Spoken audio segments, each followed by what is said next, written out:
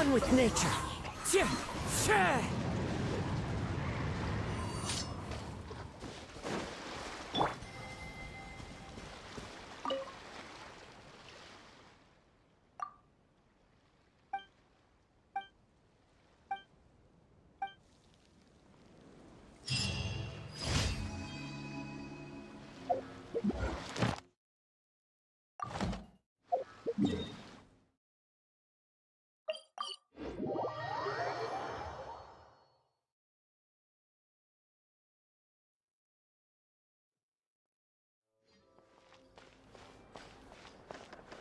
Ad Astra. Thank you for complete. Ad Astra.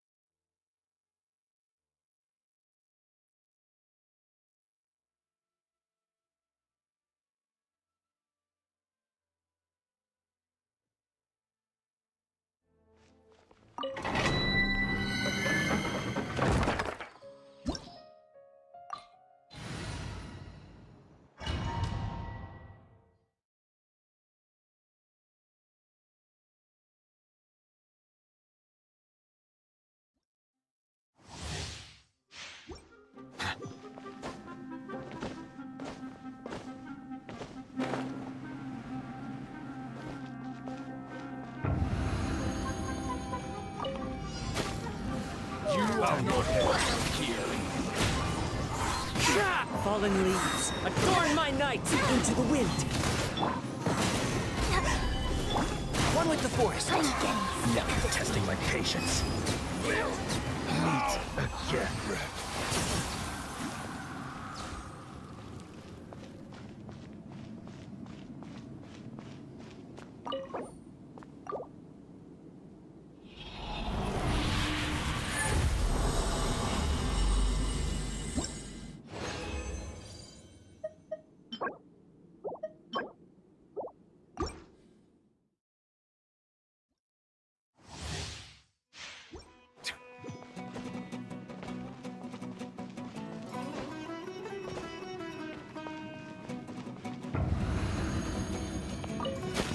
You are not welcome here.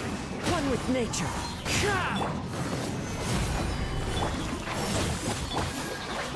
Let's end this now. Settle down. Meet again.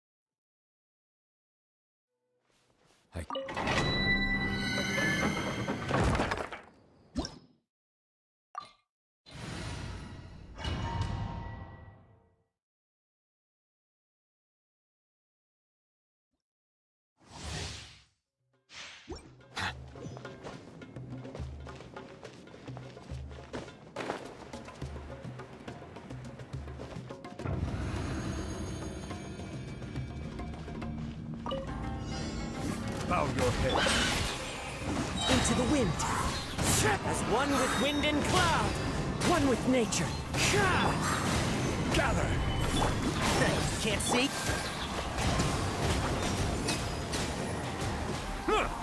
Let the mighty be humbled. Settle down.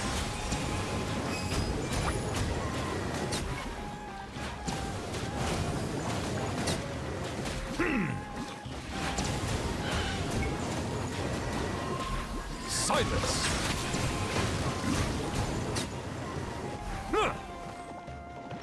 Enshroud! I'll uproot you!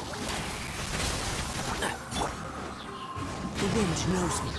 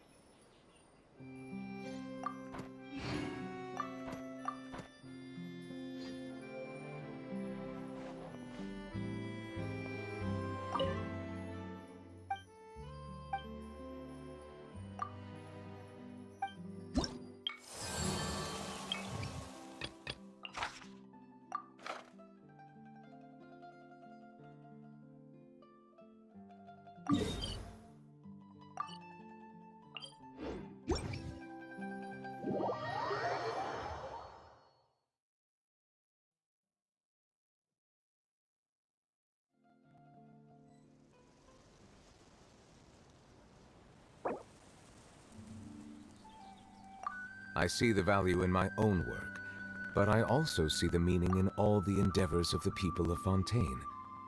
I believe I will continue to take pride in fulfilling my duties.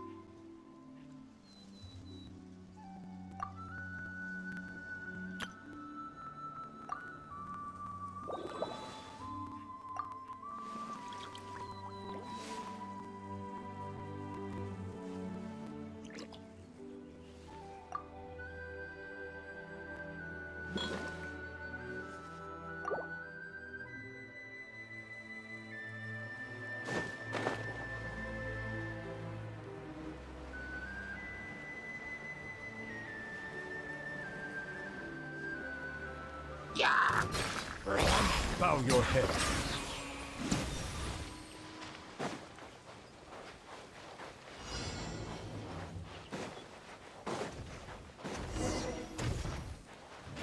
Silence! Order guide you. Stabilize. One with the forest. I hear everything.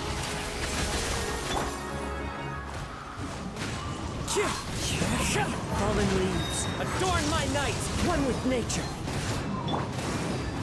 Gather. Enshroud. I'll uproot you.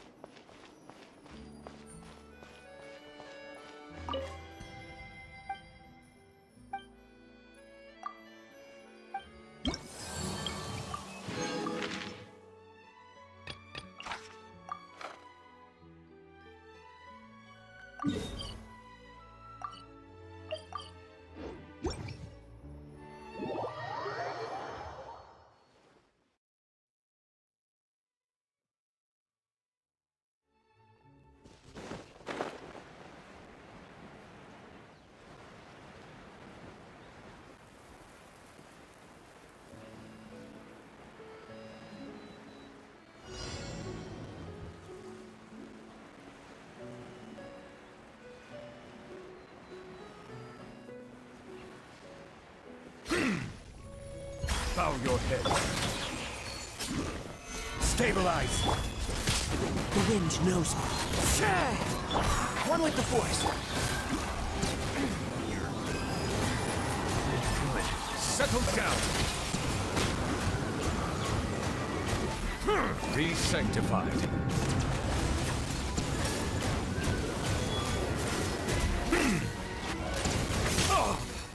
Silence.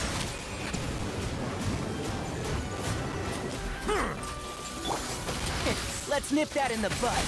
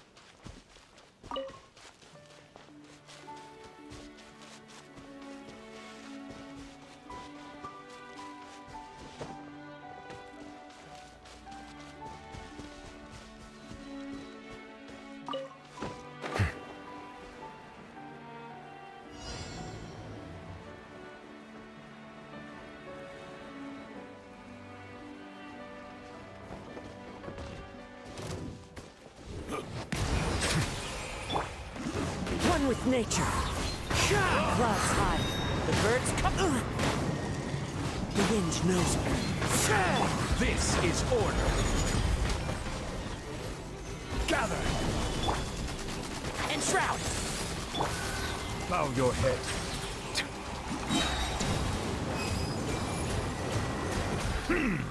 Let the mighty be humbled.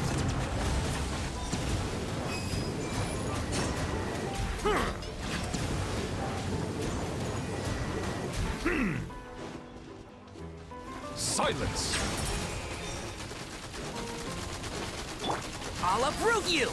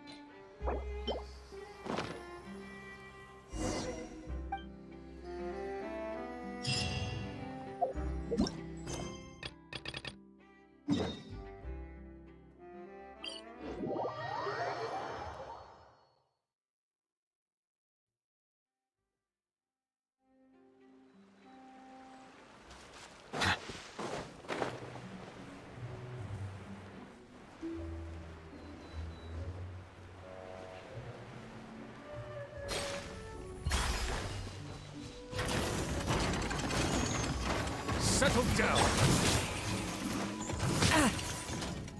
One with nature. One with the force.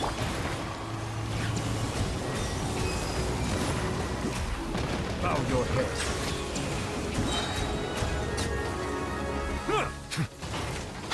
Be sanctified.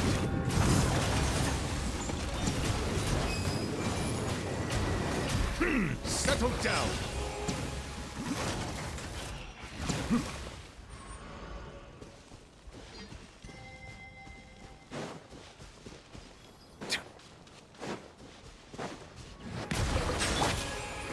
Solidify. Into the wind.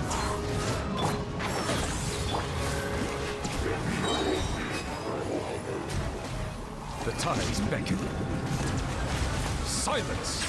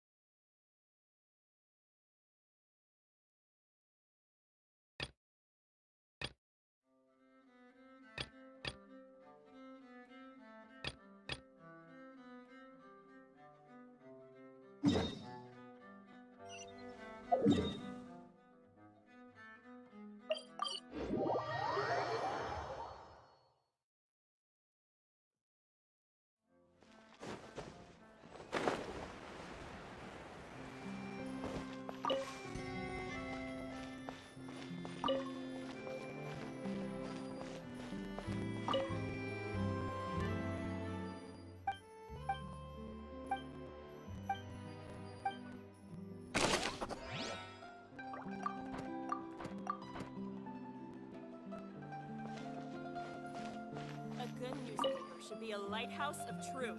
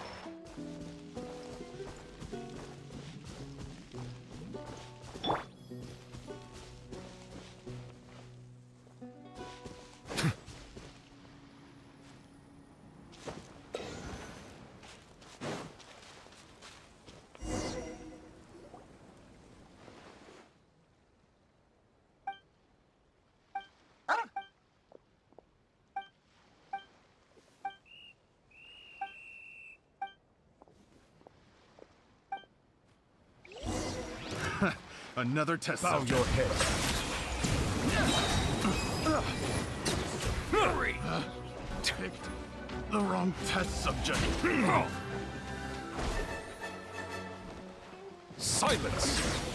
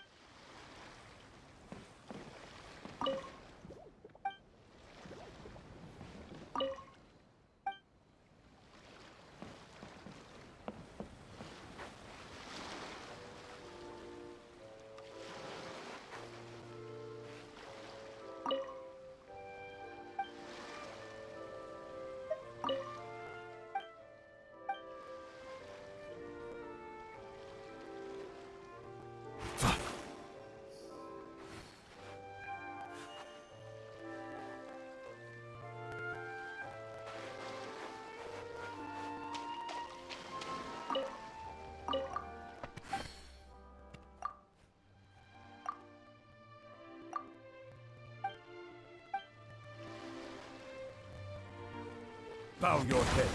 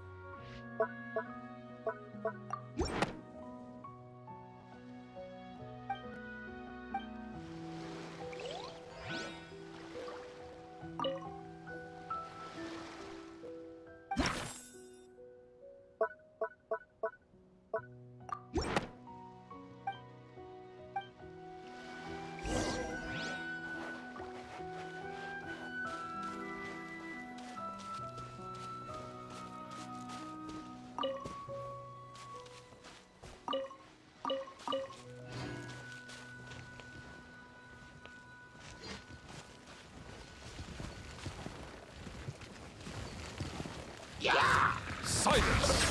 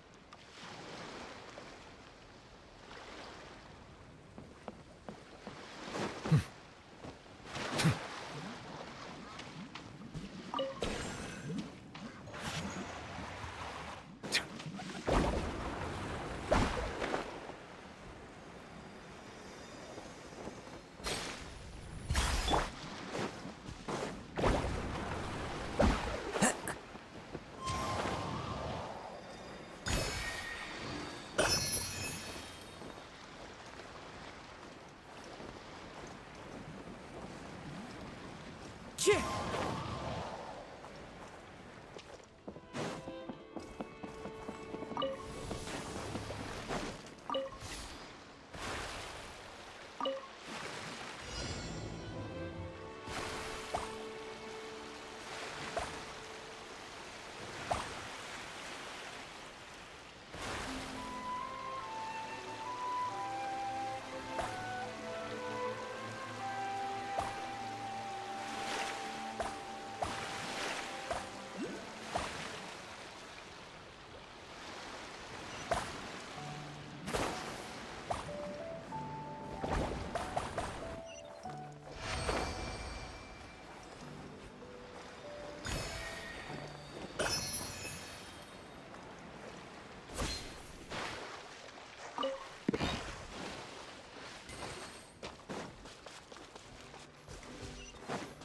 Time to go. Who says there aren't benefits to a life of wandering?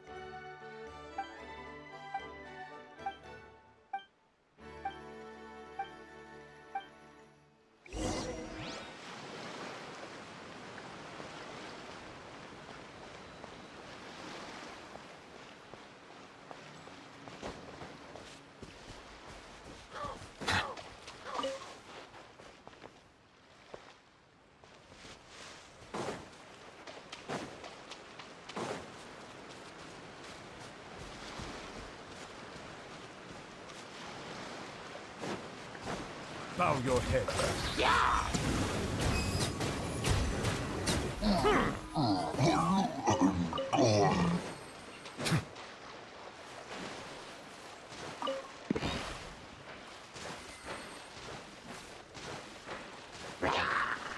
Silence!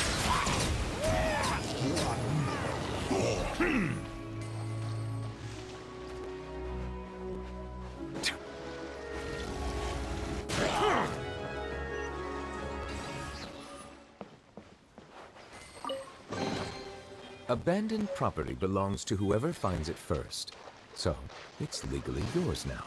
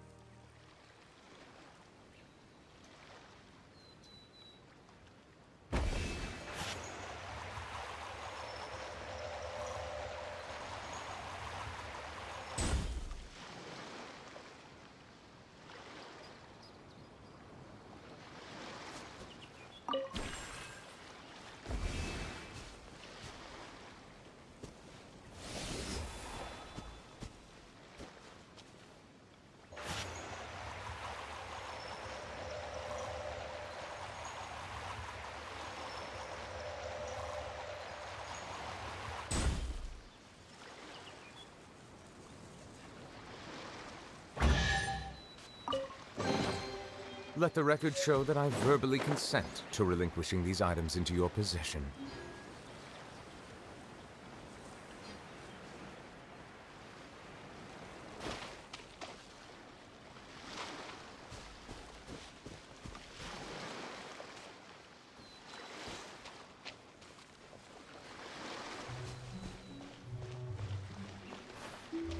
Bow your head.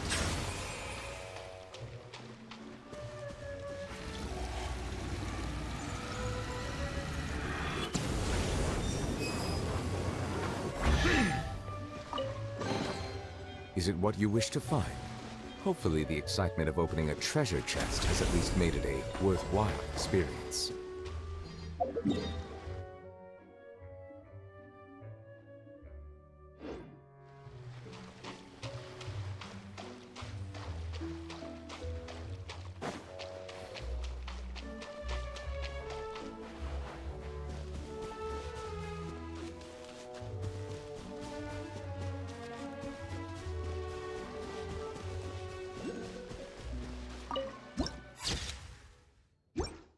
Professional navigator here.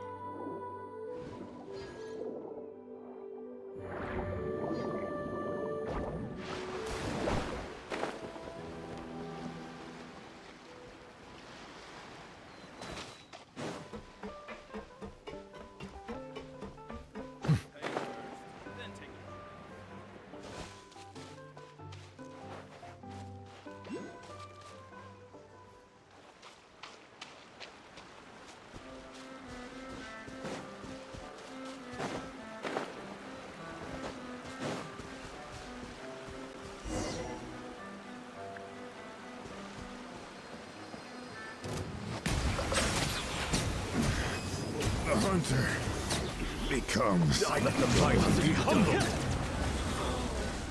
The hunter becomes... The hunter.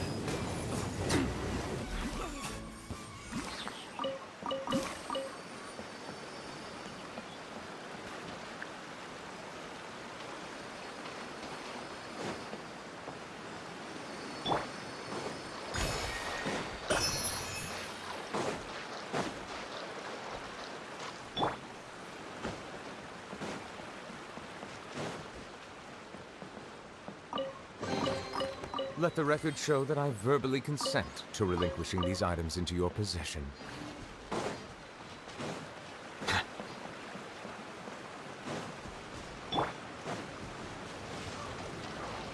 One with nature. Enshroud.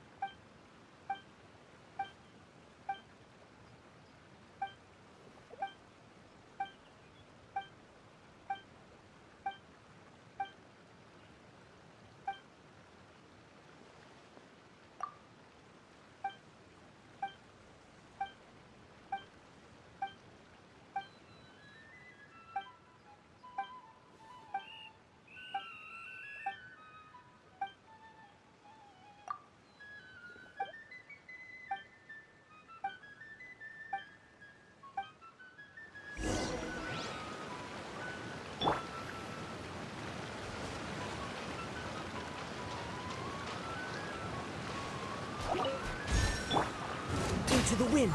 Cheer. One with the force. Yeah.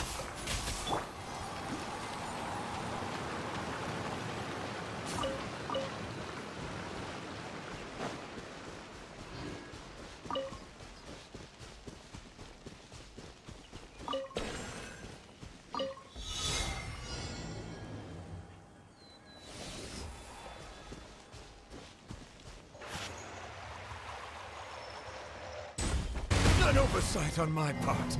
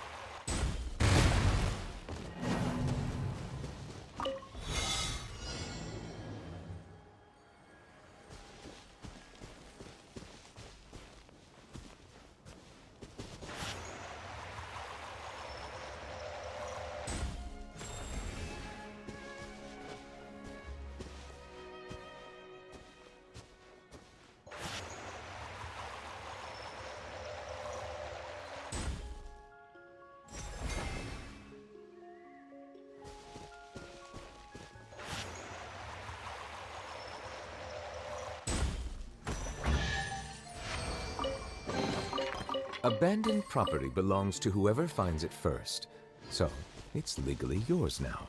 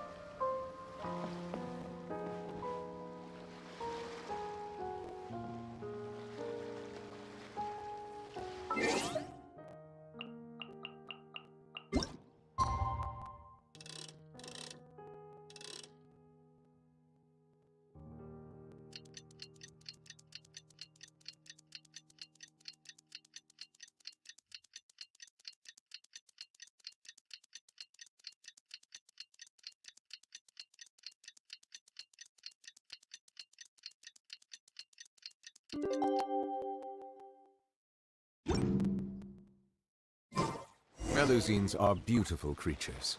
They are the pride of Fontaine. Be sure to befriend them and cause them no harm.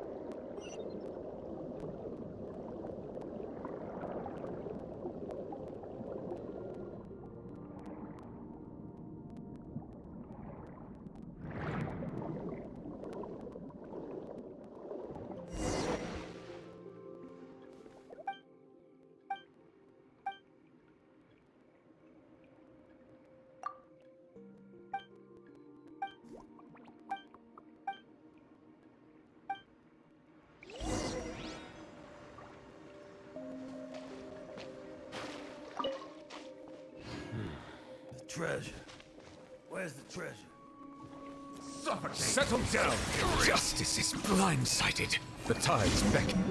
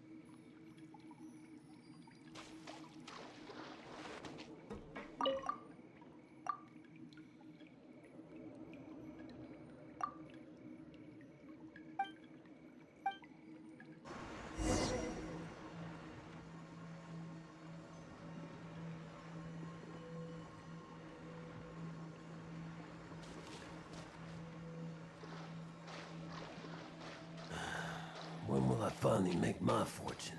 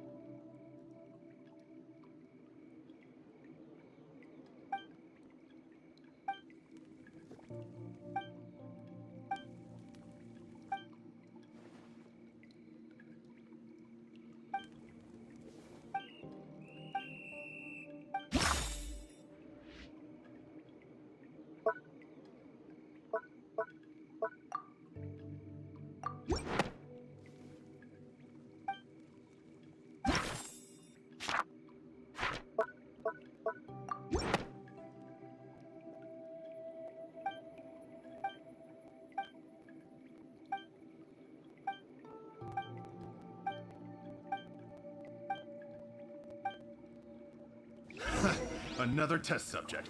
Fury! That was...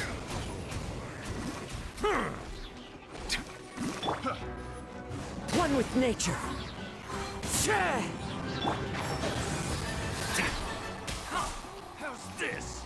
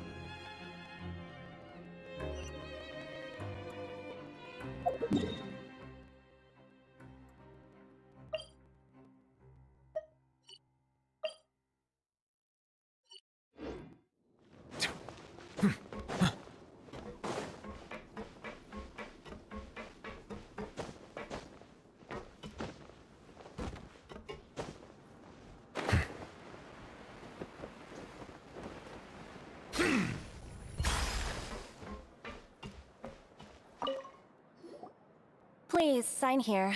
This document will be effective immediately upon signing, and you two may exit the Fortress of Meripede via the regular channels. It's been so long since we've been to the surface. Let's hurry up and... Huh? What's happening?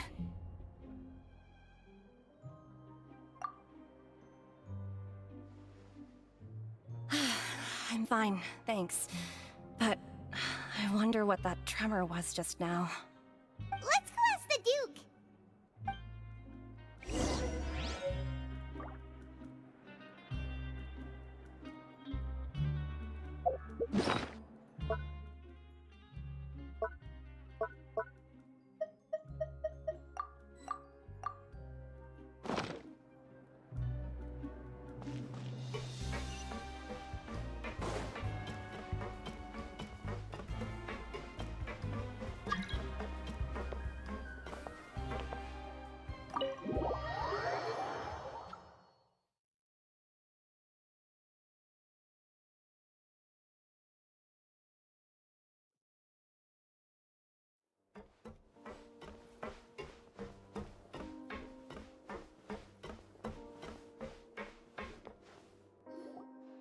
Your Grace?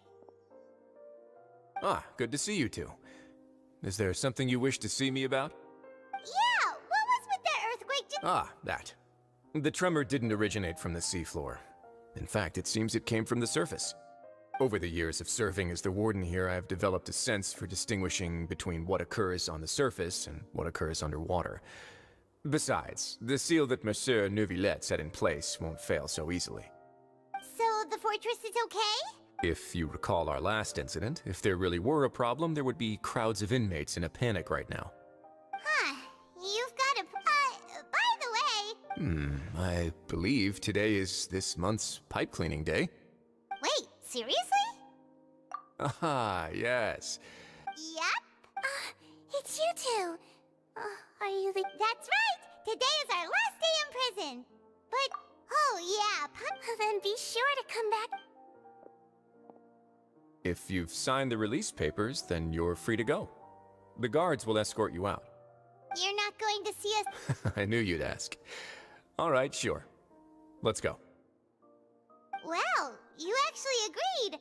Ah, so you do have a polite side, I see. After being down here for so long, I imagine... Yeah, don't worry, we'll come back to see you. I hope you won't be here as convicts the next time I see you. We'll do our best to stay... Well, it seems our work in the... We should probably go... You're going to see Monsieur Neuvillette? I'm sure just your regards will do, no? You're right. I've heard the palace...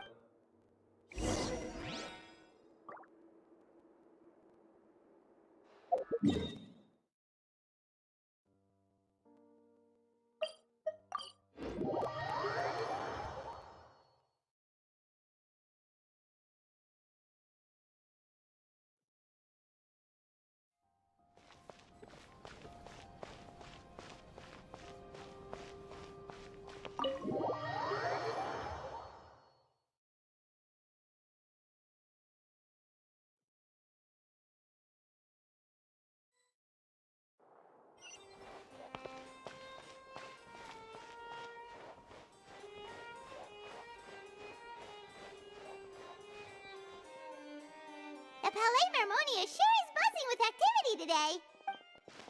Halt! Huh?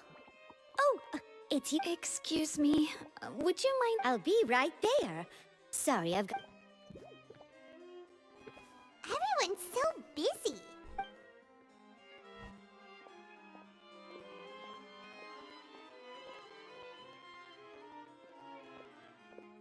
Neuvillette!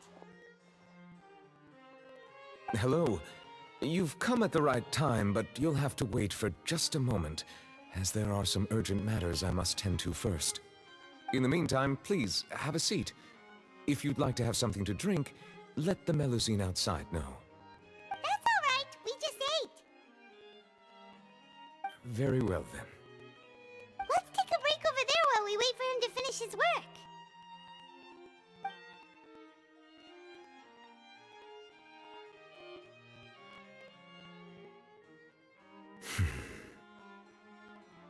All right. That should wrap things up for now. Are you done with your work? Yes, sorry to keep you waiting. Today should be the day you were released from the Fortress of Meripede, and it appears that you have managed to complete all the release paperwork. That's right, and we came here to see you right away!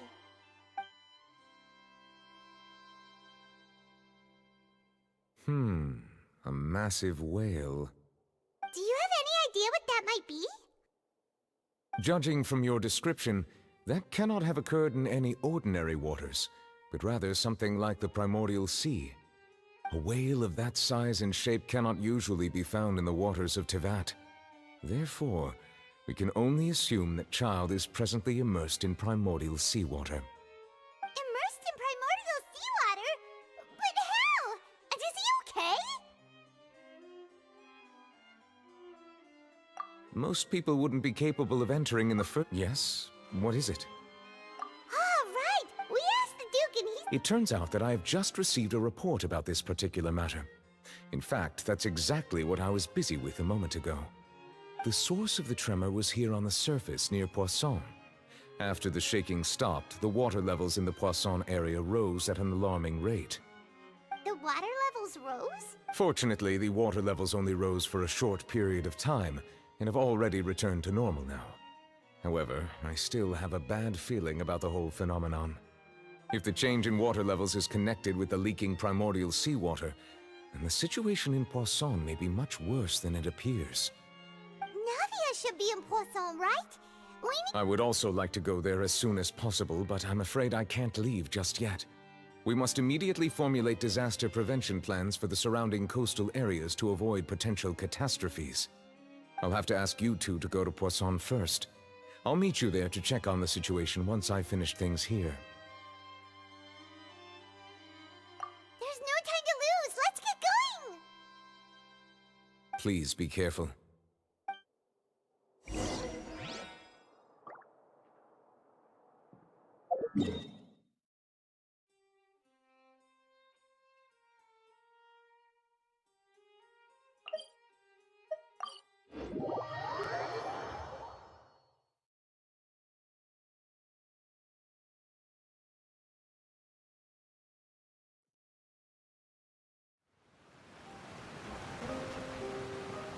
Oh no!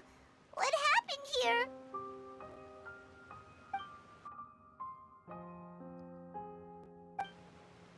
Navia should be around here.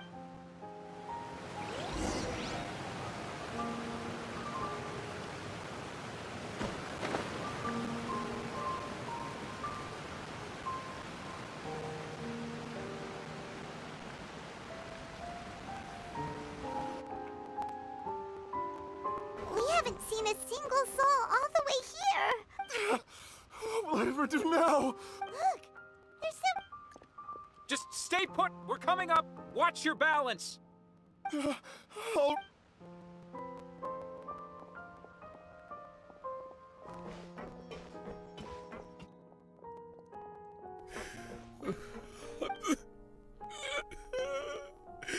my Desiree!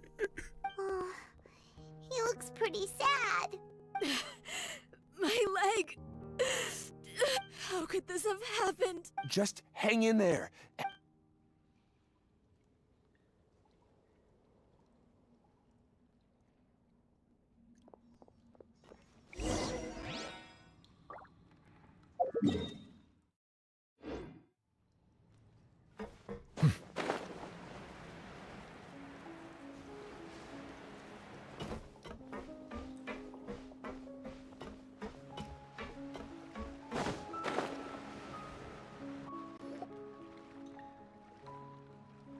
Oh, it's Navia. She's over there.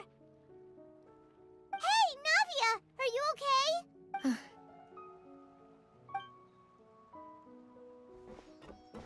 You're here.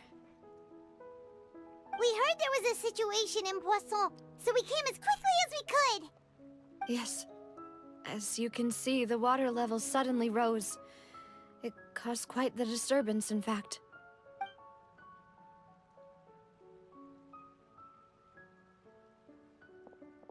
Demoiselle! There was a wounded resident next to a building southeast of here.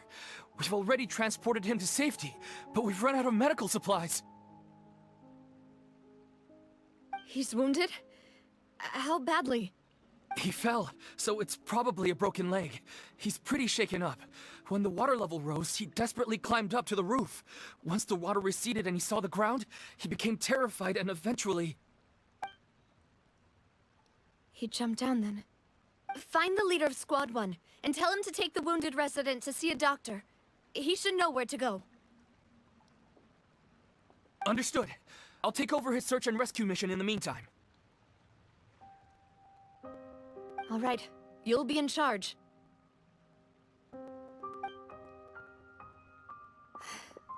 I'm sorry.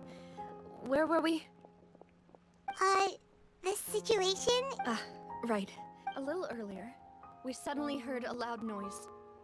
At first, everyone thought that something might have exploded in the waterways. But before we knew it, water started pouring out from everywhere. The rushing water seemed a little odd, almost like the unique color of primordial seawater. Some people didn't realize the danger and thought it was just ordinary water, leaking from somewhere. Everyone on the street who happened to be close to the water didn't have a chance to escape. As the water levels rose, they suddenly disappeared. They were all dissolved. Those who realized what was happening started to flee in a panic, desperately trying to get to higher ground. Many were injured in the stampede, and some people fell from significant heights. The Spina di Rosula initiated rescue operations as quickly as possible, but there have been a lot of casualties. Fortunately, the water began to recede after some time, and the chaos came to an end. The water that flooded the area contained primordial seawater, so the lower levels of Poisson are still hazardous. To ensure everyone's safety, I've asked the people there to leave as soon as possible. No one knows if this could happen again. All we can do for now is try our best to help evacuate the residents. We still haven't completed the head count, but we'll have some numbers soon. How awful. And all... It was quite frightening indeed. I only wish that everything that just happened was a bad dream. Is there any way we can help, Navia? Thank you for being so willing to help in a moment of crisis like this. You don't know how much it means to me. I really can't express how grateful I am. Don't say that, Navia. That's what friends are for. Demoiselle! We've got a situation here! I'll be right there. Sorry, I need to go for now. And off she goes. Seems it might be a while before she can take a break.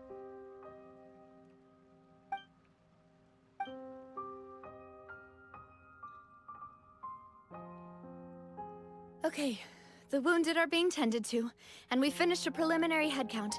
More support has just arrived, so, of course, we should remain ready for anything, and continue doing our best to rescue others. I'll be sure to have everyone at the Spina di Rosula ready to render assistance.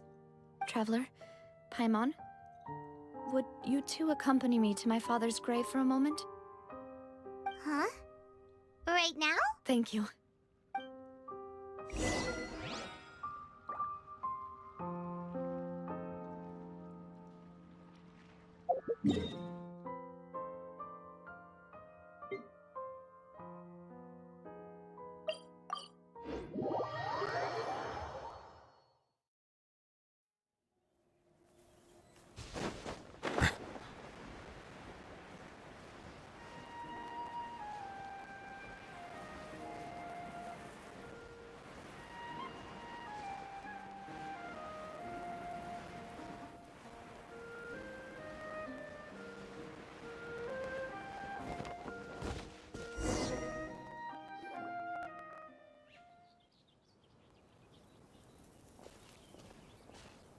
lot of people here, huh?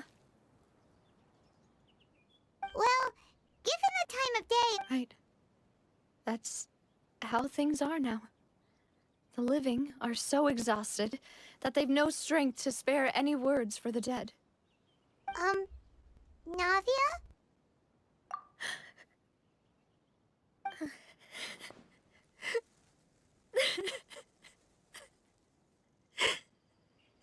Navia, what's wrong? Sorry. I just... Maloose and Silver. They won't ever come back here again. What should I do, Papa? Huh? What happened to them? Everyone agreed on the rescue plan, but still, I was the one who initiated it. They were helping evacuate the residents, but they couldn't leave in time. And they were caught in the seawater.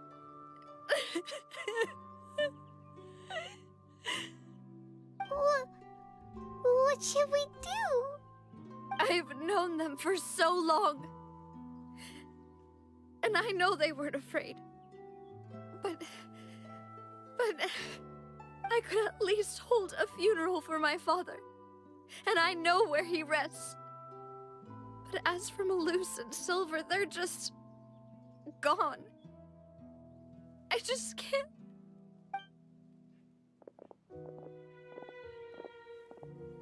Everything looks so clean after it rains.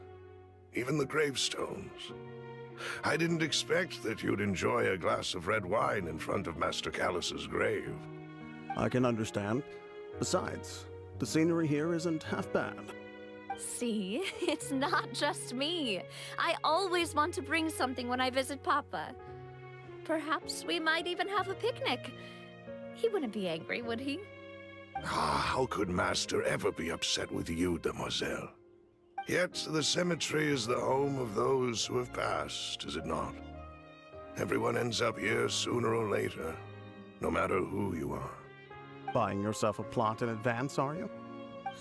No need yet. But when I do, I hope you'll let me be buried beside Master Callus, demoiselle. Hey, stop joking around. I'm quite serious. That way, it will save us both the trip to see each other whenever you visit your father's grave.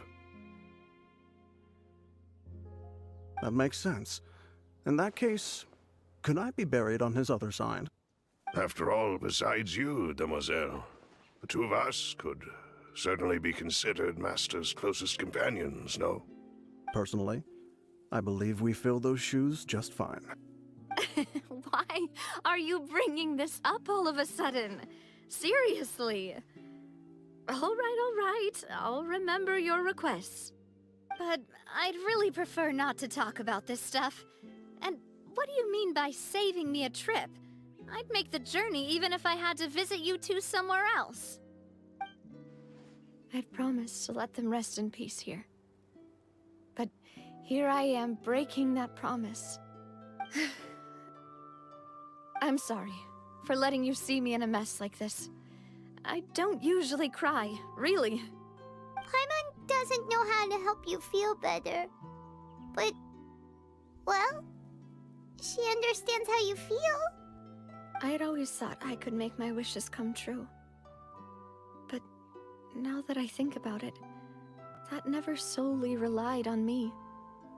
Many things can only be accomplished with someone else's help.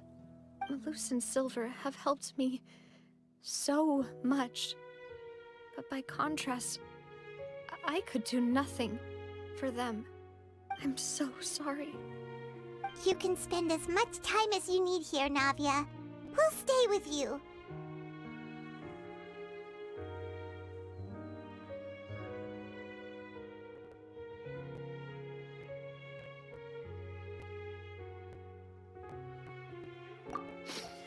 Thank you. Right now, you don't know how much that means.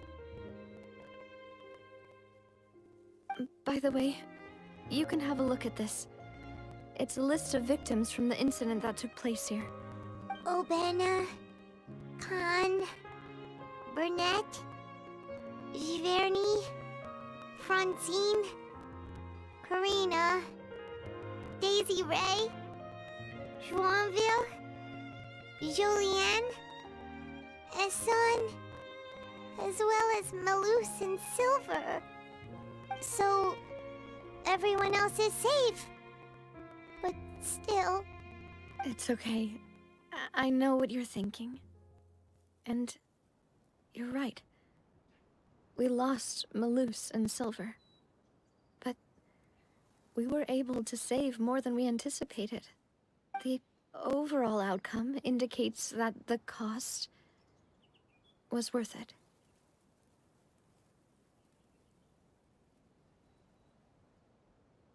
Right!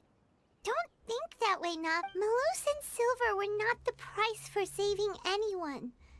They're heroes! You're right. Thank you, Paimon. What you said just now was pretty amazing, actually. I'll remember your words. Oh! Seems you've become more eloquent in the time since we last met.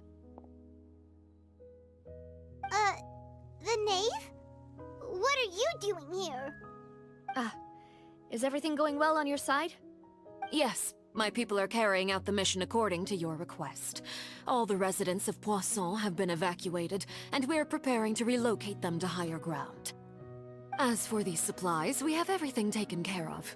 There is no need to worry. Thank you very much.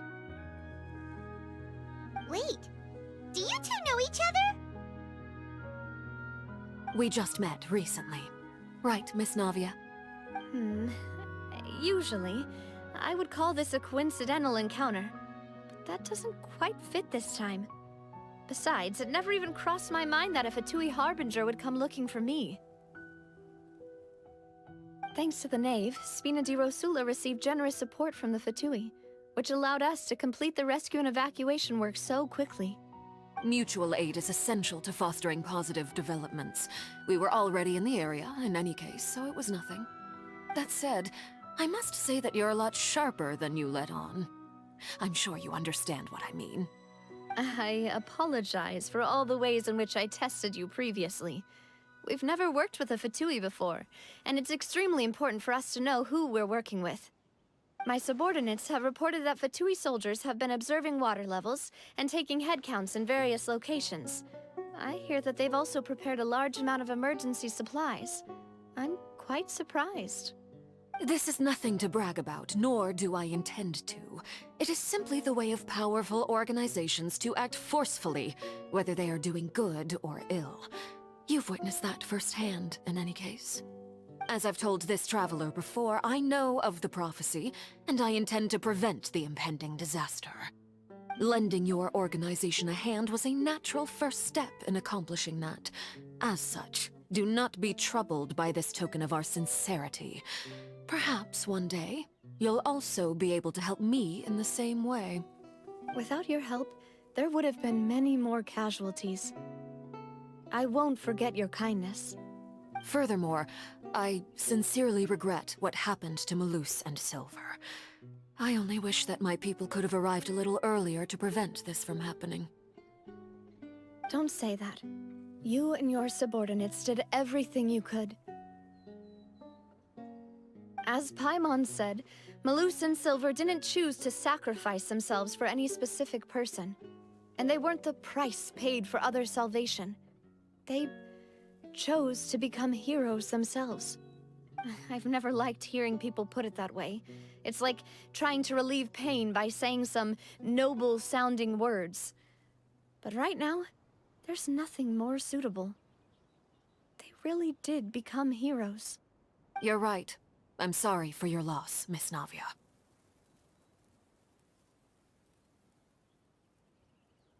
Water is life to Fontaine's people, and it also spells disaster. It's no wonder that people always say that prophecies represent fate. Fortunately, I've never been one for such opinions. So, you're one who will try to change fate, then? Of course. That is why I'm going to Hotel Bouffe de Thé. I still have some things to take care of, and the children need my attention. By the way, Traveler, Paimon, one more thing. Alright, then we'll just... That is a clever and useful conversation technique, which I do like to use when necessary. But there's no need today. It would not hurt to have Miss Navia listening in. Traveler, I'm sure you remember that I said we could work together when we had the chance. You and I both know that there may be issues with the Primordial Sea. Previously, it was the Fortress of Meripede's sluice gate, and this time it was the water levels in Poisson. These are both signals. Indeed. Allow me to share the latest intel I've received from the House of the Hearth's intelligence network with you. During some recent investigations, a child claimed to have discovered some ruins near Poisson. The ruins date back to ancient times, and seem to be worth investigating in many ways. Judging by the dating of the ruins, they may be related to the prophecy and the coming crisis. The situation is becoming more urgent, so any pertinent information will prove extremely precious. My people initially came to prepare for ruin exploration. Unexpectedly, this disaster struck, and at present, we're all busy prioritizing the rescue effort. So that's why the Fatui were already in Poisson. I wanted to take the children along, but unfortunately, Linny, Lynette, and Fremine have all been dispatched to higher ground to assist affected residents. Linny told me that outside of the house, the person they trust most is you. Which is why I want to give you this task. The House of the Hearth's members see each other as family, but Linny, Lynette, and Fremine said that they also see you as such, even though you are not from the house. I'm sure you already understand how earnest they consider their friendship with you to be. Oh! That somehow makes Paimon feel kind... The intel I just shared about the ruins could fetch a high price. Got it! So all we gotta do is go to some ruins... Excuse me, but may I tag along? You wish to join, Miss Navia? But are you sure you're up to exploring some ruins? Well, I'm sad, yes. But I can't just go back and plop myself into a chair by the roadside and do nothing. There's no point in being depressed while we still have a disaster on our hands. As my father's successor, I must live up to the hopes he had in me. Besides, I'm also doing this for myself. I need something, a distraction, to keep my mind off Malus and Silver.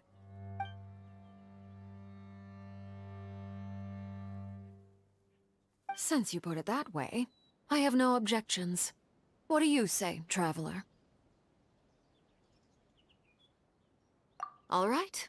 The ruins are to the south of Poisson. Here's the map. Okay, the three of us will handle it. Come on, let's pack up and get going.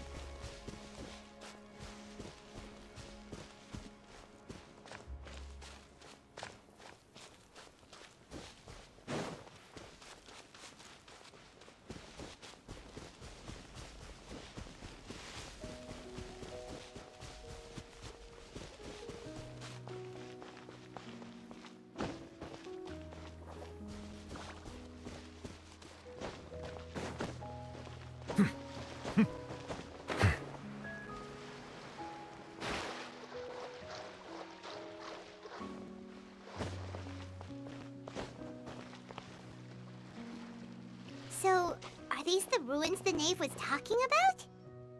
Whoa, talk about old. They seem to be pretty ancient, all right. Let's go in. Just be careful.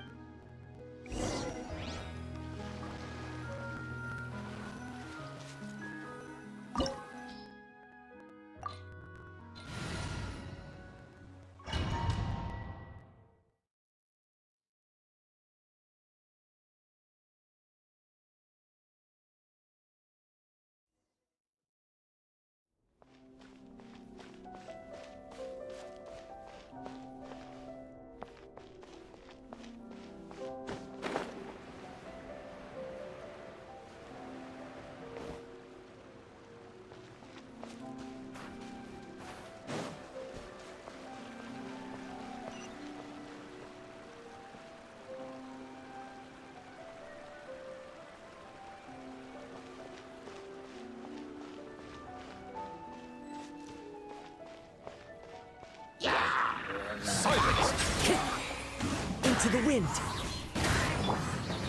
Gather! Enshroud!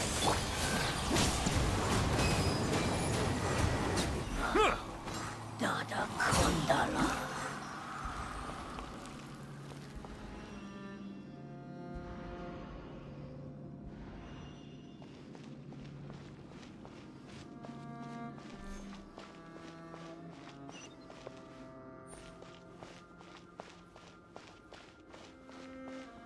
The floor here isn't safe. Bow your head.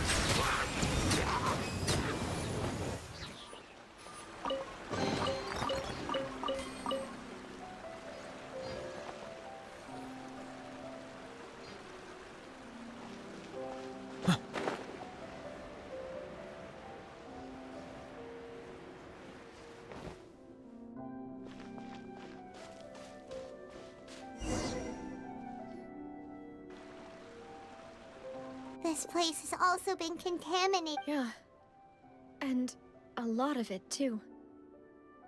A Fontanian would most likely dissolve the moment they fell in. Right! You can't go down if there's primordial seawater. It's too dangerous and it won't be don't get by my wrong. No, you're right. I can't do anything.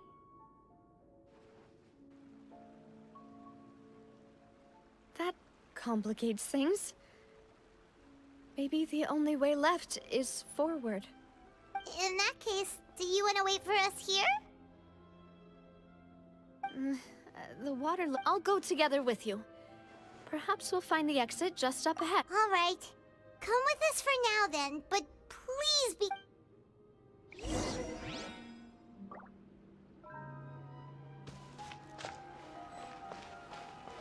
Oh no, it's a dead end! Let's try climbing over from the side.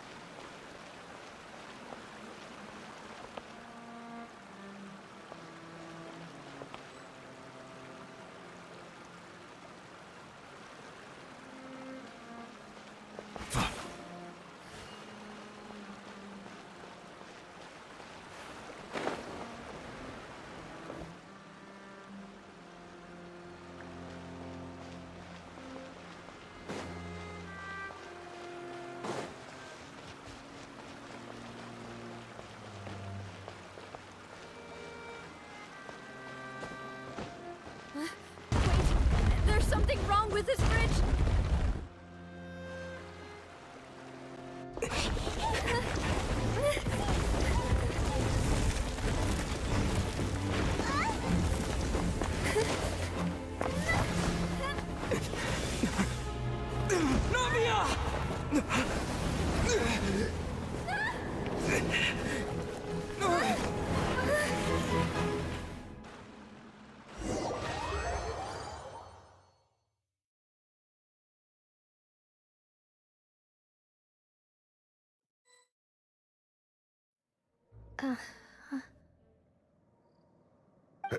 Demoiselle? Huh? Demoiselle, what are you doing here by yourself? Would you be standing here till dark if I hadn't come to get you? Maybe she just wants some time to herself, Malus. Oh. Was I sleeping? Yes, it would appear so. That's quite possible. However, you were the one that suggested we go out for a walk. Oh, right. I nearly forgot. It must have slipped my mind when I dozed off. I haven't had a nap today yet. Have I? This is a familiar feeling, yet something's a little strange. Is something the matter, Demoiselle? Oh, no. No, I'm fine. I was just trying to recall... Do you remember Mr. Giverny? We were headed to see how... Ah, right. Oh? Miss Navia. Ah, Mr. Malus. And Mr. Silver, too. How have you been? I've been great. Thanks to your help, they were knocking at my door day and night. Sometimes force is... That's right. Oh, by the way, Burnett, what was it that you wanted to give to Miss Navia again? Oh, yes. One moment, I have it right here. Miss Navia, these are some flower seeds that I prepared. Please take them. They're a very good variety, and they'll become very big and beautiful once they bloom. I don't know what we would have done without your help, so this is a little token of our appreciation. I hope you won't refuse. Ah, did you cultivate them yourself? Thank you so much. I'll certainly take them. Malus, we do still have some empty flower pots at home, right? Why, we can have as many pots as you'd like, Demoiselle. Perfect. In that case, we'll swap out some of the decorative plants for some of Mrs. Burnett's flowers. Very well. Wait. Something seems to be off here. Excuse me, madam. If I'm not mistaken, your name is Burnett, correct? That's right. Is something wrong? No, it's nothing. This is the first time we've ever met, but your name seemed familiar to me. I must have heard it when I was discussing things with your husband previously. I've heard this name before. Sometime recently, I'm sure of it. And why are there so few people around here? Where did everyone go? We must mind the time, Demoiselle. We still have important things to attend to today. Huh? We do? Like what? Well, now, did you forget? Miss Navia, here you are. I've been looking for you. Please, come to the Opera House. Your trial is about to begin. My trial? Wait, why would I need to go to the Opera House? Yes, she's right, Demoiselle. It's just about time now, so we should get going. Oh? All right then.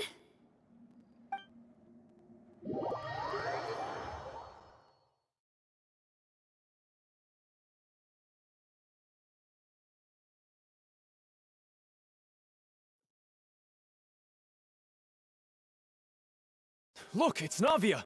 She's here! And her two attendants are with her! Goodness, everyone's finally here. There sure are a lot of people here to see the trial. And they all seem to be oddly excited about something. I even know some of these people. Karina, Desiree, Joyville, Jolien, Essen. Why are so many people here? And why do I have no recollection of this case? And as for the judge...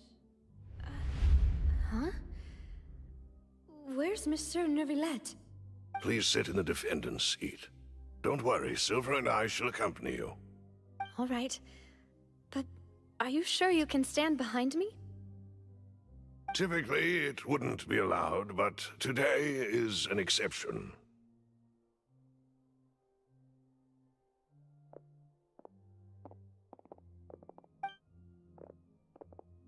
Hey, what kind of place do they think this is? Come on, do they have any idea what they're doing? Seriously.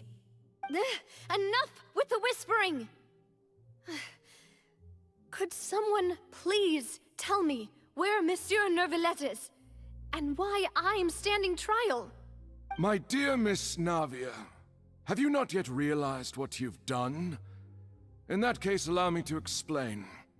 As all here know, you are Master Callus's successor, the head of the Spina di Rosula, someone held in high regard by every soul in Poisson. After you took over the Spina, you treated all of us just like the late Master Callus had. If anyone in need reached out to you for help, you responded. Not only you, but your butler, your subordinates, nearly everyone in the Spina di Rosula fought for the well-being of those in Poisson. Wait a moment. Aren't you just proving that I'm a good person? Yes, correct. Absolutely right. And that is why you stand accused. You have helped so many people get through so many difficulties. You are one with us. We are inseparable.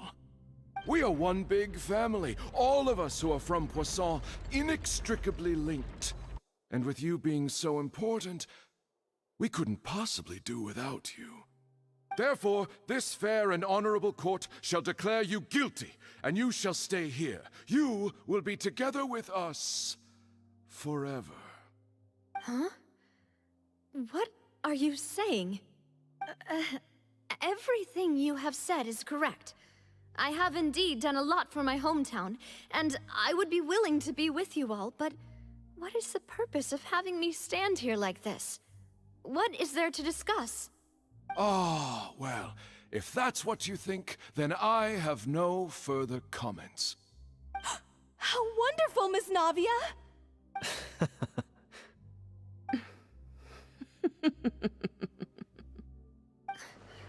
I know all these people. Why are they laughing? I seem to remember now. Yes, I get it. This trial is... Wait just a moment. This isn't right! Malus? What was that, Mr. Malus? Our conclusion is very clear and unanimous. Let the court judge her now. She's guilty! Stay here, Navia! You're one of us! Demoiselle, don't admit guilt. This trial means to keep you here forever. I wish to exercise my right to defend Our Lady. Mr. Joinville, you only know of Navia's goodness, but nothing of her utterly independent mind. She was born a free and independent spirit. She has never been tied down by anything. Indeed, even the death of Master Callus couldn't stop her. Her actions cannot serve as proof that she identifies herself as part of any group. She merely acted as an individual, extending her hand to help others. Please do not mistake her actions as being otherwise. Really? As an individual, you say? Don't forget, we are all Fontanians here. This is the nation of justice, the nation of Hydro! Even if Miss Navia only voluntarily rendered her assistance, that doesn't change the fact that her beautiful soul must return to everyone. Water accepts all, blends with all. it will surely accept her kindness. Everything is measured here in the nation of Hydro, and in the end, everyone shall meld together. Thus, when a unanimous opinion emerges, that opinion represents justice. Now I speak for everyone. Our opinion is consistent. Navia should stay. We and Navia are one. And you would call this justice? Preposterous. You are merely jealous that Demoiselle still has a chance to exist as an individual. Have you forgotten how much you all once longed to become individuals, to become independent? Do you mean to defy our justice? If your justice is flawed, then why should we acknowledge it? As you said, we can also have our own justice. Silver and I shall defend Demoiselle. And that is how we will enforce justice. Ugh, my head... it hurts. Demoiselle. Silver, it hurts. My head is spinning. All I can see is stars swirling in front of me. I remember now. Everything that seemed odd from the very beginning.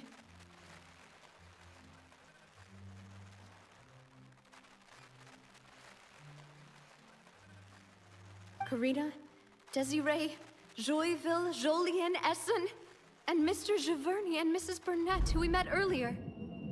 Even Malus and Silver. I don't want to admit it, but they're all dead. Don't be afraid, and don't admit guilt. We will protect you to the very end.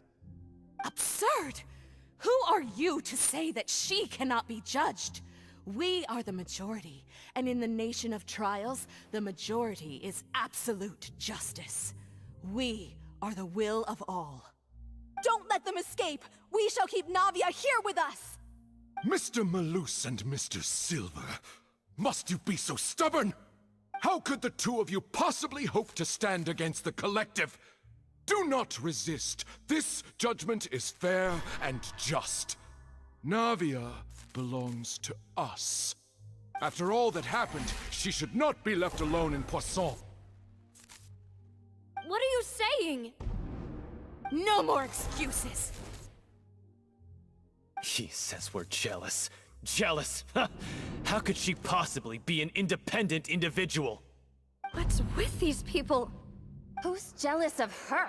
She belongs to us! Miss Navia, she... Silence! That's...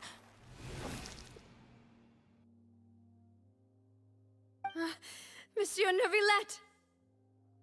Such commotion is prohibited in the court. The accusations you just presented are nonsense and cannot constitute a proper trial. The court will adjourn for the rest of the day. In this, I shall hear no objections from any unauthorized party. Our thanks, Monsieur Neuvillette. Please leave with me, Miss Navia, while there is still time.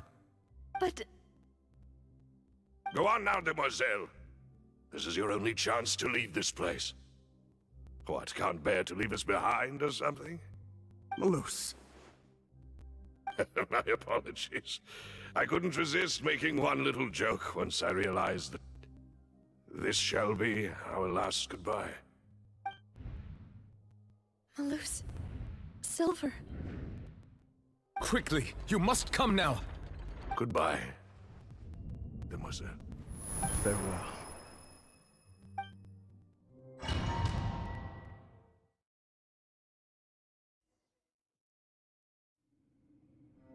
No, wait! Just a second! Navia? You're awake. Good. I must have been dreaming. Malus and Silver were still alive, and they were defending me at some insane trial. It looks like you're all right. Did all the sad feelings cause you to have a nightmare? Paimon could give you a hug. The ruins you were exploring suffered a cave-in. When I arrived, I found you falling toward the water. You were just about to be dissolved within, but I...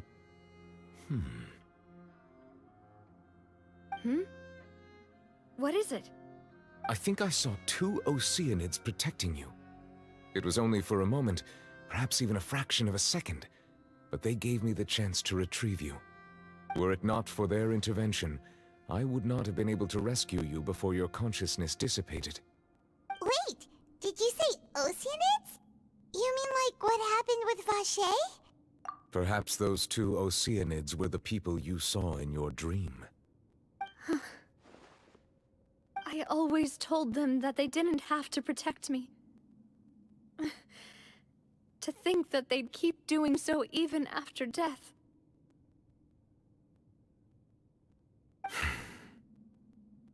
Please come with me.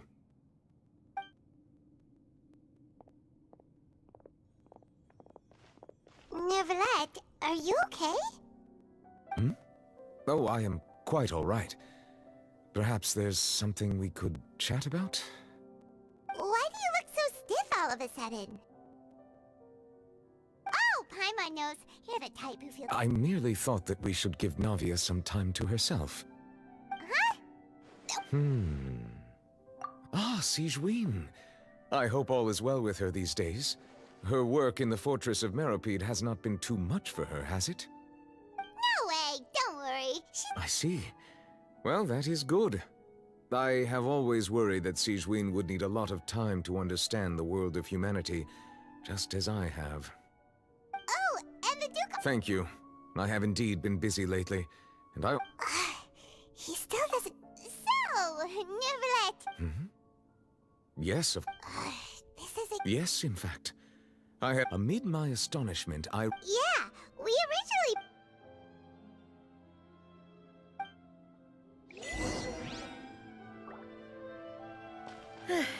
I'm sorry to have kept you all waiting like that. I'm feeling much better now. I guess we should get going again. Will you come with us, Monsieur Neuvillette? Yes, if you wouldn't mind my company. All right! Another one joins the party! Let's get going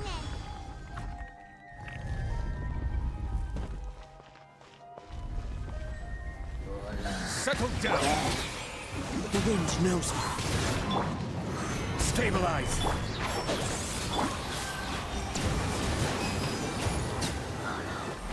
Dada Kondala.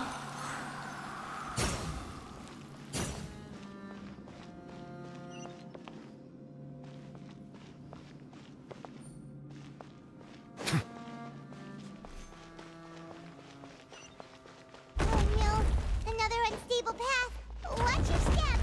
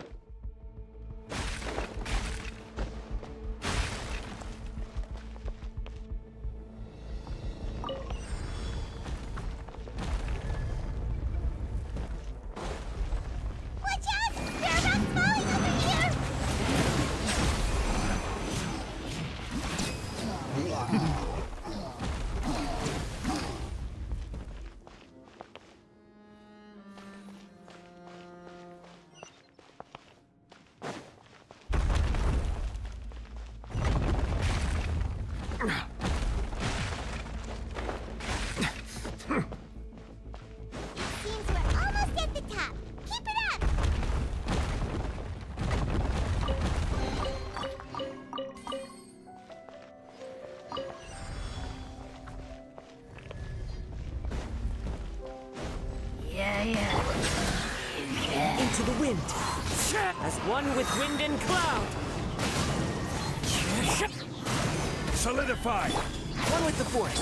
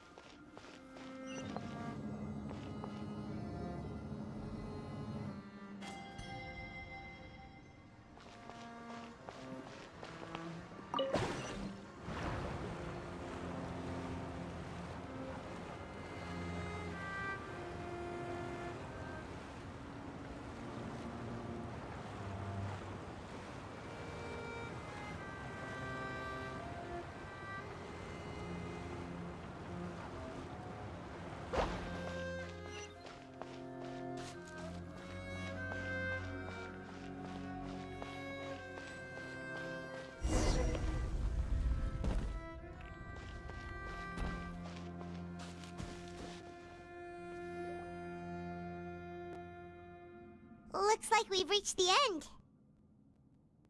This is the place. There should not be any other hidden spaces in the vicinity. The path sure had some twists and turns, but it turns out that this place isn't actually that big.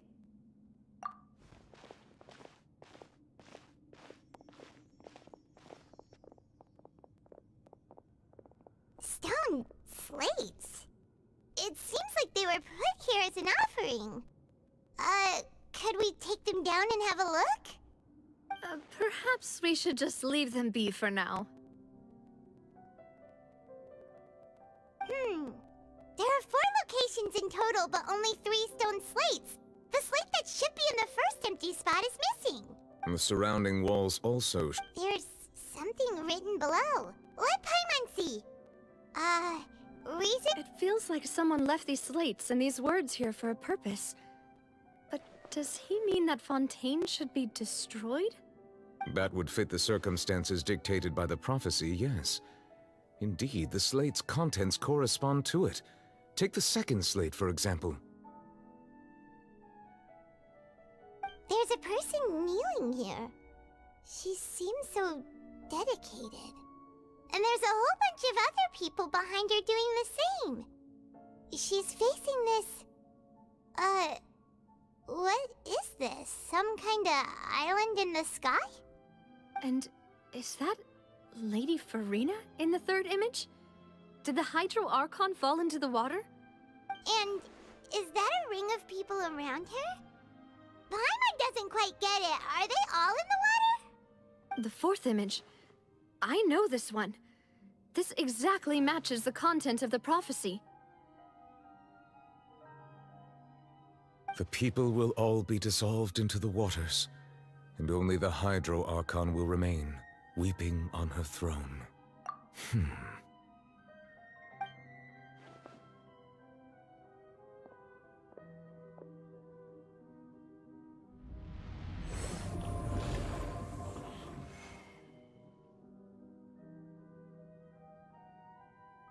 More information should be hidden in these slates, but I fear I cannot easily uncover it, most likely due to us missing the first slate.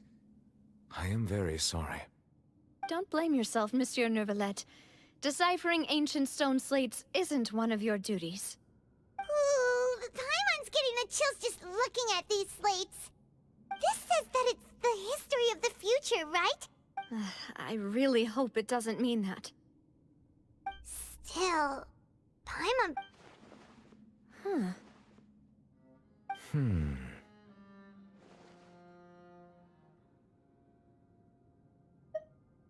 That's right!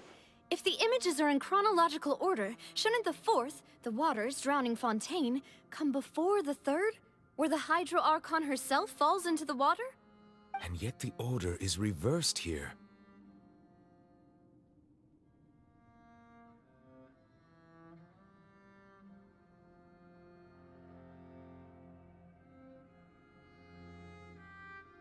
If we go by timing, Lady Farina only emerges in the third image. That means that the person in the second image might be the previous Hydro Archon. Egeria, then.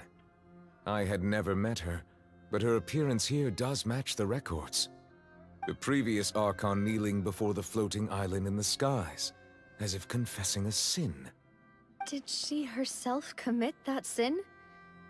And if not, why would she be in such a posture? Also, I'm still wondering why these ancient stone slates are here at all. Judging from their contents, could this place be the origin of the prophecy? Does that mean that someone, or some people, once saw these slates? But who would have created these slates and left these words here?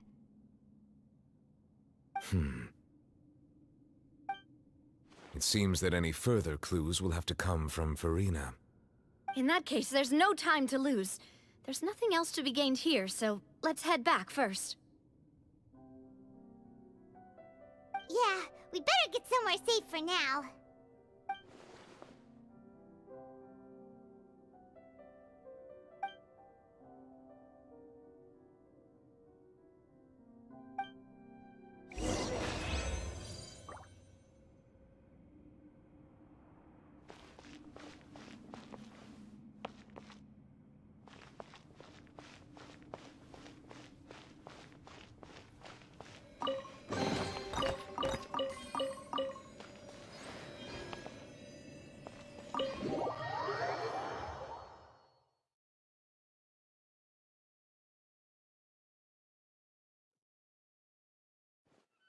Let's split up here.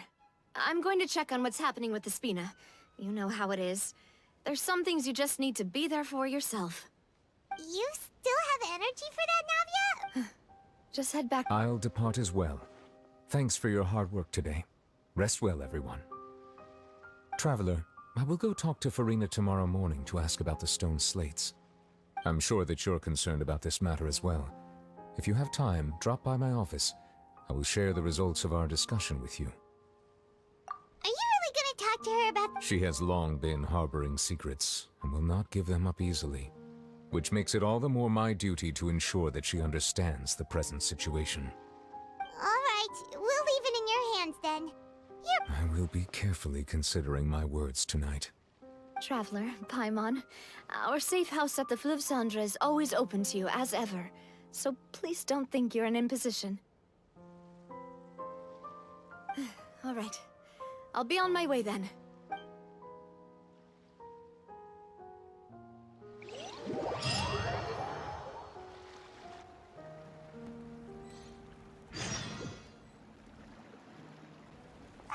We're finally back! Welcome back. Yay! And there's good food! Paimon's already starting to— Oh, that voice. Is that who I think it is? Huh? It's you two. What are you doing in Fontaine?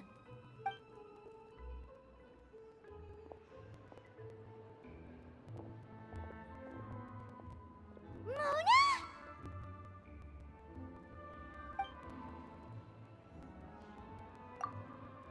Seriously, nobody just uses a scry glass whenever they've got time to just see who they'll meet on the road. Still, we didn't expect— Well, I have some business to attend to here, so I booked a hotel in the city. I was just out for a stroll when I bumped into you. Quite unexpectedly, if I might add. Why did you think I was from Fontaine, though? Is that because Magistus doesn't sound much like a Mondstadt surname? Well, I used to have my own surname, which was, well, some other thing. Either way, the old hag told me when she took me as her disciple that the first step to being a great astrologist's pupil was to change that name. There was nothing for it, really. She really is amazing at astrology, so I changed my name to what it is now according to her wishes.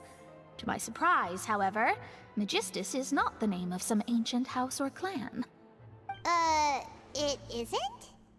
Nope. Although it is used by us in place of surnames, it generally just means great. Wow!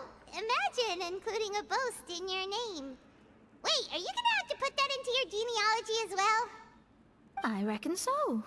In any case, I'd give my disciple a name like this as well, if I were to take one. Astromancer Barbeloth Trismegistus. Whoa, that's a long— My name means Mona the Great Astrologist. As for the old hag, hers is, in plain speech, the thrice as great Scholar of the Stars. Just take it as a title specific to astrologists. Thrice as great? That's so petty. I know, right? That's just how she is. She used to call herself Magistus, actually, but when she took me in, she changed her name to Trismegistus. Talk about excessive. Magistus is thus the calling card of our school, so to speak, which makes it about the same as a surname. That sounds terrible! But anyway, you're not Fontaine— Well, I was born in Mondstadt, yes. My parents migrated to Dornman Port, and I traveled with the old hag for a while, after— Oh, that's a good thing then. At least we know you won't be dissolved by Fontaine's waters. Speaking of that, I'm sure you're aware that a bunch of things have happened here in Fontaine, right? I know you're not a local, but I'd avoid getting too close to any water that looks strange all the same. There's something ominous about it. Well, the water, I mean. That was the main reason, yes. Just a while back, the Steambird invited me to take part in a panel and speak about the circulation of the prophecy as an astrologist. The invitation was sent quite early on. I don't think anyone expected Fontaine to be in this much trouble. What do you make of that prophecy, Mona? Just tell us what you think as an astrologist. Your word would go a long way to make things more certain and less scary. What I can tell you is that I'm an astrologist, and that this prophecy concerns the fate of Fontaine, even that of all Tevat. Ascertaining this is akin to reading the fortune of the whole world. I'm afraid that this is not something that just anyone can do. If I could do it, you would no longer call me an astrologist, but a visionary. But on the flip side, the prophecy is so huge and powerful that it must surely come from a powerful visionary. Its contents involve the fate of the world. Disregarding it would be a mistake. A visionary?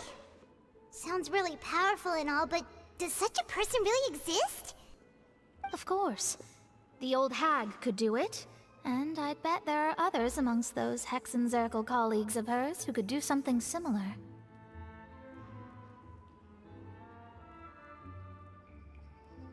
Huh?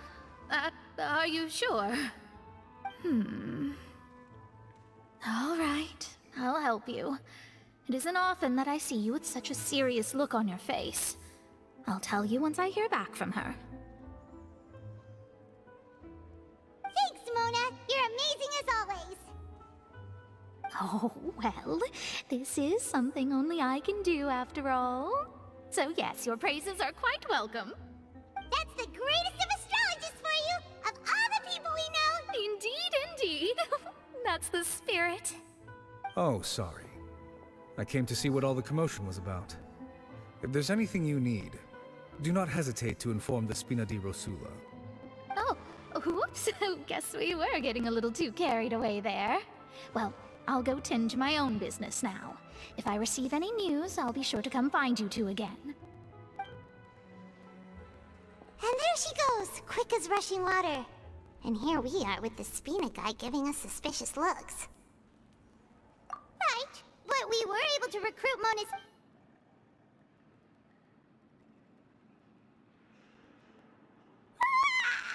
Good morning. To be honest, I'm still feeling kind of sleepy. But it's time to get up, traveler. We agree...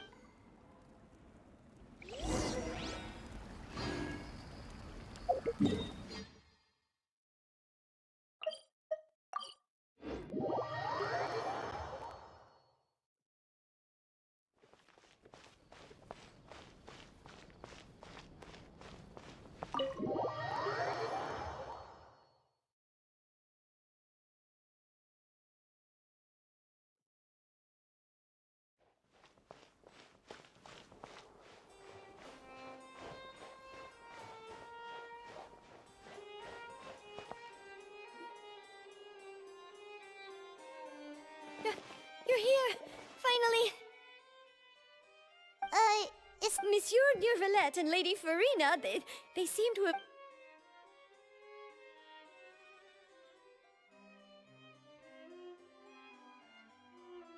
Like I said, I've already explained everything! And yet the problem has not been properly solved. There is little space for excuses between us. It is not my intention to offend you, but please, tell me where you stand. You are the Hydro Archon Focalor, are you not? Look at this.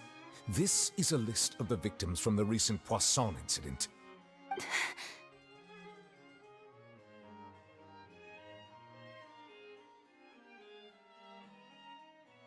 You mean... they're all...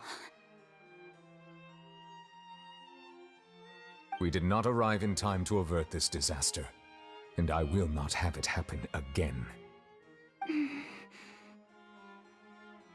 I will say this once more. You must tell me everything you know. Yesterday, I found 3 stone slates in some ancient ruins near Poisson. Do you know anything about those? Seriously? You're questioning me like this is a court case now. I don't know anything about that. But you found them in some ancient ruins, you say? That's correct, which is why I came to ask you some questions. There should have been 4 slates, but one of them was missing. The other 3 feature different images that seem to correlate to the prophecy. The prophecy? The second of these slates depicts the previous Hydro Archon Egeria kneeling before a floating island in the sky, as if confessing something. Do you know nothing of this either? I don't. I've never seen such slates. I'll ask you again. Do you really have no information regarding the previous Archon? My deciphering of the slates indicates that the Hydro Archon Egeria once had to confess to, or apologize for, a certain sin. If anyone would know about it, it should be you. All gods don't have the same secrets, you know. She was herself and I'm me. Is it really so strange that I know nothing? I understand your concerns, but I'm sorry. I just don't have anything to tell you. Forgive me for saying this now, Lady Farina, but I have long known of your various secret investigations into certain matters. There are several indications that you have been investigating the prophecy on the sly. This is not strange in itself, considering that you are the Hydro Archon. But it is strange that you should also claim to not know any of Egeria's secrets, as well as do nothing following your inquiries. You have never been as superficial as you have presented yourself to be, nor are you a fool. And yet, your behavior is very inconsistent.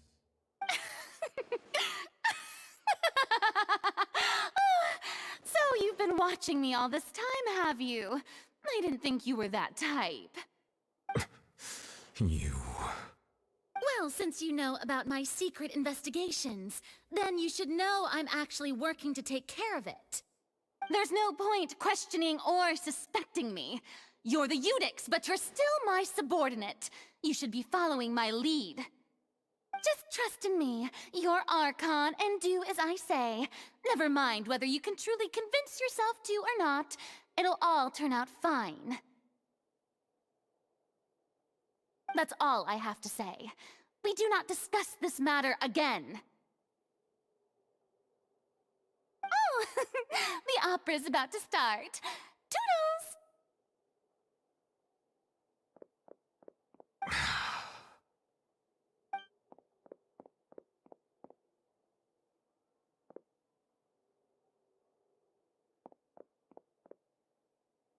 Did Farina not notice us standing by the door?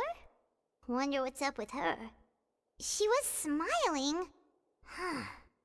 She didn't seem in the mood to I assume you've been outside for a while now?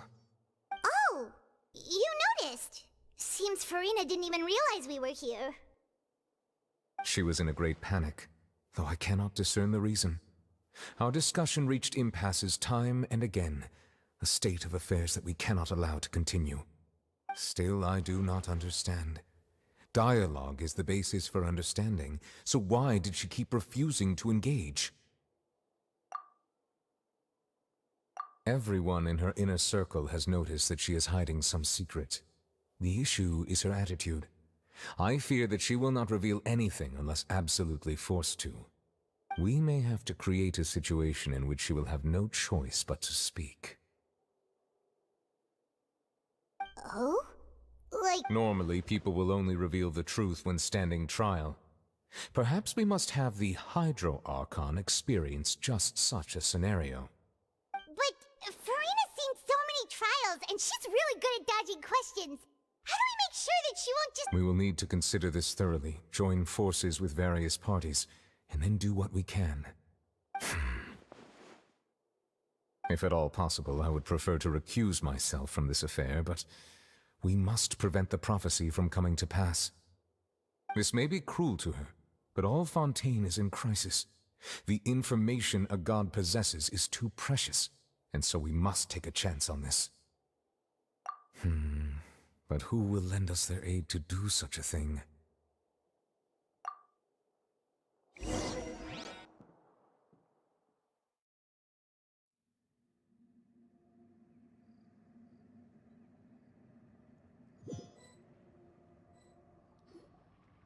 Well, that's everyone, huh? Speaking of which, it was pretty smart of you to think of hiding here. Poisson was just involved in a disaster, so it's presently devoid of people. That naturally makes it the best choice. And here you are drinking tea like it's the most natural thing in the world, huh? That's what families should do. Sit and enjoy a leisurely time together. It's nice to enjoy tea here, you know? Care for a cup? Lend me your ears, everyone. Or perhaps one of you might like to start us off. How about you, friend? Me? No, I don't think I can. Then, how about you, good sir? I fear that I will cause the mood on this boat to become as somber as it is in court. Well then, I guess we're lucky we've got a local like me to organize things. Wonderful, the spotlight at last. I guess I'll be facilitating things from here.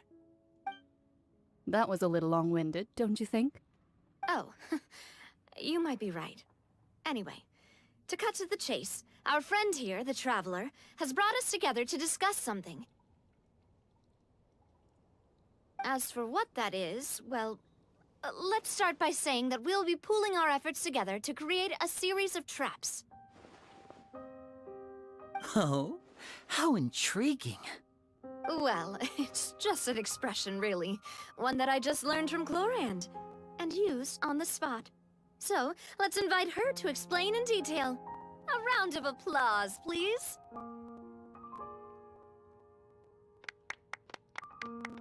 Huh? Didn't you say that you would be facilitating this? Oh, come now. Your work doesn't involve much public speaking, right? This is a good chance to practice. You might even pick up some fancy oratory tricks to impress your boss with in the future. I see. And what does my boss say? He is glad that you consider him your boss. Do go on.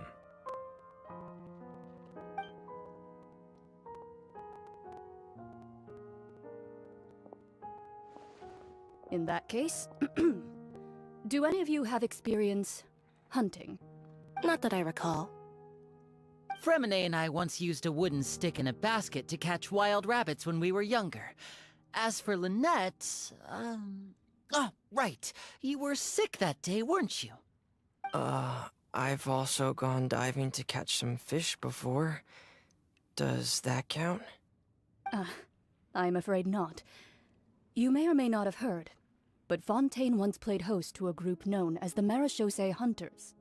Though that was their name, they did not hunt animals, but rather various monsters left behind by the ancient dynasty of King Remus. Today, Fontaine's monster population has already thinned greatly, so the hunters have blended back into society, taking up arms in other lines of work. They even left a unique methodology of hunting in their wake. A trap comprises of the following components: bait, a trigger, and a containment device.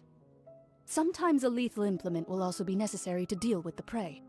So, if we were to build a trap together, right now, what would you choose to build it with? For me, I would prefer something basket-shaped. Pigeons and rabbits will see the bait and naturally enter the snare. Our line of work requires a deft hand, and we're some of the best in the industry, so you can count on our techniques. You used some of those techniques while moving the people of Poisson, didn't you? My subordinates mentioned that you even performed some magic for the bawling children. Yes, and I even managed to gather some intelligence in the meantime. I'm quite the multitasker if I do say so myself. I'm afraid I can't claim that as my strong suit. I prefer more stable methods, like placing bait in the water and waiting for the fish to come within reach. That's the kind of method I would count on. Calm and steady. Exactly the kind of person who would catch loads of fish. And I can be their assistant. With discretion, I'm sure. I'd probably use some sort of mechanical animal.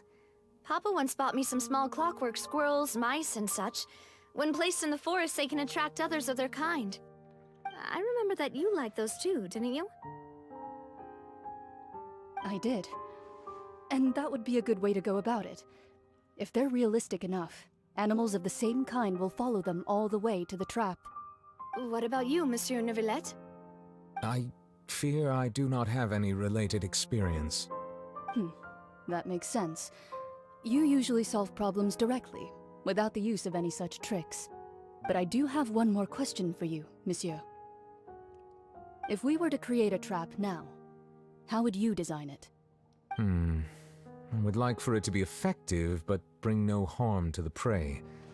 A more gentle trap would be ideal. Kind, as always. However, our intention doesn't necessarily change the containment device and the type of implement we need. If we wanted to kill the prey in one strike, we would need a powerful implement. However, that also goes for prey that must be captured and safely contained. Wait, why's that? Only a hunter who's a true expert at subduing their prey can snare it without harming it. The line that divides life and death is often exceedingly thin. So are we going hunting together? Huh. We hadn't thought of seeing ourselves as hunters. It kinda works, but maybe it's still not the best metaphor. If our means of capturing and dealing with our prey is to put them on trial, then the hunting metaphor is actually quite accurate.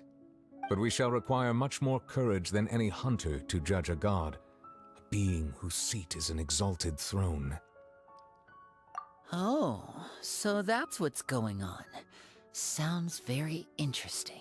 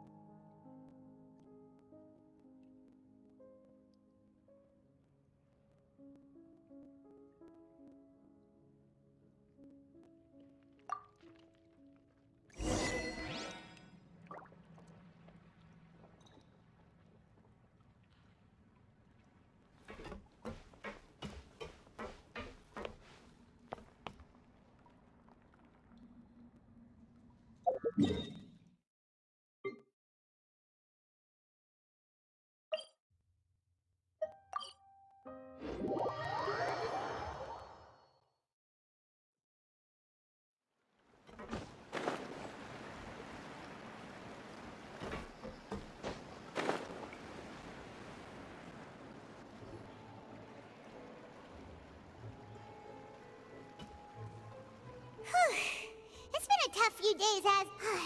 Paimon didn't think the meetings would go on for some... Paimon thought they'd be at least a little frightened. Well, Fremine was, now that Paimon thinks about... well...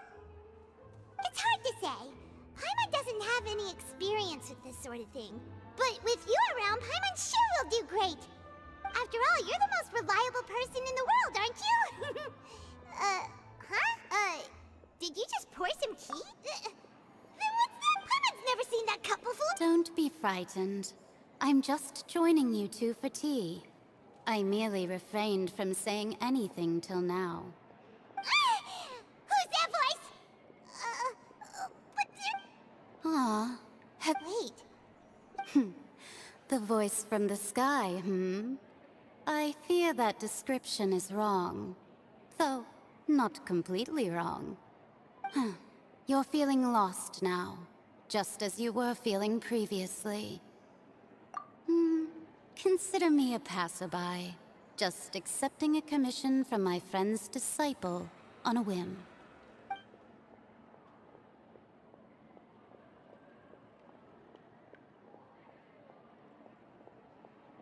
The prophecy. Yes, what has been prophesied will be fulfilled. You may view such things as the history of the future. What? Then is there any way we can stop it? I believe you have witnessed a failed attempt with your own eyes. Can everything in Tevat so easily be changed? Ah, so you've caught on. Just as prophecies are usually only the future as seen from the perspectives of the gods, could things be happening in hidden corners where the gods' gaze does not fall? Are the things that you shall see different from the fate that the gods perceive?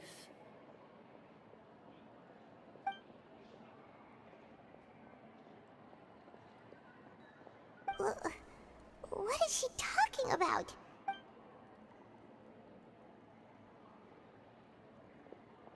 I believe that you understand, right?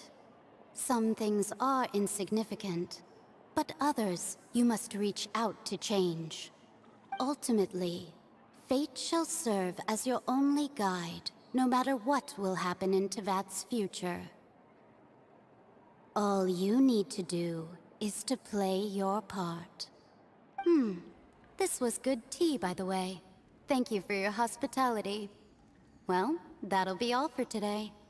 The voice. It's gone.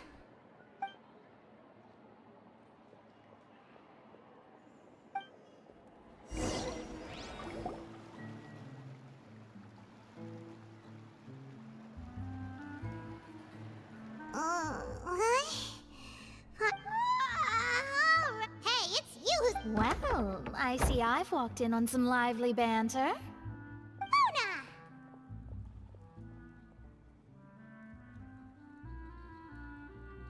Fine, just fine. I went to take part in that Steambird panel. It turned out to be more interesting than I expected. Not all Fontanians are pessimistic about this. One journalist mentioned that sitting around and waiting for the end to come would be wrong, and that they should make their own rescue preparations. I agreed, so we had a brief chat with her. Did she have pink hair by any chance? Why, yes! It was Charlotte. You remember her, right? That daredevil journalist? I'm in full support of her view. Prophecies are very important, but how can people allow their lives to be commandeered by just a few words? That's right! Paimon's glad to hear something sensible for once. Ah, yes. About what we had discussed before. I did try, but I'm afraid I couldn't reach the old hag. I'll try again tonight, but I wouldn't get your hopes up.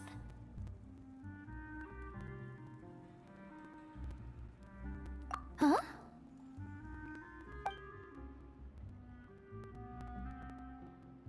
Goodness gracious. Are you serious? She said that even the god's gaze has blind spots. Pretty bold if you ask Paimon. Most people would believe the gods to be all-knowing, right? The Hexen Circle members are certainly anything but ordinary. As for the mage named N, the old hag has mentioned her a few times. She said that N's sense of direction is incredible, and that she loves guiding those who are lost. But I've never met her, and if she were still alive, she'd be... well, suffice it to say that the hag's at least a few hundred now, and N's been around for longer than that. Whoa. The Hexen Circle sounds like a scary group. But they must really stay in shape to... Their abilities alone are pretty terrifying. If she came to see you personally, then the problem you're facing must truly be of great importance. Well, it's not like Paimon could understand anything she... Yes, she was quite cryptic, but I suspect she means that there is still a way to turn things around. She didn't say when or what that would be, though, so... Perhaps it is something that you cannot know right now.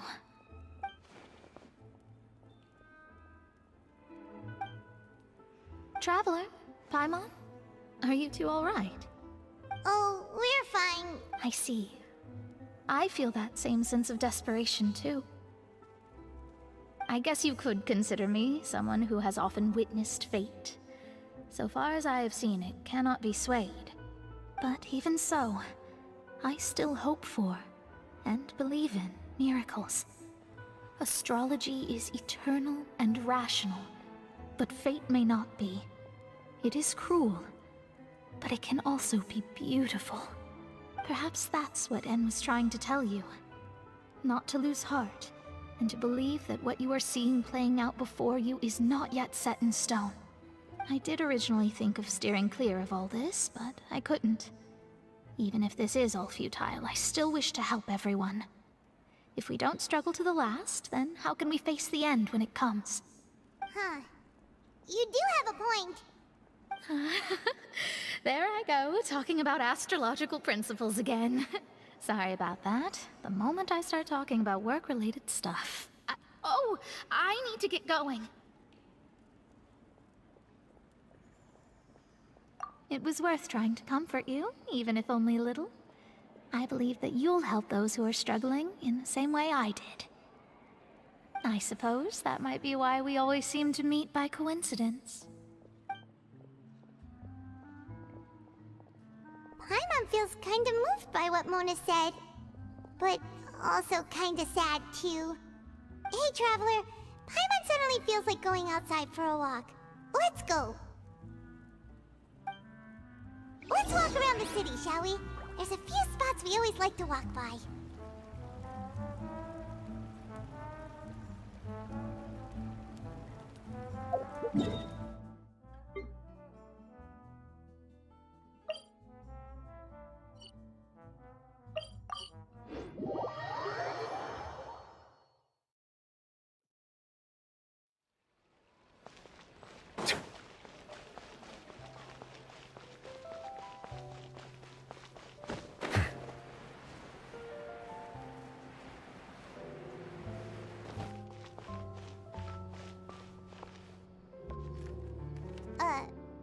Huh?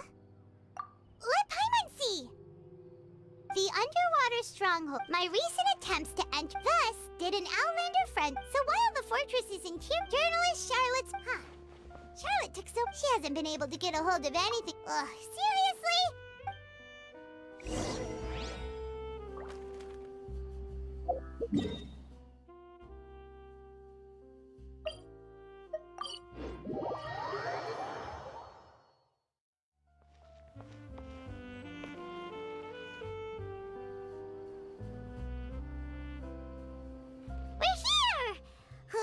Paimon's hungry.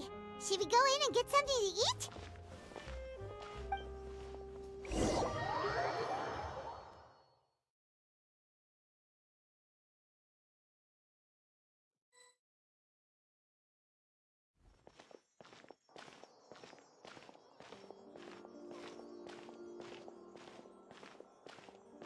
Hey, quick!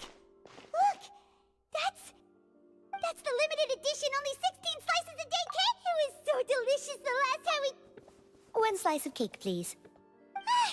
Someone showed up after all! Oh, wait, you're the one from the Palais Mermonia. Oh, are you here to buy cake too? Wait, did I... That's right. Do you come here often? Usually every day. Every day? It's part of my daily schedule. Then what if someone told... But why would it... Well...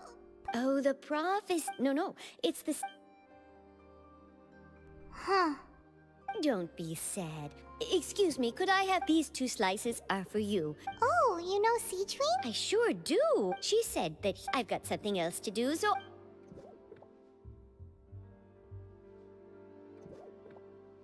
And there she goes. All right, let's dig in. Paimon... It's more delicious. Sure would be nice if we could always eat delicious.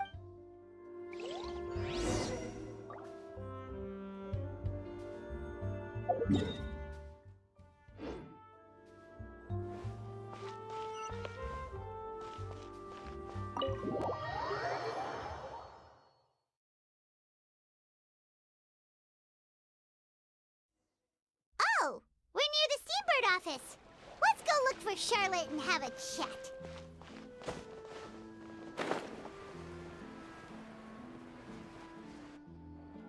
Wow!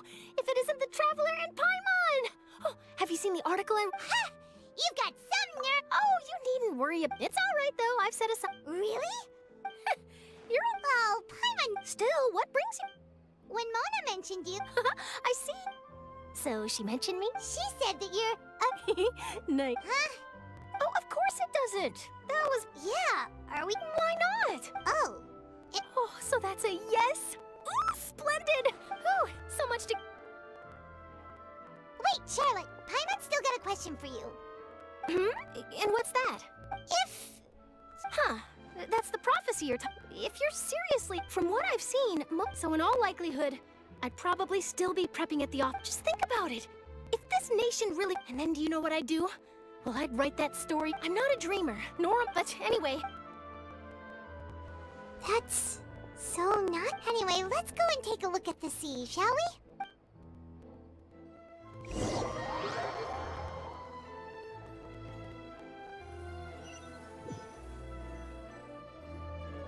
The sea breeze and scenery can be a pretty soothing... Paimon's been thinking.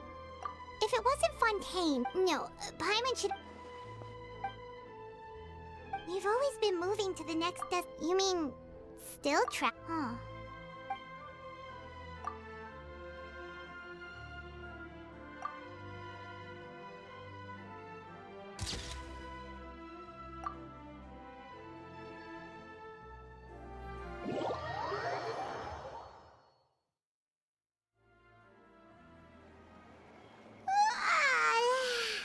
Feels like it'll grow more, but it's still better than the fortune.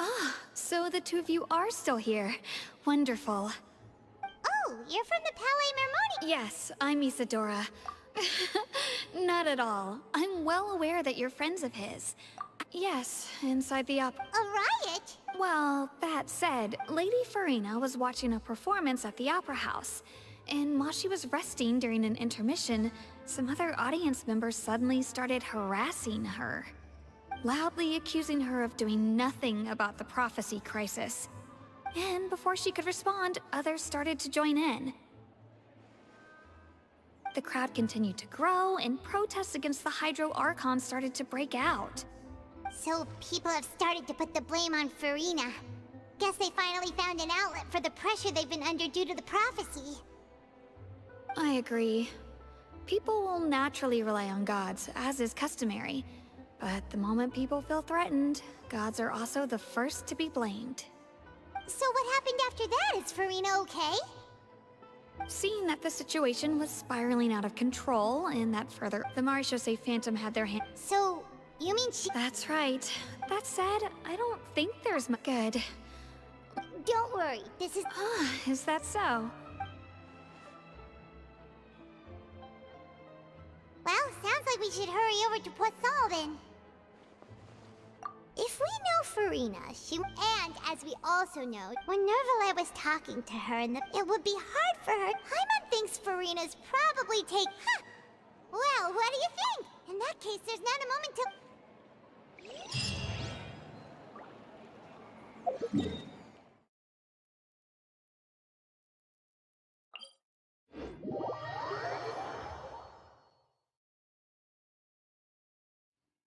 This place looks deserted. Guess all the survivors must have evacuated already. All that's left here are signs of devastation. Could Farina really be here? Let's try to find her as soon as possible.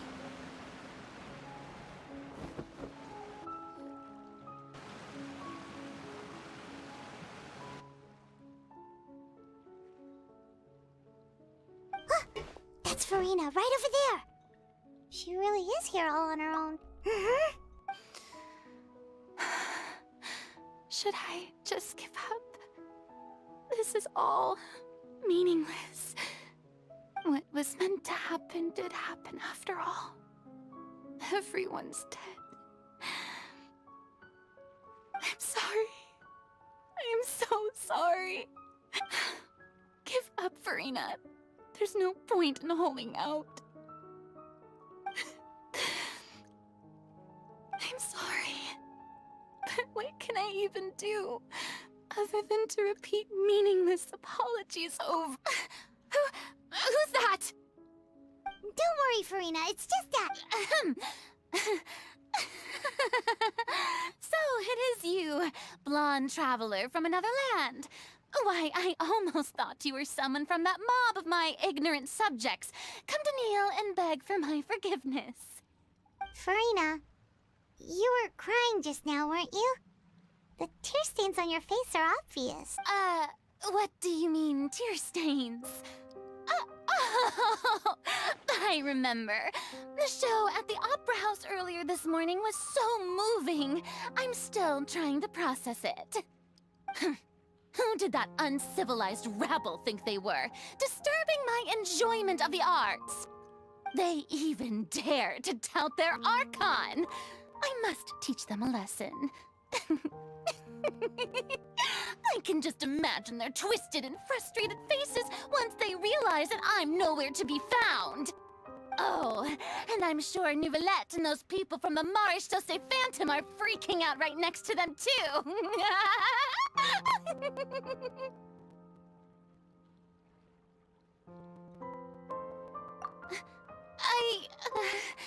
Of course not!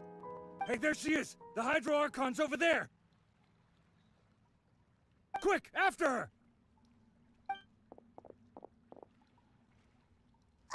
Farina, those people seem to be after you. They are? They're just some rabbit. That's against the rules. I can't let them get their way. Farina just ran off! Quick, we have to catch up with her!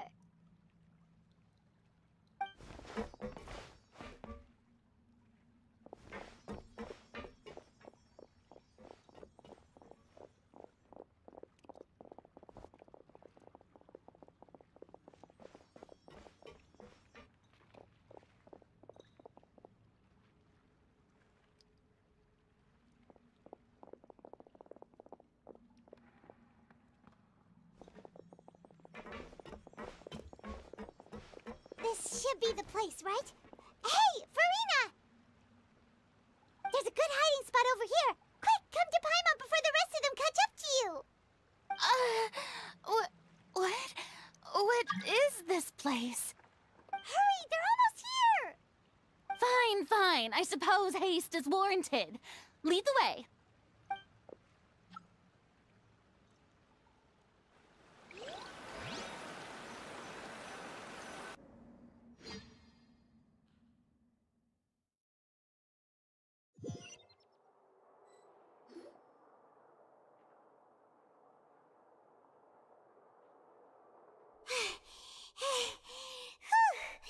Paimon's exhausted.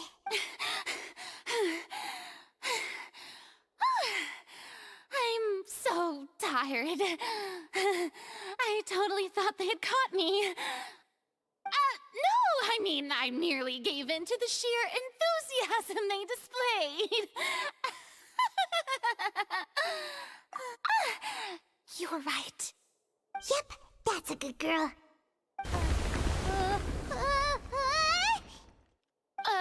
What's happening? Yeah, a quake of this kind preceded the flooding in Poisson, didn't it? It can't be. Well, there's no need to worry too much. Yeah, but the people of Poisson, they've already...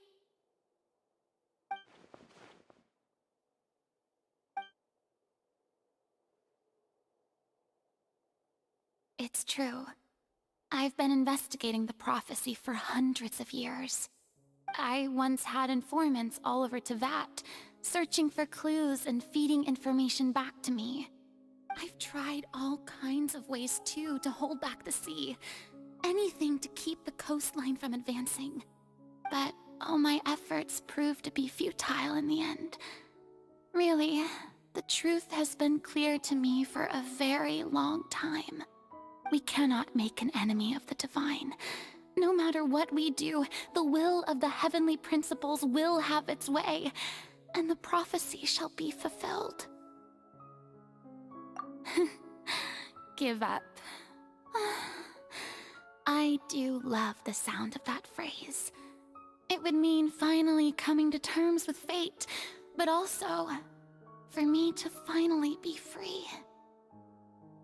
Indeed, I've thought about giving up so many times, especially after we almost lost Poisson. Fate is really unreasonable, isn't it? It has no heart and obeys no rules. The prophecy has only just started to come true, and so many people have already lost their lives. But just now, it all became clear to me. I still don't have the right to come to terms with fate on behalf of everyone else. As long as the final moment hasn't come, it's still not too late. Don't worry. I will keep hope alive for everyone until the very end. Well, that's enough for now. I got the impulse to play the stricken maiden, but honestly, considering my rank and station, that wasn't a good fit at all. Don't take any of what I just said seriously. How could I possibly let Fontaine fall to the whims of trivial prophecy? Come on! Paimon could have sworn you were actually being honest just now.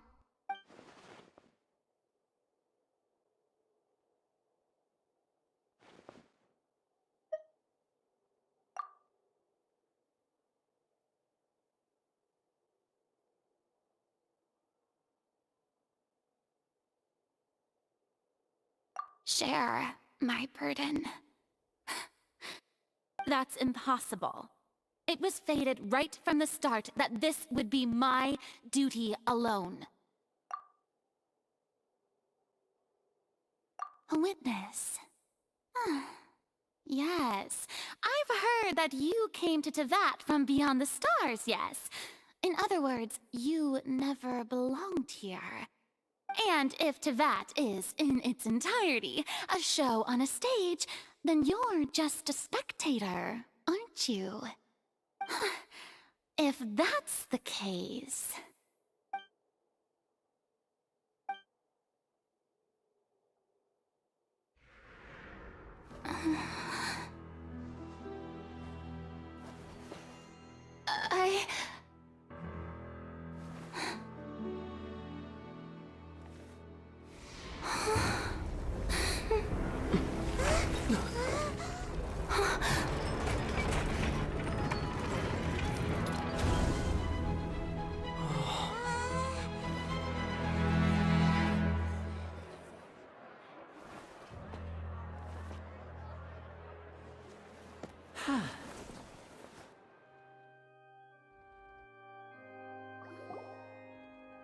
Ladies and gentlemen, this concludes my opening performance.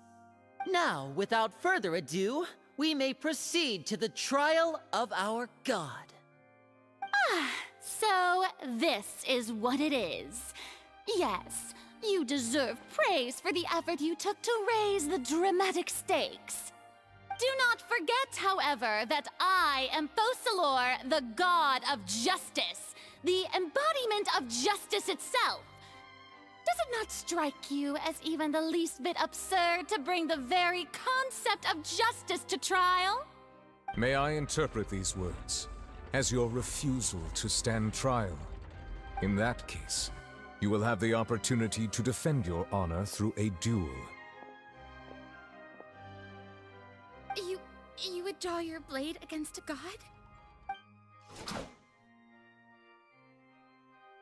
I see. It seems like you have made up your mind.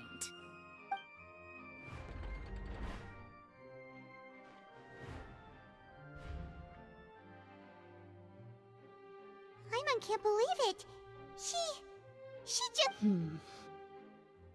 What the heck is going on? Did I just see an Archon surrender to a... Wow, how utterly humiliating. Lady Farina, what is the meaning of this? Shh! It would seem that there has been a misunderstanding. To be clear, the raising of both hands is not always an indication of surrender. Looking for excuses again, huh? I raised my hands just now to indicate my acceptance of the trial. No duel shall be necessary. I will admit that I've been running away for a long time. I'm sorry, everyone. I was unable to protect the people of Poisson. It is my duty to stand trial for my crimes. You are not the only ones to be disappointed in me. I, too, am exceedingly disappointed in myself. But now, it is time for the Hydro Archon to show you her courage and resolve. I, Farina, will use this trial to show the world the true meaning of justice! This time, I will protect you. Applaud and rejoice! One of the most outrageous and fantastical arcs known to the opera epiclese is now unfolding before your eyes. Mark my words, this shall be one of the most exhilarating and brilliant shows ever to grace the stage of Fontaine! The The trial of the Hydro Archon, Focalor, will now begin! Woohoo! Oh, now we're making history! Why does it feel like Farina just took over the whole thing? Like, come on! Didn't she just get forced to stand trial for her crimes? Also, even though she's still acting super dramatic, she is taking this seriously this time, right? All right, then. Who will be my opponent in this trial? The court asks the prosecutor to please take the stand. Is that so? Very well. Then please speak, witness of Tivat, my accuser and fated opponent.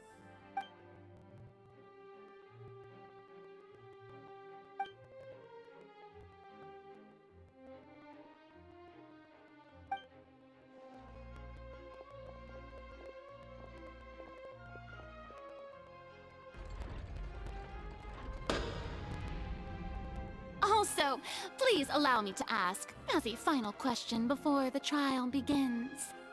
Just how much work did you do to force me onto this stage? Well, we did do a lot of prep after the meeting that day.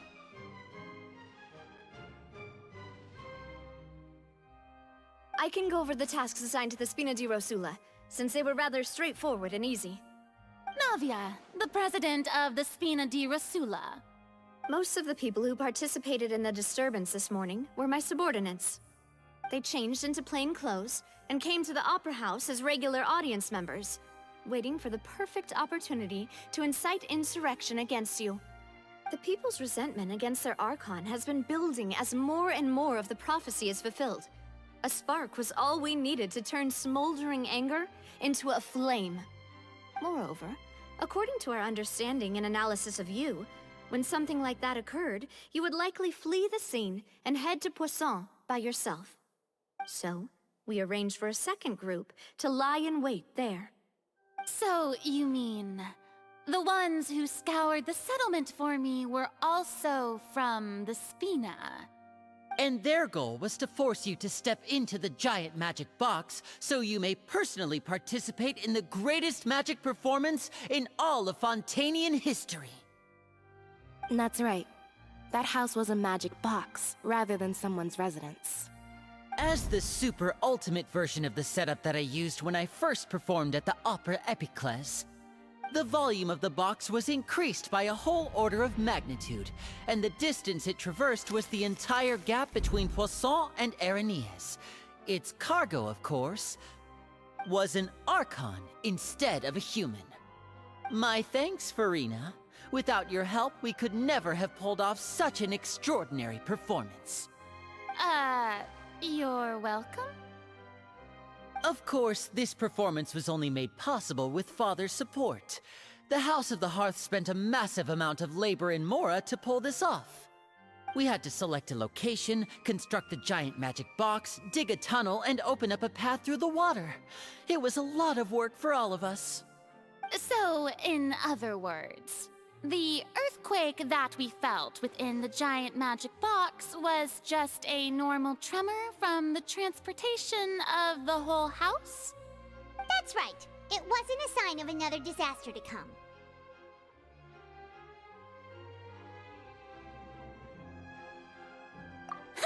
Then, I can guess Nervillette and Cloran's parts. You gathered a crowd, prepared a stage, and made sure that the champion duelist would be immediately ready for a fight. Also that as soon as I appeared on the stage, the trial may commence without a hitch. Am I right?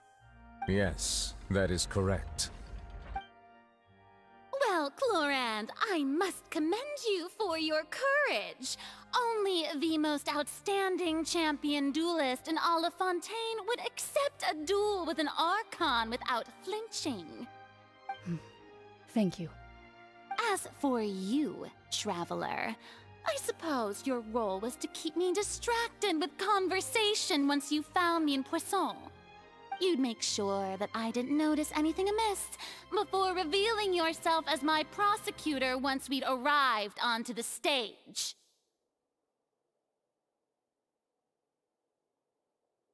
Oh?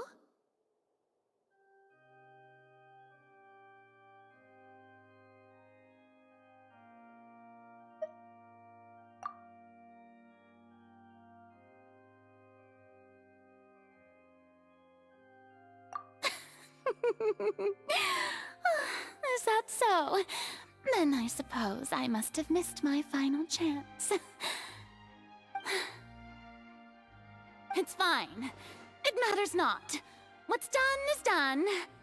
The stage is already set, so there's no reason to disappoint the audience. Let's see this trial through to the very end.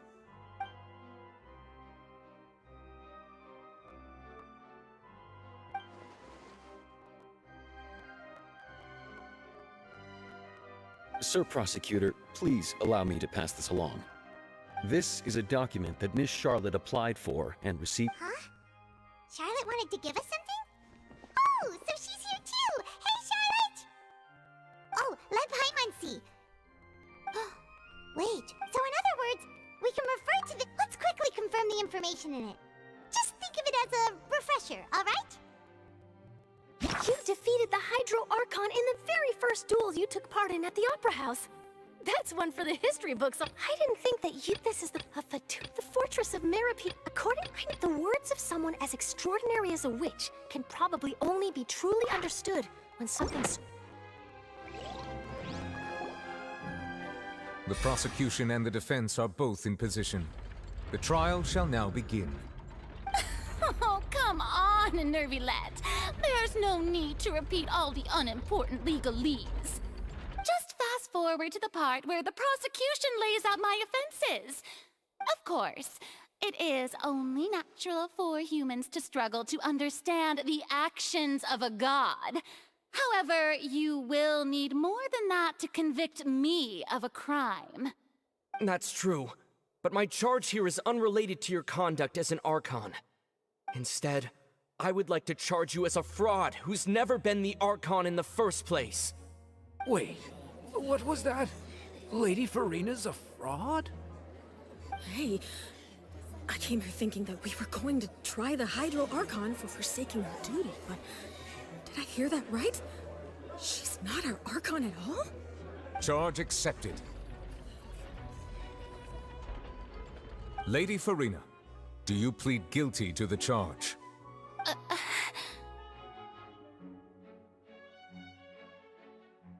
Lady Farina. I plead not guilty. How can I be guilty?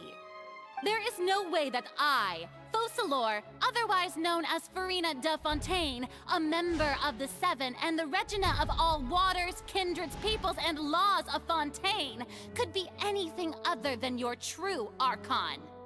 Yeah, even though Lady Farina can be rather eccentric, isn't it going too far to doubt her very identity?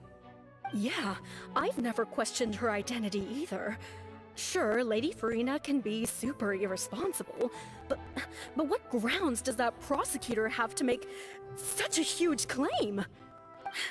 I have cause to believe that common sense will prevail in this case. Many of the members of the audience have known me as the Hydro Archon ever since they were born. There would be no fooling their memory. See? Even the Oratrice has decided to show me its favor. Are you sure you want to commit to a charge that will never be upheld? If you wish to drop the case, I can promise you as the God of Justice that you will not have to face trial for making a false accusation. We will treat everything that's happened as a dramatic spectacle and move on with our lives. What do you say to that? Huh. An argument with near impossible odds, huh? We have to not only refute Farina's claims, but also overturn the long-held beliefs of the people. Well, I tried to give you the chance to surrender. If you must persist, then let me ask. If you believe I'm not the Archon, then what manner of being do you think I am? if I was not the Archon, then how did I manage to live for over 500 years?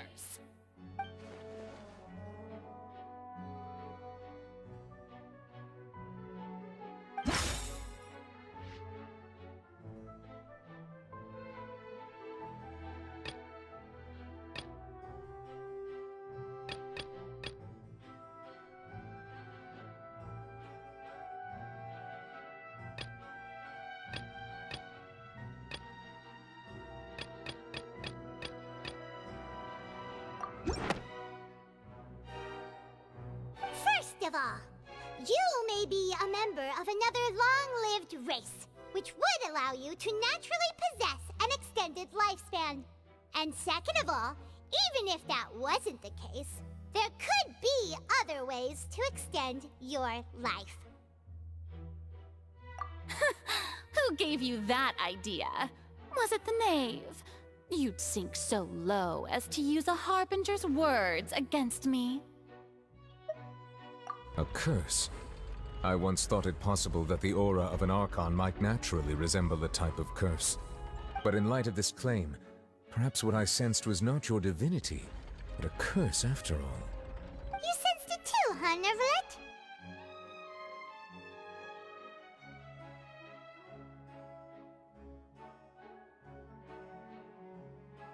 Lady Farina is actually a human? Well, it is true that it's extremely difficult to tell humans and gods apart just by looking at them. It's not impossible.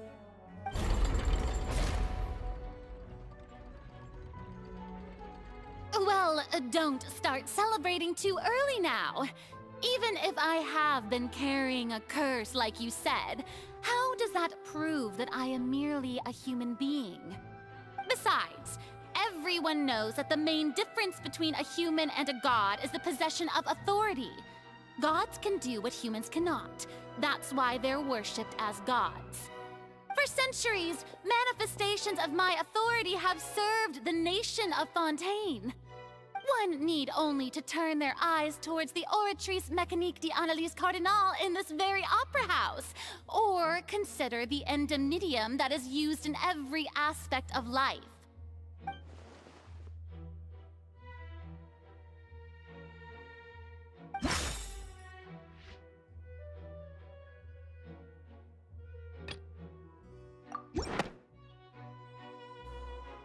You tried to reference the Oratrice. But weren't you as confused as all the rest of us when the Oratrice declared Child to be guilty without any proof? Otherwise, you should have come up with a good explanation for that by now. Didn't I make myself clear at the time? The decisions of the gods are naturally difficult for humans to comprehend. There is no need to provide an explanation. Lady Farina, I believe a reminder of your current circumstances is in order. While the court is in session, the principles of justice and the law must come before all else. While you are an Archon, you are also first and foremost the defendant in this trial. You will prove yourself unable to defend against the prosecution's charges if you continue to withhold vital information against the rules of the court. I never thought you'd use that kind of rhetoric against me. That was no trick of rhetoric, Lady Farina. I've merely reiterated the rules of the court. Rules that all should respect and follow. So, you neither knew why Child was declared guilty, nor did you understand the structure and operations of the Oratrice. Instead of having been created by you, the manifestations of authority you mentioned have been made by the real Hydro Archon, haven't they? The real Hydro Archon? Well, now you're really losing me. It is true that I did not know why the Oratrice gave out a guilty verdict that day. But the Oratrice handed out that verdict unilaterally, and it has been operating independently ever since it was first created. You can't argue that just because a divine creation is flawed, that the god behind it must also be no god at all. She's still throwing out all kinds of excuses. Seems like she's confident that we won't be able to produce proof that she has no power over the Oratrice. my power as an Archon.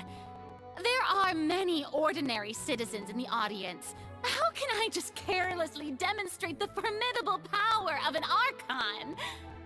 If that poses a concern, I'm prepared to extend my protection to the audience. You don't need to go that far.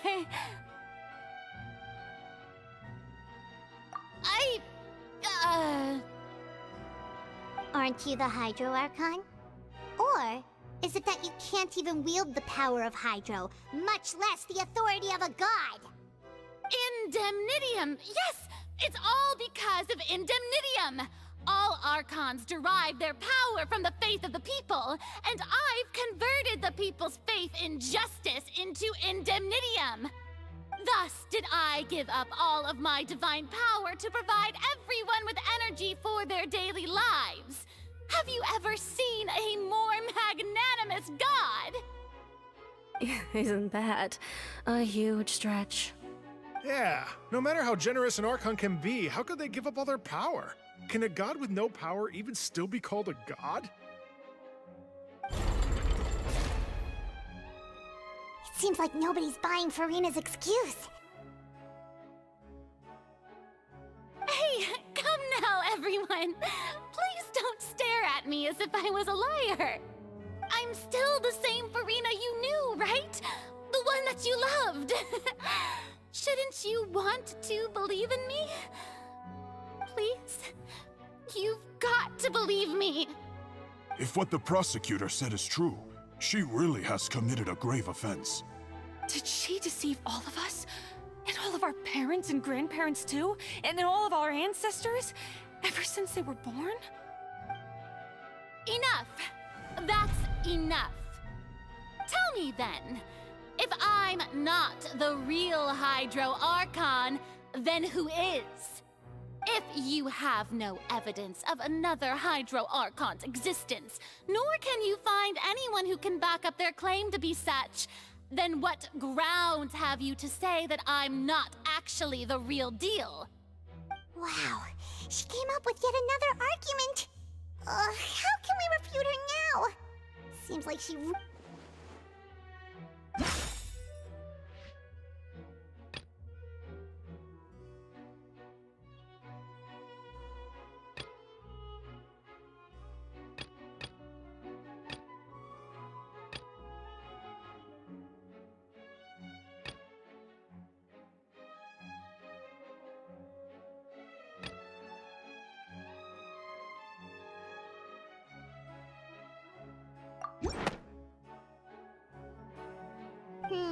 that doesn't sound right.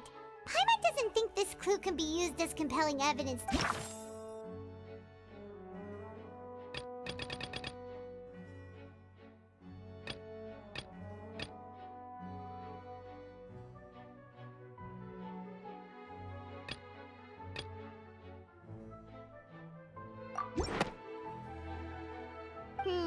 That doesn't sound right. Paimon doesn't...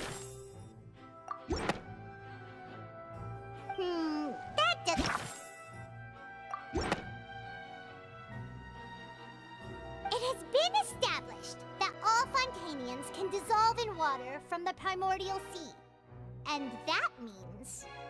Since you insist on claiming to be a god and not a human, then there's a method that you can use right here and now to eliminate all suspicions of you being the latter. Miss Navia, please apply to serve as a temporary attorney for the prosecution before addressing the court. Though you act in partnership with the prosecutor, you must still adhere to proper procedure.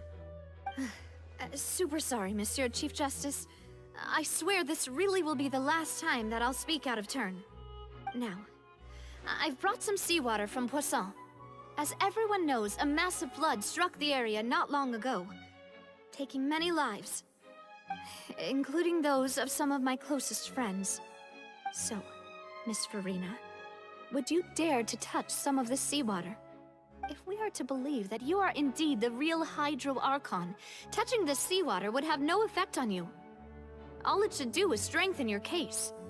But if you don't dare to touch it, then we would have basically proved the reverse. Oh, and I must remind you that after the disaster at Poisson, nobody wants to see any more people dissolve. I do hope you'll act prudently and choose the simpler path of admitting guilt. Navia from the Spina di Rosula. The Spina has governed Poisson for many years. I guess her suggestion is valid. If Lady Farina is indeed just a human, she's probably Fontanian like all the rest of us. Would she really dare to try?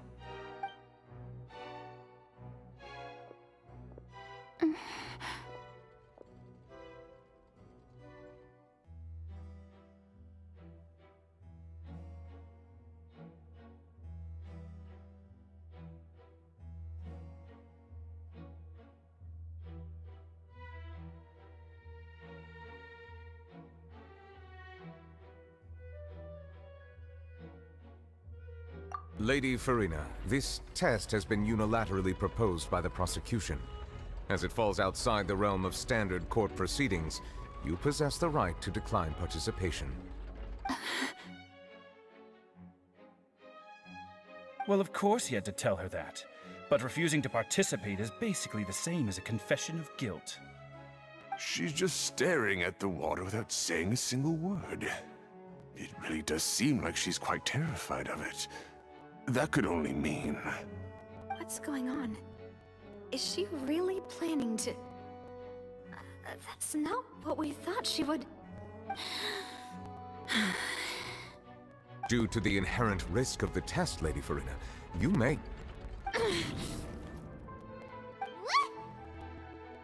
Hey!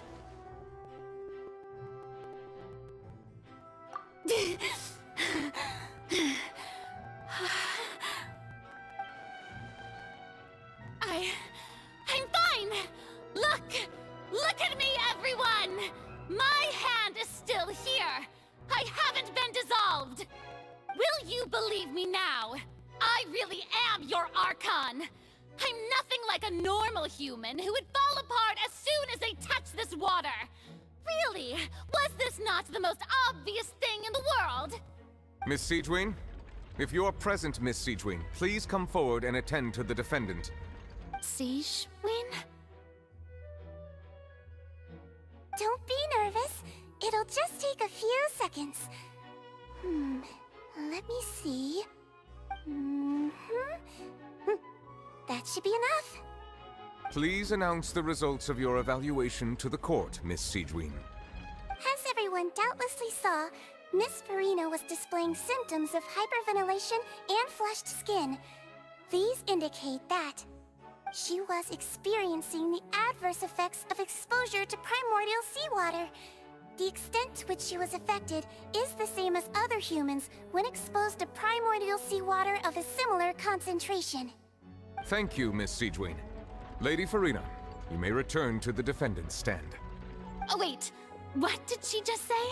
I didn't get dissolved! Shouldn't that be enough to prove my innocence?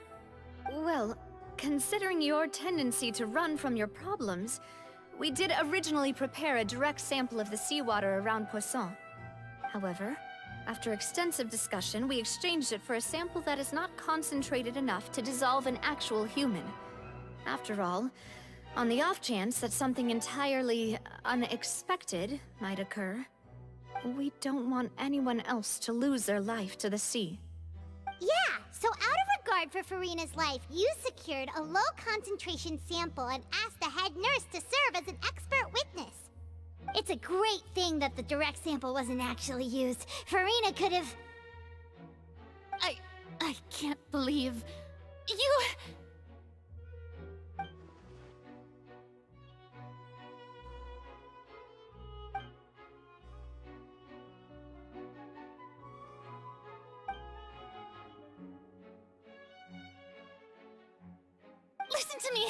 Listen to me, everyone!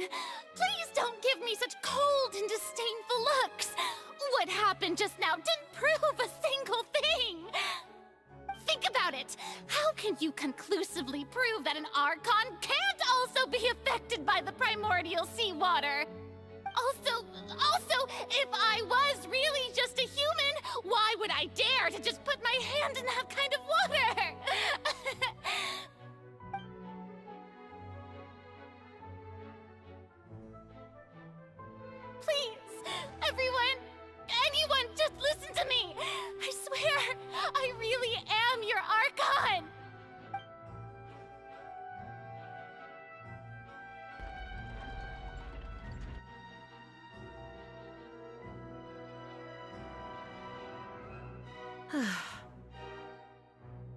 I don't think anything she says at this point will sway anyone. The odds are just too stacked against her now. With all the things that have been said, Paimon doesn't think there's any way left for Farina to win. I believe the time for arguments and presentation of evidence has come to an end. If there are no objections, we will move on to the final judgment.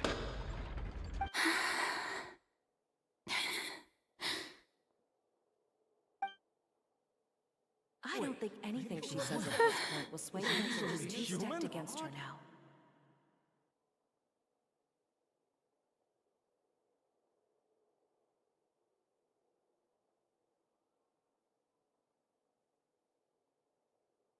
In my capacity as Chief Justice, I shall now render judgment on Farina's misrepresentation of herself as the Archon of Fontaine.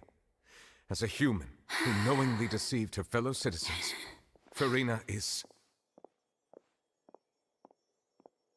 guilty.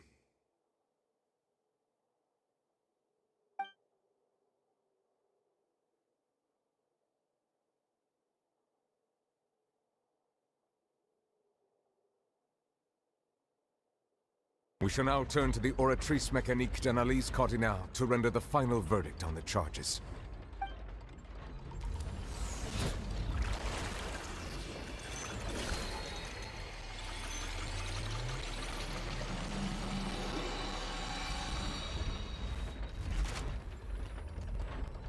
According to the judgment of the Oratrice Mécanique d'Analyse Cardinale, Farina is... Well, what's wrong? What's the Oratrice's verdict? No, the Oratrice also displays a guilty verdict. Isn't that correct then? However, the exact wording of the verdict is thus: the Hydro Archon, guilty, to be punished via the death sentence. The death sentence? That's actually one of the available sentences? I've always thought that it was just a myth. The one and only time the death sentence has been handed out at the court, and it's been given to the very person we've worshipped as the god of justice? What an unexpected twist. Farina's been sentenced to death by the Oratrice? We just wanted to use the trial to show her the seriousness of things so she'd tell us the truth. How did things escalate this quickly? This outcome is indeed quite strange. According to Fontaine's current definitions of justice, as well as its recommendations for criminal sentences, is this sentence really appropriate for the crimes that have been committed? Yeah! Even Fauché wasn't sentenced to death by the Oratrice. You know, the real evil mastermind behind the serial disappearances case. Indeed. Not only is Farina's sentence overly excessive, the very point of our trial today was also to prove that Farina has never been the Hydro Archon in the first place. But now, the Oratrice seems to have deliberately invoked the title of the Hydro Archon. What does this mean?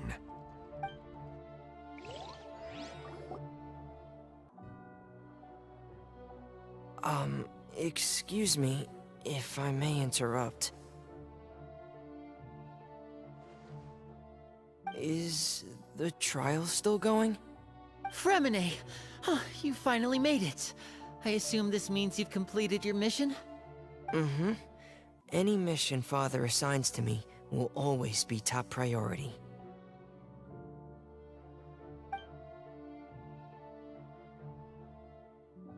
Is that the first prophecy slate? Huh. So the knave privately arranged for Fremine to try and find the missing slate. I looked everywhere and finally found it at the bottom of the sea. It took me a long time to get around some dangerous stretches of water. But has the trial already concluded? Then doesn't that mean I've come too late? Oh. Thank you for your hard work, Mr. Fremine. Please allow me to review the record left on the slate. Traveler, I believe that you have already seen the other existing slates, and would like you to come here and confirm their contents.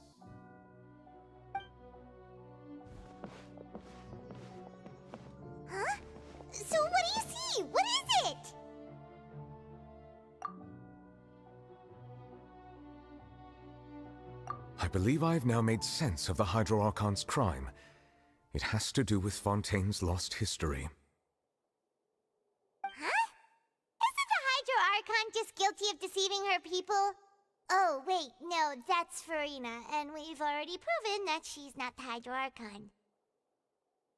So when you say Hydro Archon, do you mean the real Hydro Archon we've been kinda talking about? In truth, everything that you've encountered in Fontaine up until this point can be traced back to the contents of these stone slates. However, I'm uncertain as to how much sense they currently make to you. Okay, let's try to recall the contents of the other 3 stone slates. Paimon will do her best to help you remember.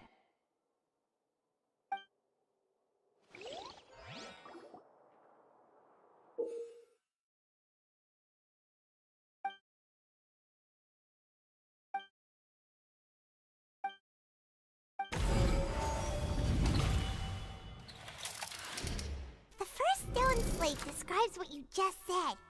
It seems to show the previous Hydro Archon using her divine power. Does that mean that...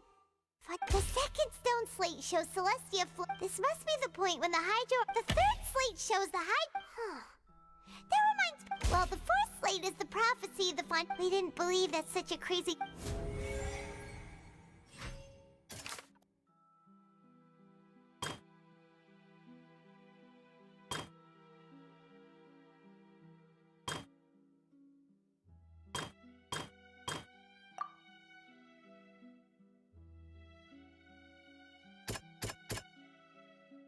That doesn't sound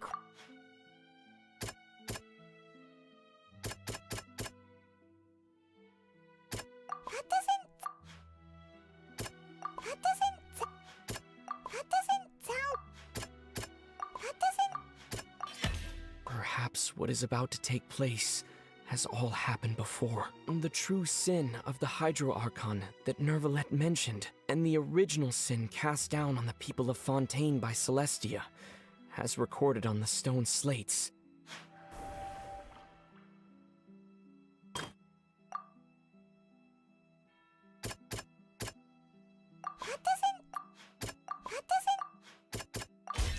The prophecy from the stone slates found its way into society, but not many people believed it at first. The fortress of Meropide was nearly flooded with primordial seawater, which we know can cause Fontainians to dissolve. If we hadn't dealt with it in time, things could have gone very badly.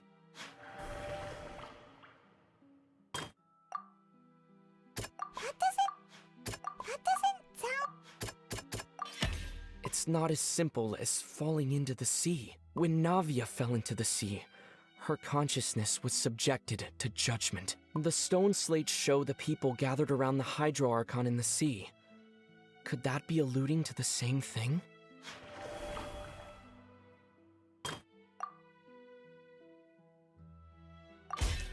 We know from the case of the serial disappearances of young women that Fontainians can be dissolved in primordial seawater, and the first stone slate tells us that long ago, the Hydro Archon used her power to turn Oceanids into humans. This might be the reason that Fontainians can dissolve. They'll dissolve into the primordial sea but won't cease to exist. Their essence will flow in the seawater. The Hydro Archon was sentenced to death in court, shocking everyone present. Perhaps this means that her sin was actually Fontaine's original sin. Navia fell into the water inside those ruins, and she nearly dissolved.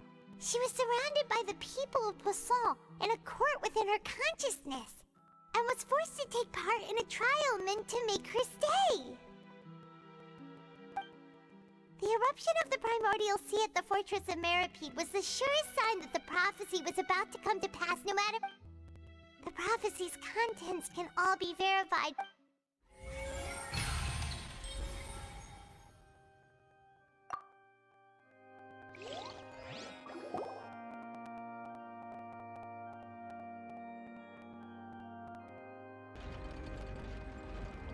Huh? Oh, Paimon gets it now! But then it feels... Let's hear them. Incredible! Linny, did you hear that? We're not real humans. All Fontanians were originally created by the late previous Hydro Archon, with Oceanids as their basis. The evidence for that can be found in how only Fontanians could dissolve in primordial seawater, and how all the girls Vacher dissolved were also turned into Oceanids. Oh, and according to Navia, when she was about to get dissolved, she also saw everyone gathered around for a trial, all of them in the shape of Oceanids. Indeed.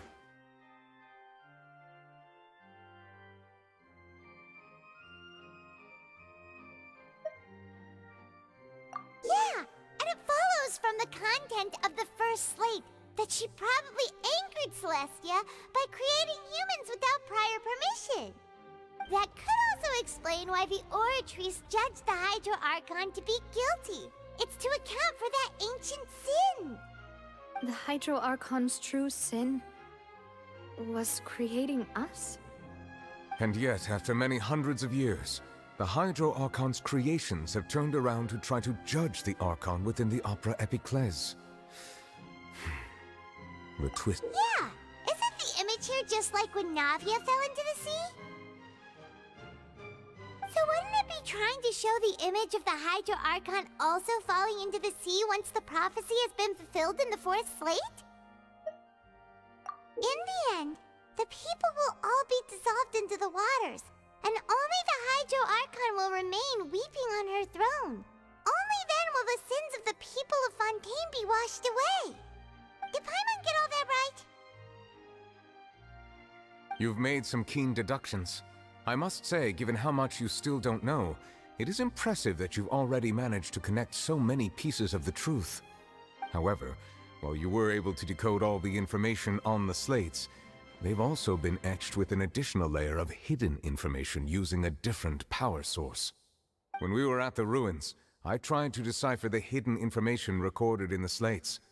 But since we only had 3 slates at the time, I was unable to come to a full conclusion. Now that the slate collection is complete, I shall make another attempt to decipher the narrative recorded within. If everything goes well, we should finally be informed of the unadulterated truth.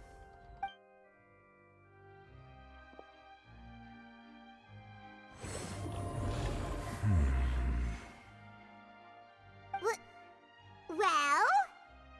Did you get it? I believe I should share this truth not only with you, but with all the people of Fontaine as well. I will try to briefly summarize it for you.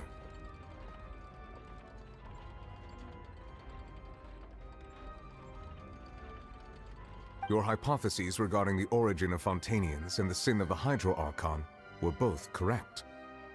In the Fontaine of old, the previous Hydro Archon sensed the yearning of her Oceanid familiars for life on land.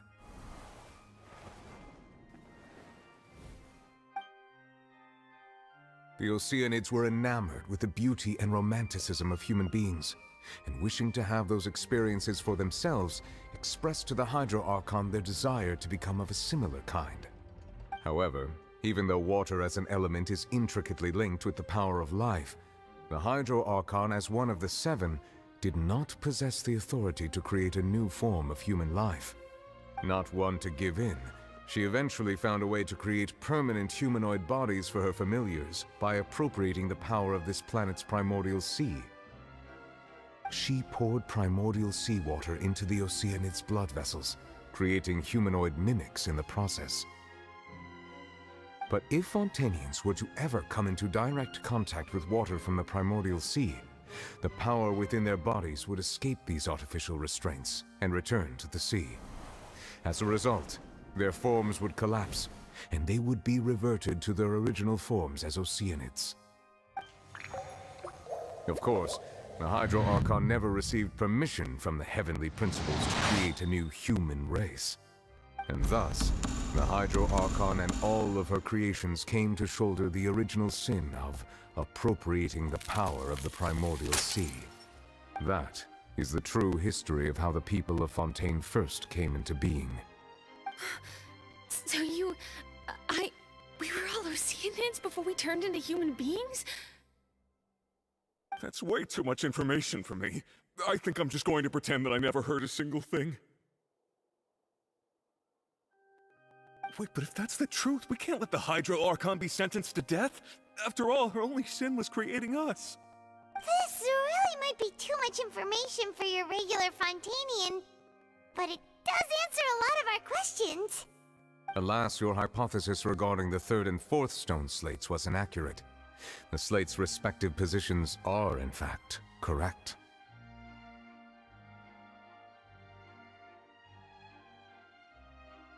A key point of the visual on the third slate is how all the individuals depicted in the water are humans rather than Oceanids.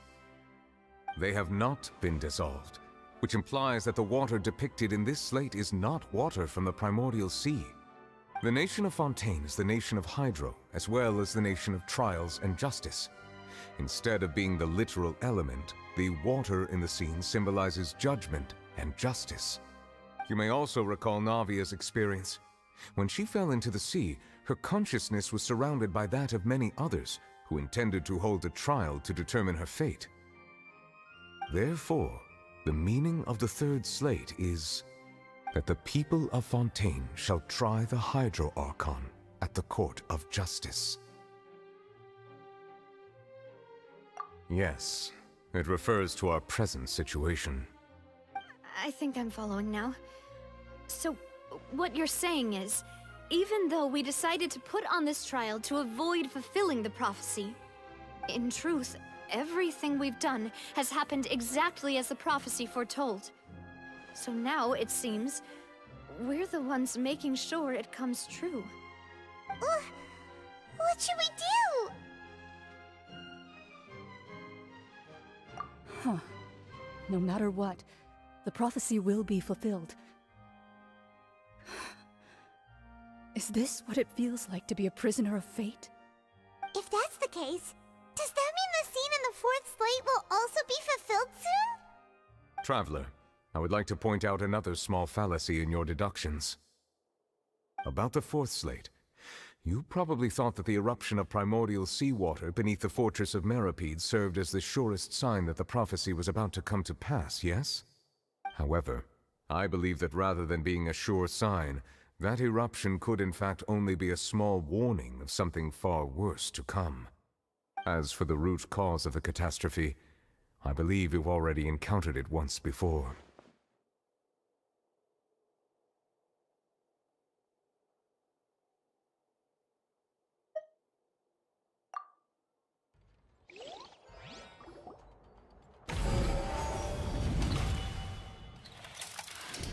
This eruption was just a small warning of the things to come. We must find the root cause of the disaster.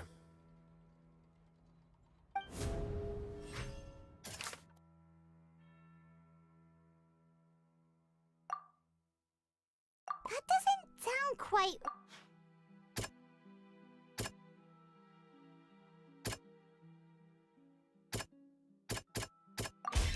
It was both dream and reality. If we're talking about a true culprit, that could only be that thing inside the primordial sea, right? The truth, the original sin, the trial, and the root cause of the disaster.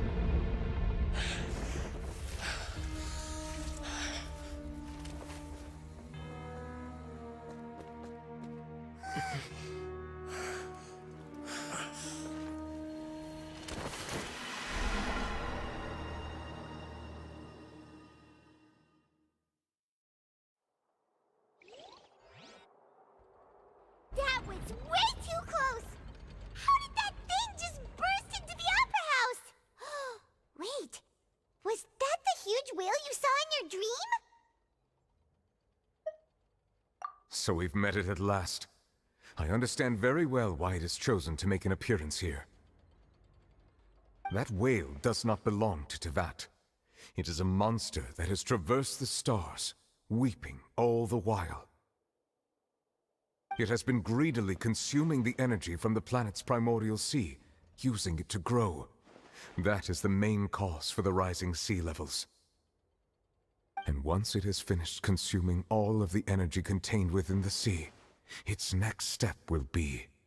You said that when the Hydro Archon first created Fontanians out of Oceanids, she filled their blood vessels with primordial seawater. Precisely. That whale finds the blood of Fontanians nigh impossible to resist. Therefore, when it left the primordial sea, it decided to make its next stop a packed opera house full of food. Food in the form of Fontanians. We just barely managed to push it back, right? In that case, won't it come back to target the people again, once it's managed to recover its strength? That is correct. Indeed, it is more accurate to say that we should thank that Harbinger for buying us some time. Without him, the whale would have likely come onto land far sooner. From the way he looked, he must have been fighting the creature for quite a long time. That battle maniac. We've always known that he had a special connection with that whale, but we definitely didn't expect it to help us out like this. Anyway, now that we know that this whale is the actual cause of the disaster recorded in the prophecy, all we need to do to stop the prophecy would be to find a way to beat it up, right? It is too late. It had already absorbed too much of the primordial sea's energy before we could notice it. At this point, it has become practically integrated with the sea itself. Even if the entirety of Tevat were to be destroyed, it could still survive and swim off towards some other world. That's not something I will accept. We've already done everything we can, and we even found the true culprit. We've come so far. You can't just tell me that the last hurdle is some impossible foe. That's just not fair. Indeed, that's not how a grand performance should end. I'll fight it to the end, no matter what. So the prophecy will be fulfilled no matter what, huh?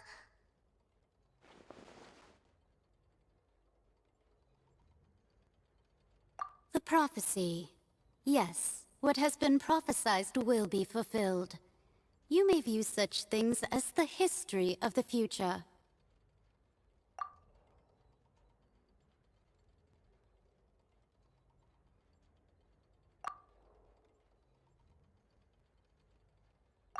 Just as prophecies are usually only the future as seen from the perspectives of the gods, could things be happening in hidden corners where the gods' gaze does not fall? Ultimately, fate shall serve as your only guide, no matter what will happen in Tevat's future. All...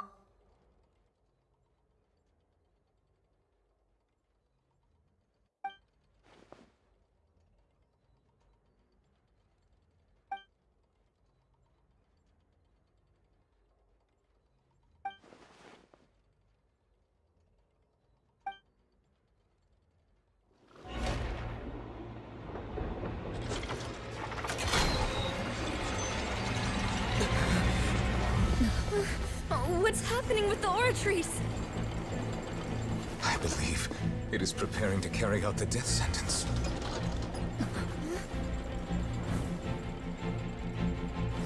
Farina!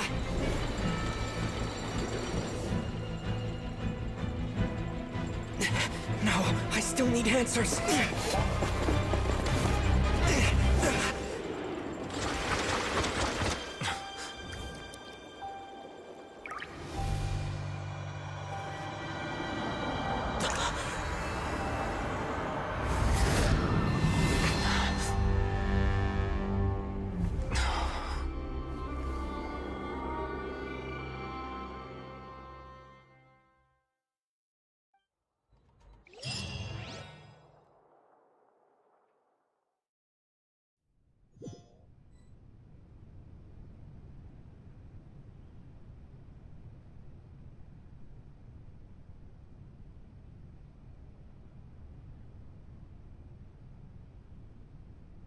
You...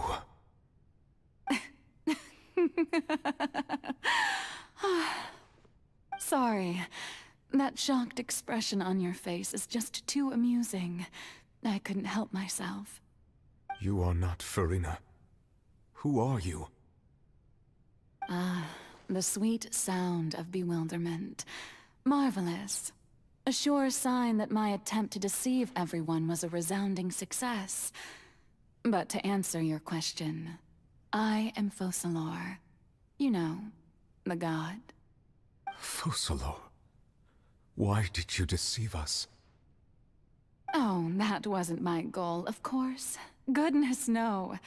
But I had to fool everyone else too, if I was to stand any chance of deceiving the heavenly principles. Deceiving the heavenly principles? It's all because of that pernicious prophecy. Dreadful, wasn't it? Everyone doomed to dissolve. Fontaine condemned to be flooded. One was not amused. In fact, one was positively bemused when that problem was thrust upon me by my dearest predecessor. That's the former Hydro Archon Egeria, for the uninitiated. It hardly gets more disastrous than a preordained national catastrophe, now does it? She knew full well that the prophecy would surely come to pass. And as one of the seven, she also knew full well that one defies the heavenly principles at one's peril. So yes, as you have no doubt surmised, it was a rather impossible situation that I found myself in. I spent a terribly long time mulling it over, alone on the ocean floor. And I was almost growing barnacles by the time I finally realized there was only one possible solution to this confounding conundrum. I had to outwit the heavenly principles, allow the prophecy to be fulfilled, ostensibly at least, while saving everyone at the same time. I'm a genius, I know. I can only assume that's why Egeria chose me as her successor. Although, looking back now, it was hardly the inheritance one dreams of. Between the task of saving the nation, the quotidian duties of the Hydro Archon, and not to mention the original sin of creating a new race of humans, I dare say she left me quite a colossal mess to clean up. But one can only play the hand one is dealt. I did not choose this, any more than I chose to be one of her Oceanid familiars. So you were also once one of the Oceanids, transformed into a human by Egeria's hand? Yes, I was. I always dreamed of becoming human. And I still do, even now. In my eyes, to be human is to be part of the greatest opera ever known. After becoming a god, I separated my divinity from my body and spirit, leaving behind only a self that was as naive and bewildered as my past self on her first day as a human being.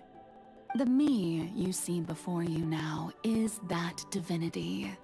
And the human counterpart I left behind, I named Farina. She could feel joy, sorrow, and everything in between. She could be as vain and conceited, or as meek and vulnerable as she wished. Her strengths were of a kind only a human could possess, as were her shortcomings. But in my eyes, Farina's humanity was what made her perfect. She was perfectly human in every way. The person I always wanted to be. Anyway, so then I cursed her. All part of the plan, of course. The plan to deceive the heavenly principles. Do you still remember the final scene of the prophecy? The Hydra Archon, alone, weeping on her throne. In order that the prophecy might appear fulfilled, I invited Farina to be an actress. to play the part of the Hydro Archon in the prophecy. Under the curse I placed on her, so long as I, Focalor's divinity, continued to exist, she could not die. But nor was she free to live her life in the pursuit of happiness. Instead, she was forced to take the stage in the opera house, to embrace the role of leading lady, to forever play the part of the god from the prophecy, all to create a deceitful appearance of that prophecy coming to pass. I suppose now you probably understand why your court is called the Opera Epiclese. But Farina is only human, isn't she? Even though she has had a long life, her mind is no stronger than that of any other ordinary human being. I cannot begin to fathom what she has had to endure. It must have been torture for her. It has indeed. And although she is, in a sense, me in human form, I most definitely owe her an apology for it. It's been 500 years, and all along, she's been playing her part in the most unimaginably long, unbearably lonely, and agonizingly painful opera of all time.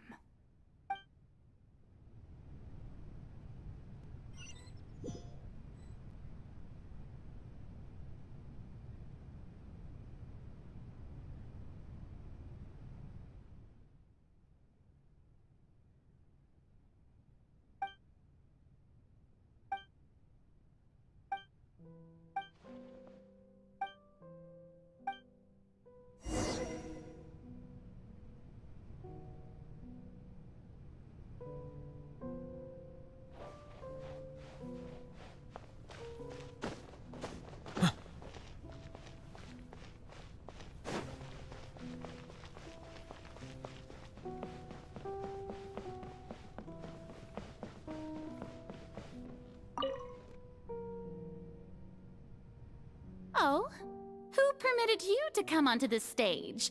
Now, I understand your admiration for my august self, but I must ask you to keep to the rules. All right. It is not my intent to reprimand you. There is no need to state your name. Just be off with you. Do not distract me from my performance. Oh, do not jest. Can you not feel it? I am Focalor. The eyes of countless Fontanians are upon me. I must, at all times, display the utmost elegance and nobility.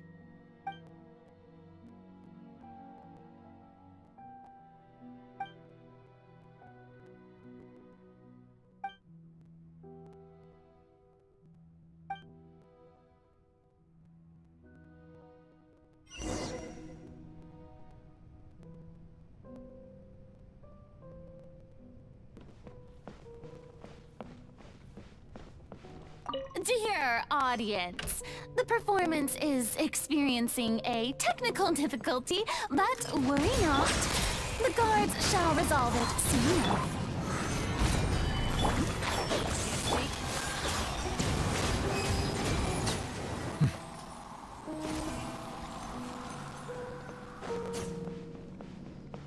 Hey, what gives? The audience is still watching me, you know. Guards! Wait, where are the guards? Guards!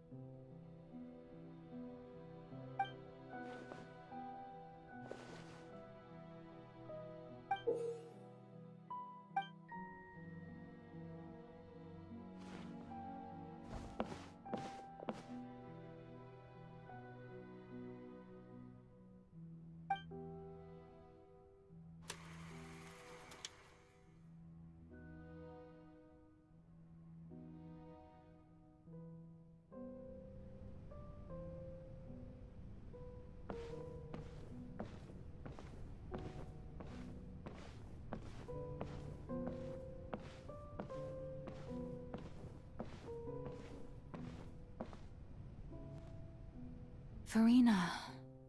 Farina. Huh? Who's that? Who's calling me? Where are you?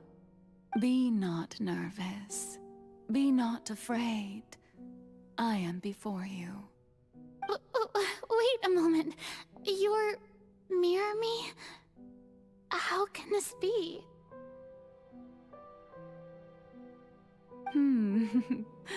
Mirror you, huh? You know what? That's not bad. Let's go with that. Mirror me. What do you wish to say? The prophecy. Have you heard of it? What prophecy? Wait. I know. I think. I don't know why, but it's in my head somehow. The people will all be dissolved into the waters, and only the Hydro Archon will remain, weeping on her throne. Only then will the sins of the people of Fontaine be washed away. Oh, very good. You know it well. What's going on? I can't seem to remember anything clearly. The only thing I know for sure is this prophecy. Will it really come to pass?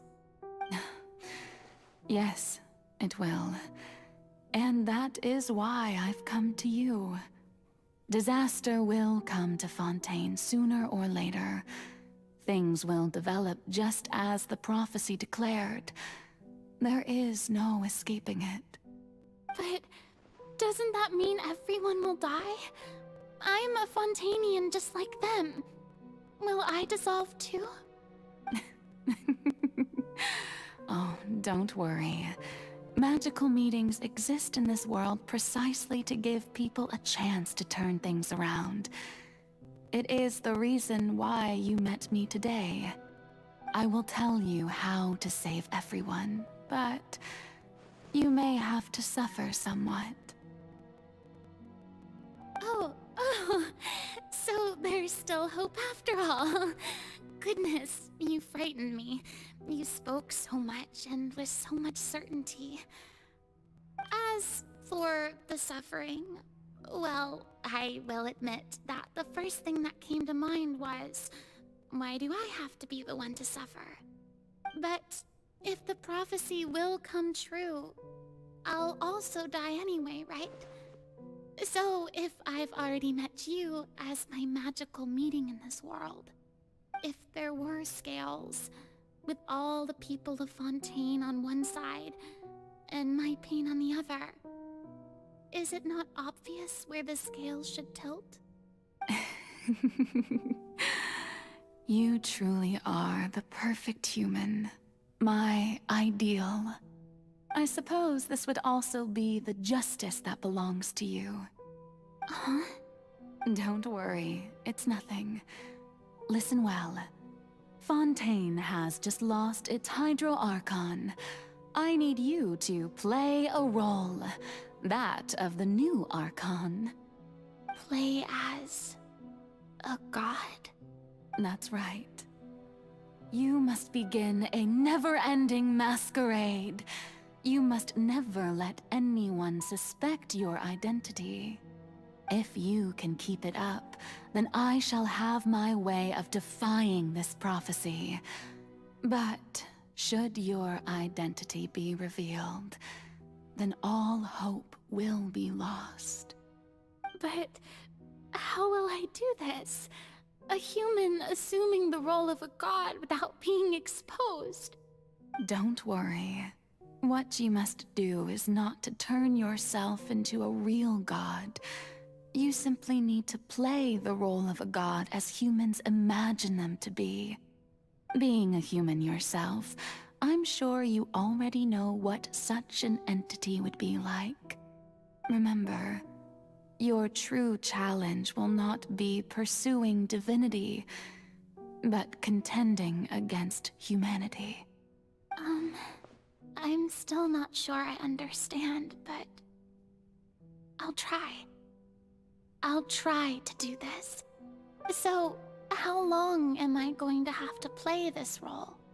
To accomplish this mission, you will have to stay on the stage for many, many years. You will endure and not grow old until your task ends. But I promise you, all will eventually end in a magnificent and dramatic trial, and everyone will be saved. A trial, huh? How exciting. I'll be looking forward to it.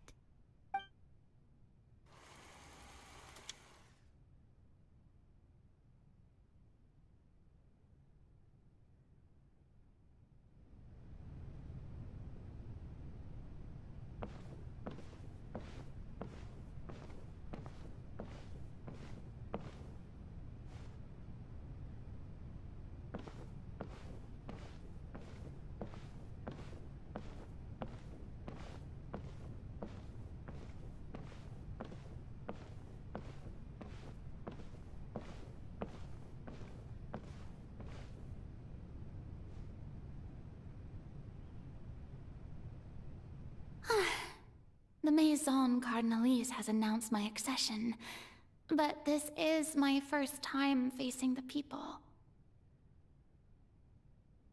What should I say to most appear like a god? To be honest, I still don't know. Perhaps I should first try to act— Ladies and gentlemen, good evening, and welcome to the opera. I'm sure you've all heard about how— In truth, I know little about— As the god Focalor, once again, thank you for this. I thought I might— That's the new Hydro Archon.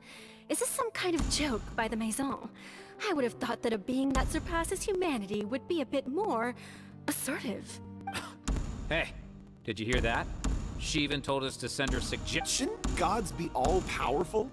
She's being so modest.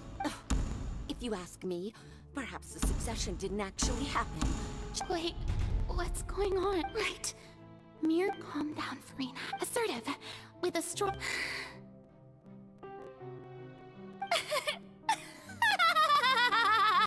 Now, I was wondering if some weak puppet were to one day— You may consider my— Now then, let's— So that was just a performance.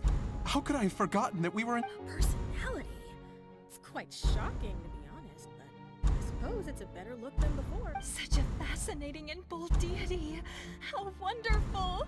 Our future may yet be bright after all. It seems I've turned them around. My dear people, whether you acknowledge me or not, whether you trust me or nay, I say to you, we have heard it said that no, this won't work. They'll suspect me again. I must play the role that they want me— No, this won't work. They'll suspect me again. I must play the role that they want me— No, this won't work. They'll suspect me again. I must play the role that they want me to play. The scales of just— May law be the prayer on our lips. May judgment be our worship. Let us light the fires and drink to the— There is no— So long as I—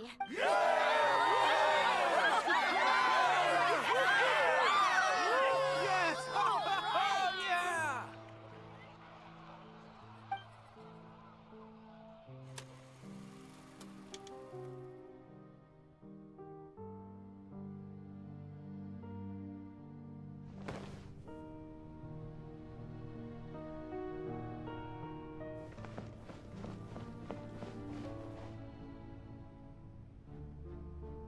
Lady Farina, here are today's case reports, as well as a summary of the follow-up for your perusal. Come now. Besides, If That's true, No need for fright. And do not take what I said before too seriously. Go now. To—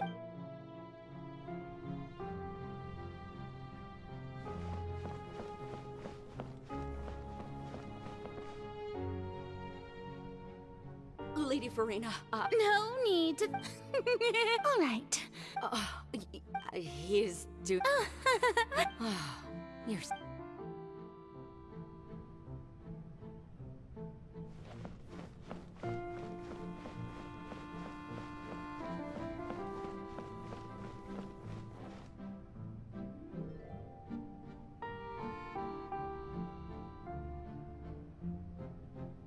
Lady Farina. I see.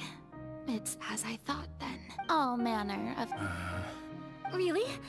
I'm...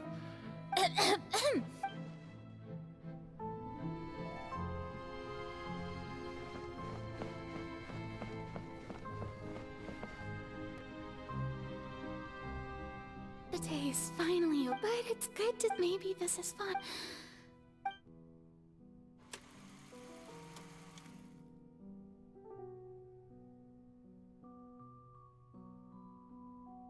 Lady Farina, here are the new...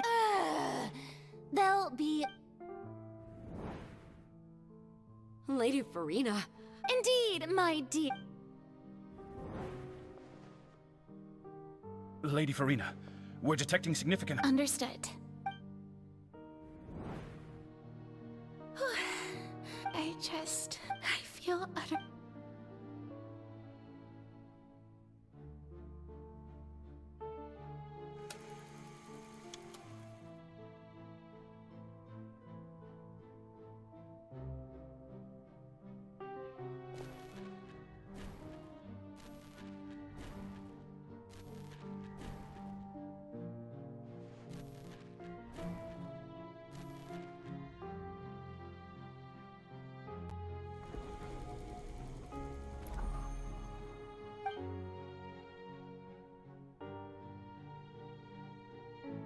Lady Farina, I've heard that the first...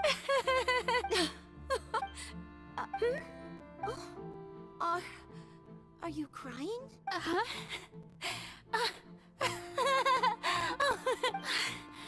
This must be the overflow of hydro from my person. Well, can't quite help being the god.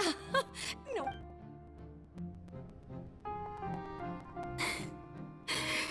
So, into hundreds of years, I never met, have I? I want to tell I've condemned. All I can do is keep heart.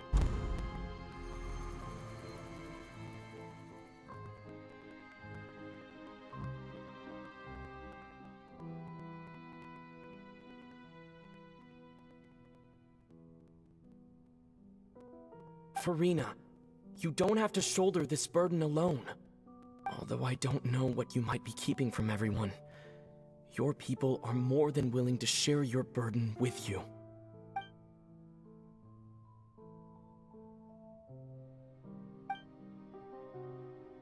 Share my burden. That's impossible. But even if you're burdened, just share it with me. A witness. And if to that... He's right. I could confide in him, couldn't I? But if things don't... No, Farina. But what if, Farina, you... Is it such an outrage if you let this opera think about it long and hard?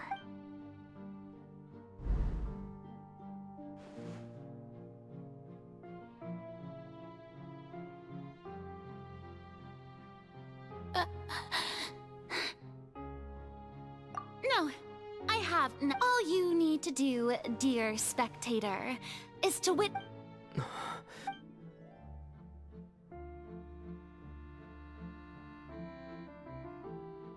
Fine.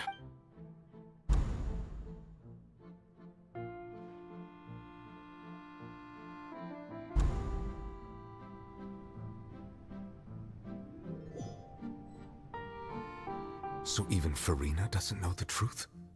You've never once let her in on the full plan? Yes, it had to be done. To deceive the heavenly principles, you must first deceive yourself. She did very well. If she had let her resolve falter even once in these 5 centuries, Fontaine would have been doomed to the most tragic fate. It seems that trusting humanity was the right decision after all.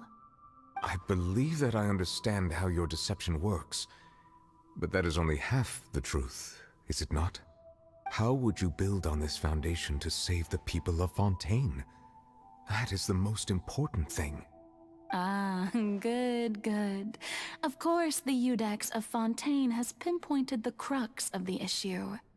I'm sure you've long sensed that the Oratrice is no simple machine, yes? I've always suspected that it had its own consciousness. And Lenny did mention that he heard a human voice within the core chamber. It now seems that that person was you, hidden within the machine all along. Am I right? And then I became one with the Oratrice, taking Fontaine's gnosis with me. Yes, it would seem so, wouldn't it? Alas, your understanding of this device still lacks sufficient depth. In truth, it is no enactor of justice. It is, in fact, a device created to kill the god of justice. I beg your pardon? Oh, you have it. And to be more precise, not only will the Oratrice take down the god of justice, it will also take down the divine throne upon which she has been placed. I mean, did you think I would be the sort to enjoy peaceful repose while Farina suffered? My work over these last 500 years has been to constantly accumulate indemnitium within the Oratrice. But really, some have already discovered that only a small fraction of the energy generated by the device was ever used to provide power to Fontaine. The vast majority has been, had to be, accumulated to enact this death sentence. It was all a part of your plan, then? Both the trial and the sentence? Indeed.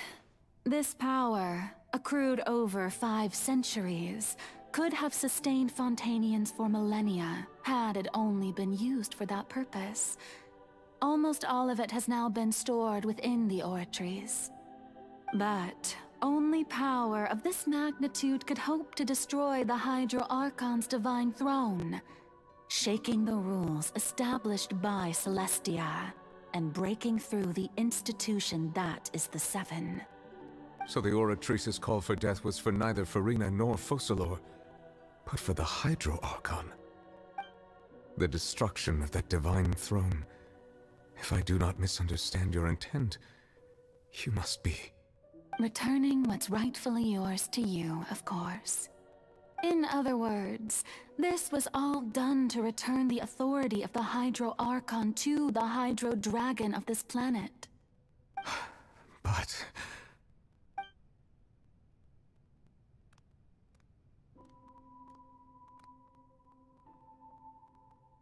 Oh, what? Getting sad again, are we? The authority of the ancient dragons shall soon be yours once more, O Hydro Dragon Sovereign. And this is the face you make. all you've done throughout the years is just so you can sacrifice yourself at the very end. I've never quite seen it that way, you know. Even now, I'm quite pleased at how well my deception worked.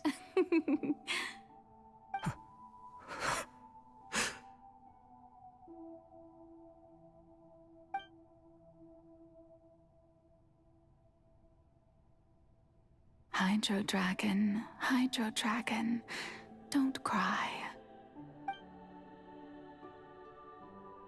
I must say, had it been within my rights, I would have loved to judge the heavenly principles themselves. Were they not guilty of essentially the same crime? Egeria stole the power of the primordial sea, and the heavenly principles stole the power you ancient dragons possessed. I, for my part, am the god of justice. And is it not just that your original powers should be returned to you? Speaking of justice, I have always believed that justice lies in the process of pursuing human existence itself. So, if the theft of the primordial sea's might was Fontaine's original sin, then Leaving matters of procedural right and wrong aside, the descent of the Fontanians as humans and their right to exist in this world would be Fontaine's original justice. In other words, existence was Egeria's justice, and to me, justice is the continuation of that existence. Defying the prophecy and ensuring that Fontaine's people shall live on, that should be the justice enthroned over all others. At this point, we, whether it be myself or all other Fontanians, have shouldered the burden of this sin for far too long. Iudex Neuvillette, the highest judge in our land, when you regain your full power as an elemental sovereign, what verdict shall you pass upon us? So when I was invited to the court of Fontaine to serve as Iudex, I see now that that was your idea too. At last, I now understand the true purpose behind this position. In the beginning, I was uninterested in human existence. But these 5 centuries of living alongside them have gradually brought about mutual understanding between us. And I have even attempted to feel as they feel. You are a devious one, Focalors. Things being as they are, surely you know that I could never declare them to be guilty.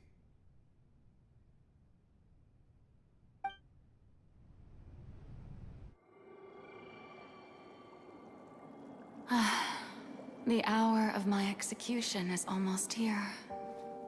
For the sinner, the curtain call has come. I know I may not sound it, but faced with death, I find myself a little afraid. Perhaps this is one thing both gods and humans have in common.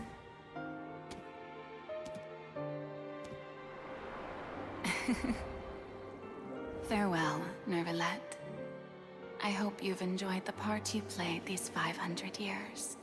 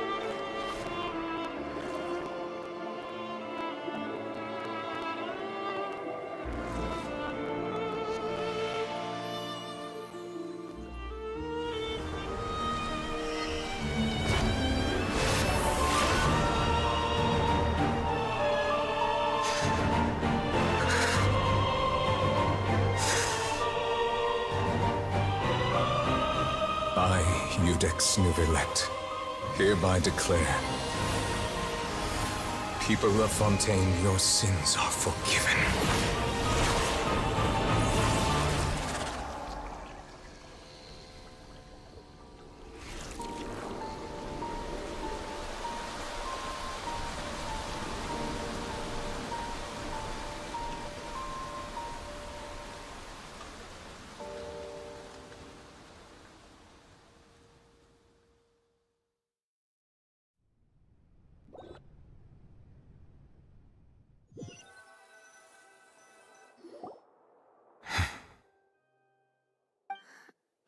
What just happened? Has the death sentence been carried out? Was that bright light some sort of misdirection? I have a feeling that something huge just happened. But since we're all still alive and haven't been dissolved, I assume whatever happened was good for us. It's time to end this. We must mete out punishment to that beast. Didn't you say just a moment ago that it can't be defeated? I have gained the strength sufficient to deal with it. Through certain means, I now have the ability to separate the power of the Primordial Sea from that creature. We should seize the opportunity to pursue our quarry. Traveler, now that the oratories can no longer function, I require an executor to help me mete out justice. The root of the calamities befalling Fontaine, the beast that enacts the prophecy. Its name is the all-devouring Narwhal. Come with me, traveler. The hour of execution has come.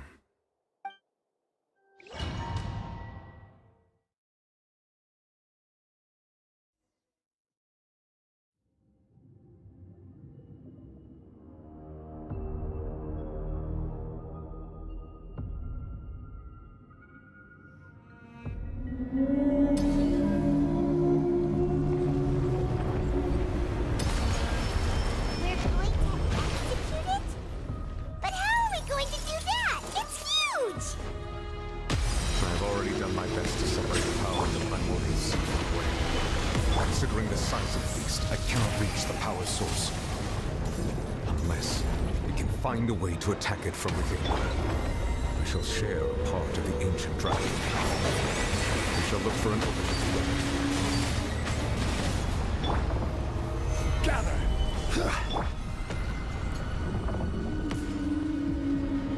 I can feel its sorrow turning into hostility.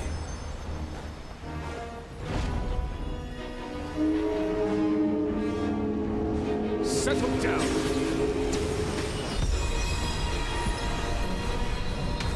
Order guide you! Stabilize!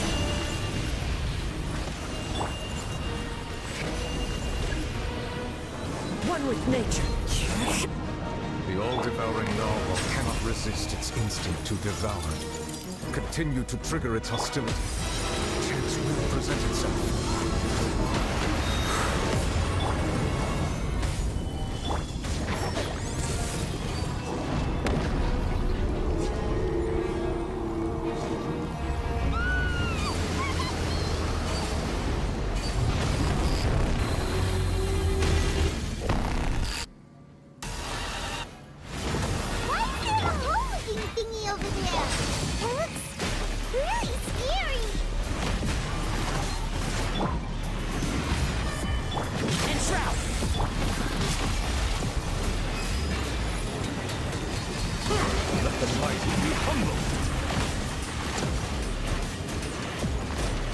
I have granted you my protection.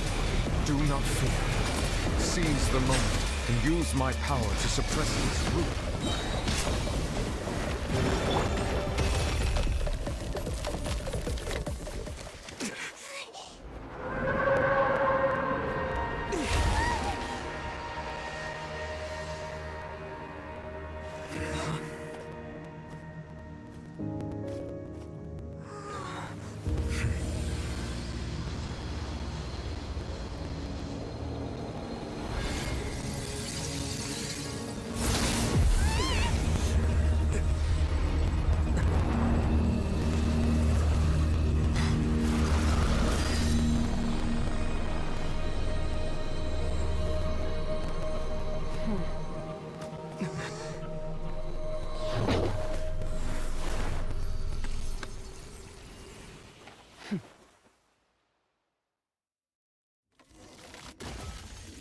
Thanks for helping with the cleanup.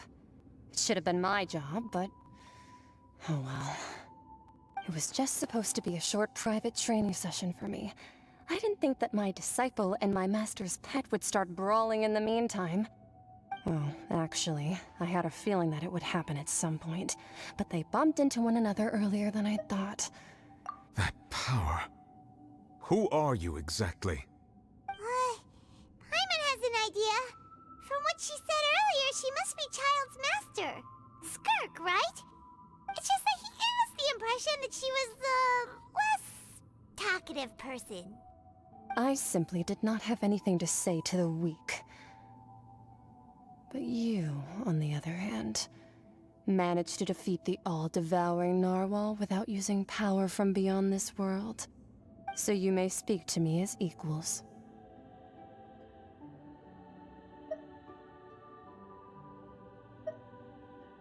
I have to agree. It's a strange use of a planet's primordial waters just to raise an all-devouring narwhal. That kind of power is wasted on it. It's not cooperative. It eats too much.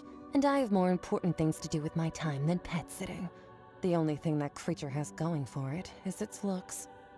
All in all, it fails as a pet. Miss Skirk? I think you might have missed the point. The point being? Well, being that this pet almost destroyed an entire nation. So what sort of person is your master?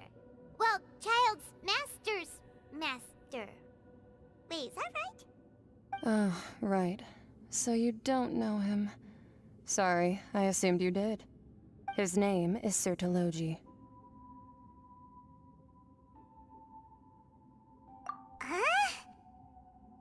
I am unfamiliar with that name. Huh. So Master isn't sufficiently famous. How should I describe him then? Have you heard of the name The Fowl? The Fowl? Still nothing? Well, how about the Visionary? Vetterfulnir then? Or Gold Rhindaughter? Ooh, that one we've heard! Rhindaughter's part of the Hexen Circle. She's Albedo's mom, right? Oh, so you do know that name. To be honest, I also heard all of those names and titles from my master. I don't actually know them either. But I suppose you understand now, yes? My master is likely a similar sort to Rhindaughter. They are both pursuing some form of perfection. Wait! Didn't you also mention a visionary person? Paimon didn't quite catch their name. Actually, never mind that. I believe it expedient to inform you that the all-devouring narwhal used up nearly all its strength fighting you. Such roiling hydro energies will prove difficult for the planet's deep seas to digest. As such, the Fontaine back on the surface has most likely been thrown into chaos. In other words, the prophecy that you've been fretting over should now be in full swing. What?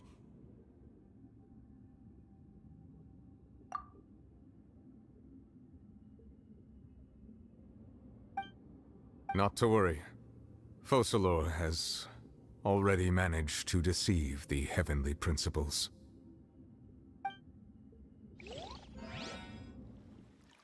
In the end, the people will all be dissolved into the waters, and only Farina will remain, weeping on her throne.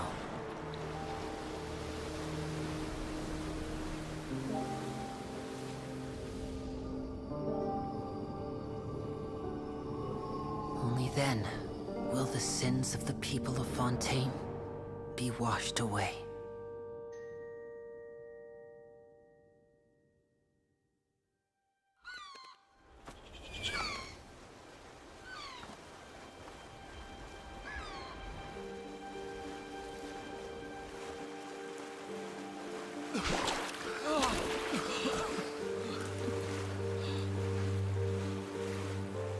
Hey!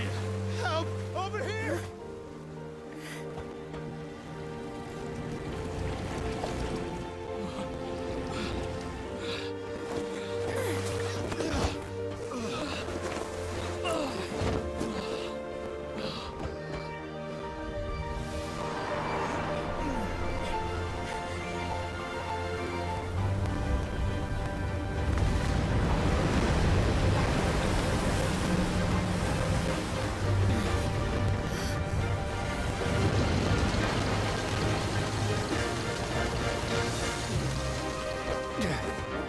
All hands, initiate emergency rescue!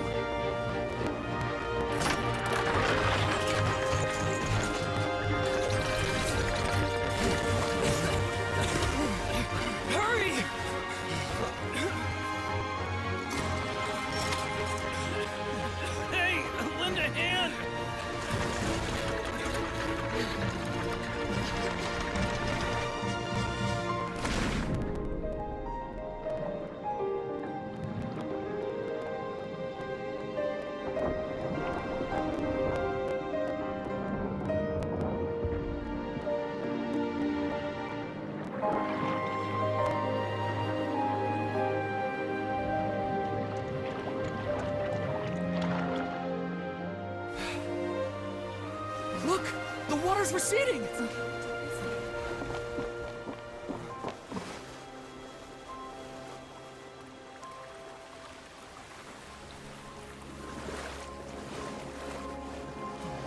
It's a miracle! Water's receding. We didn't dissolve. The prophecy was wrong. The prophecy was wrong.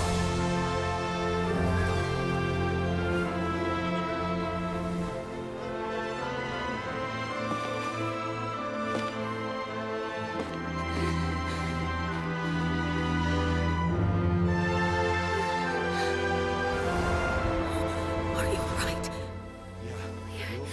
We're saved. The prophecy was wrong.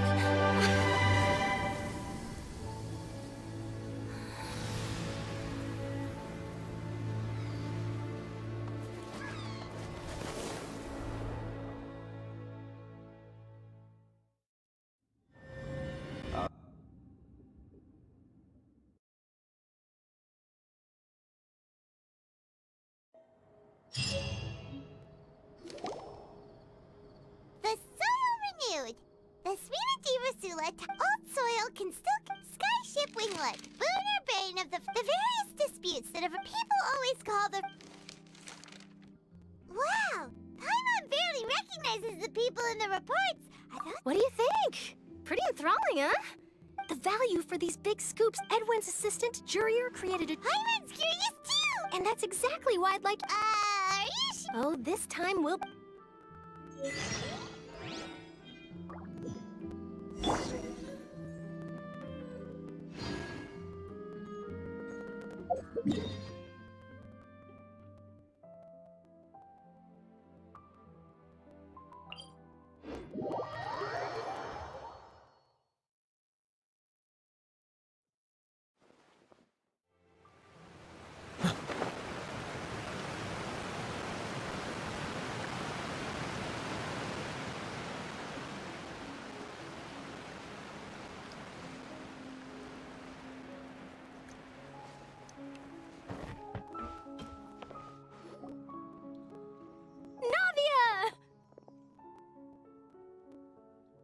Oh, it's you.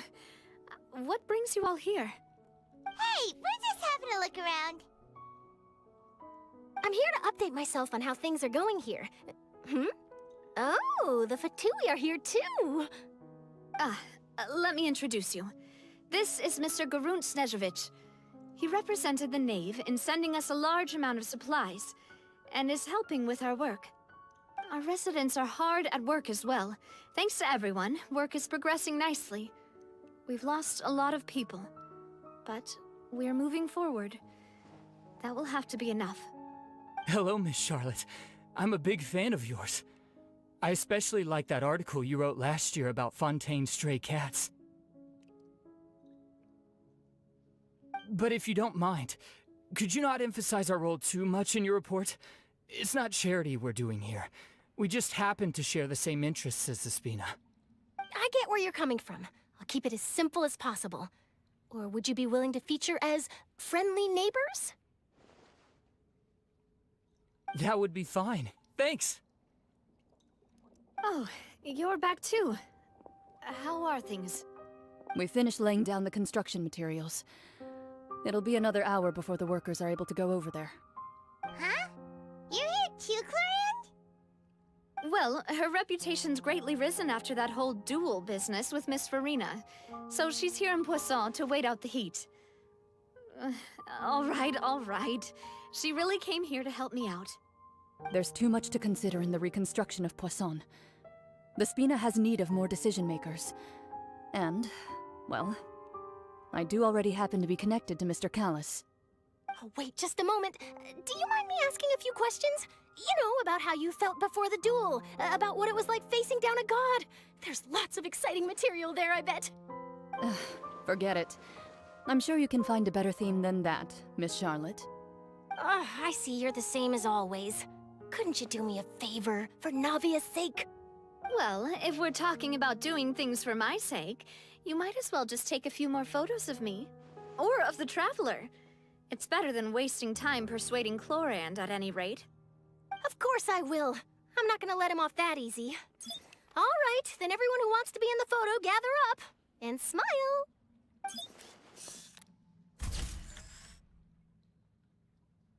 How did it go? Was it a good shot? Did Paimon look... Not bad. Your addition really helped the composition of the picture.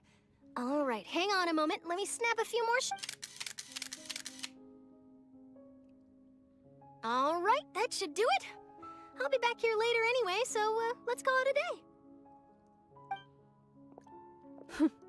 You're very quick. Speed is of the essence. Also, not to brag. Wow. I'll hazard a guess that this is how you got that interview. Whoa, you're well informed. That's a... In truth, I told him that it was better. You're right. Stay safe now. And tell me...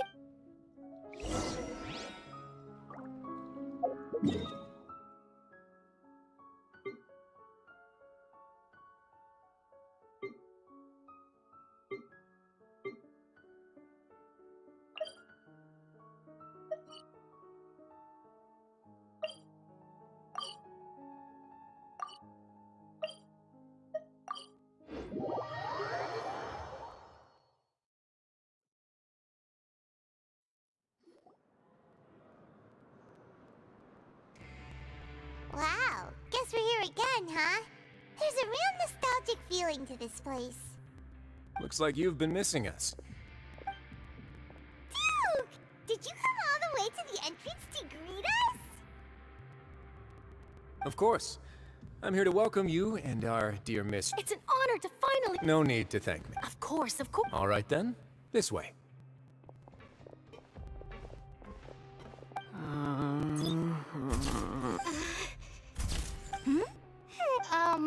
It would seem that Miss Lorvine doesn't want... Sir, please don't... But it looks... No, I... Now, I might not look it, but I actually... The boat that brought about... Still, if I might ask... I have to apologize, but that ship is presently in... Really? You already know my answer, I'm afraid. Best you interview our head nurse instead. Or Did you really have to use the word cup? Well, then, 2 solo... Is my hair messed up?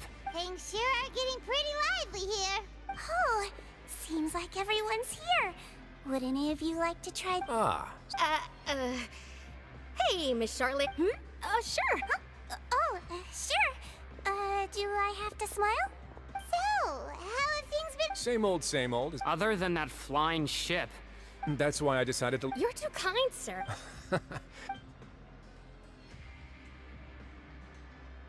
I see. He sure did win the... I'll tell them that there's good... Oh. What change can there be? As to what Miss Farina's departure will mean for the nation, and if our laws and governance will be transformed, we'll leave the... Hey, everyone. The photo shoot's done. Good. In that case, let's call it a... Thanks for your cooperation. Come on, Traveler, let's go. There'll be... Maybe. Who knows? All right. Last stop, the docks.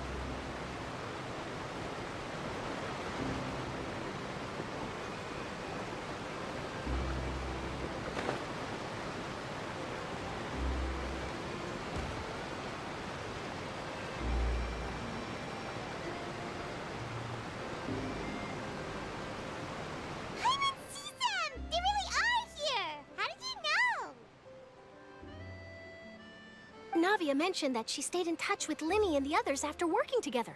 Apparently, they've been at the docks distributing these strange pockets the whole time since. Traveler, Paimon. Ah, and Miss Charlotte, too. Would you like a magic pocket? What sort of gadget? It's a wondrous trick a friend.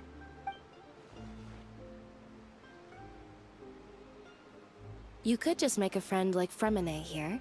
Isn't that right, Fremine? To be honest, that sounds pretty sweet. Could I have... You sure are working hard to help Ferminae socialize. He was the one who proposed doing this. He even wants to Yes, I was planning to first introduce Pear. That said, would anyone want to see a diver escape underwater? Oh, it'll work out. Every journey begins with a... Lynette, could you... Got it. My, that Charlotte is rather perceptive.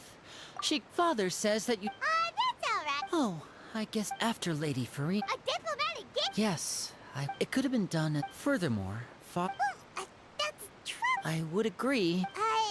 I suspect you'll... But that's... They say that he's returned to Snezhin. That's true. When you think about it, we've had loads of run... So shocked by such a simple switching of sides?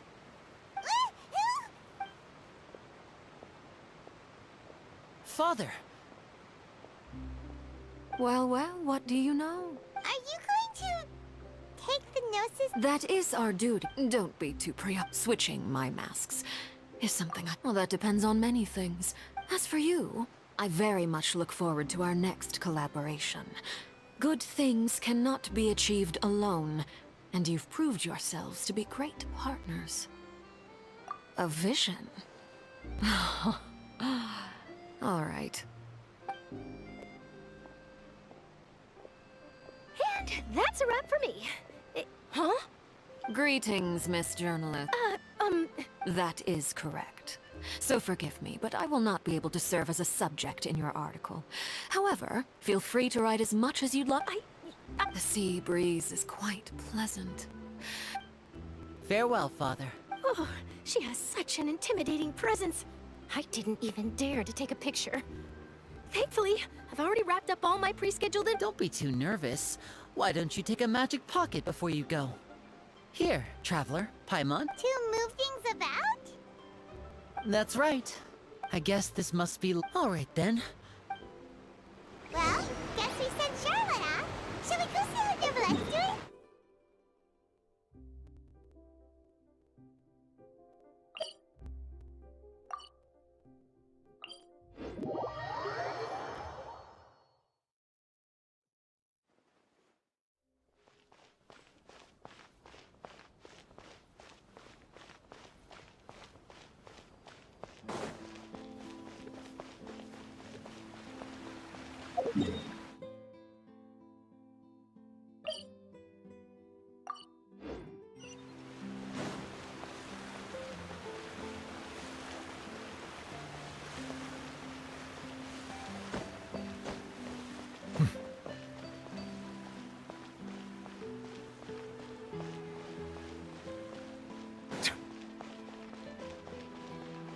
The entrance to the fortress!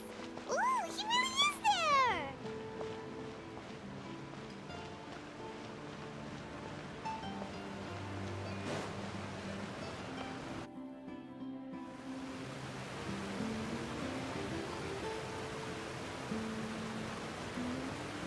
So, you really are here, Nivolette! I didn't think you were going to have free time this hour of the day.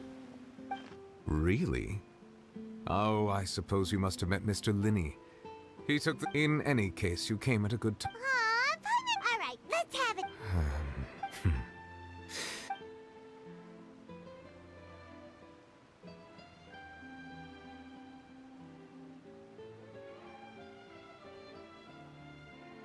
Whoa. So that's what Fossilor destroyed. But Paimon still doesn't quite get what you did. For me, the authority of the Fontanians were incomplete humans born of Egeria's use of the power of the Prime. But so long as those... In other words, when I... Fossilor must have counted on you to make that decision as well. Your verdict was the key to making the prophecy. Yeah, and in a... It seems from your expressions that you still have more things you wish to ask. Ask away. I will tell you the truth as I know it. Oh, that's right! They say you've given it to the knave as a diplomatic... Leaving aside their intentionality, the two Fatui Harbingers have indeed done much for us. Their sole remaining goal in Fontaine, at least at this point, would seem to be the Gnosis. The Oratrice has ceased to function. The Hydro Archon's divine throne is now no more, and I do not need the Gnosis's power. As such, it has lost all meaning for Fontaine. If the Fatui have impure designs, We might as well accede to their request now, and avoid unnecessary... What complicated considerations? Paimon thought you were just giving it to them out of gratitude to the knave and as an apology to Child. Ask away. I will tell you the truth as I know it.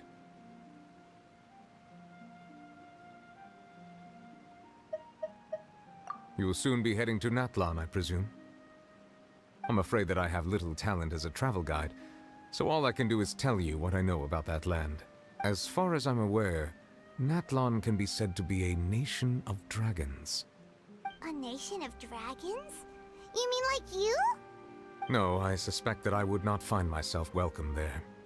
Unlike ancient dragons such as myself, the dragons of Natlan have undergone long years of development and evolution. Large numbers of them have entered a form of coexistence with humanity. Natlan is also the nation of war. War ravages those lands like an undying flame. There is one other piece of information I got incidentally from my negotiations with the knave that I believe may be useful to you. The harbinger known as the Captain has thrown his hat into the endless ring of war. The Captain. Sounds like a real tough customer. I suggest that you fully prepare yourself before going to Natlan. In the meantime, Fontaine's doors will always be open to you. Ask away. I will tell you the truth as I know it. Hang on a sec. When we spoke to Linny earlier, he mentioned that we guessed that there might be... No wonder the House of the Heart. So regarding this specific issue, I was just In truth, I exchanged some further words with that lady named Skirk after sending you two back to the surface. It went something like this.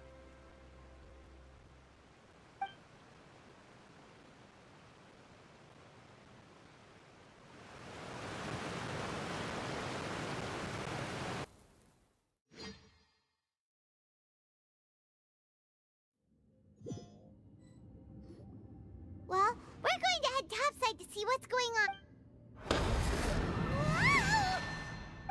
What next?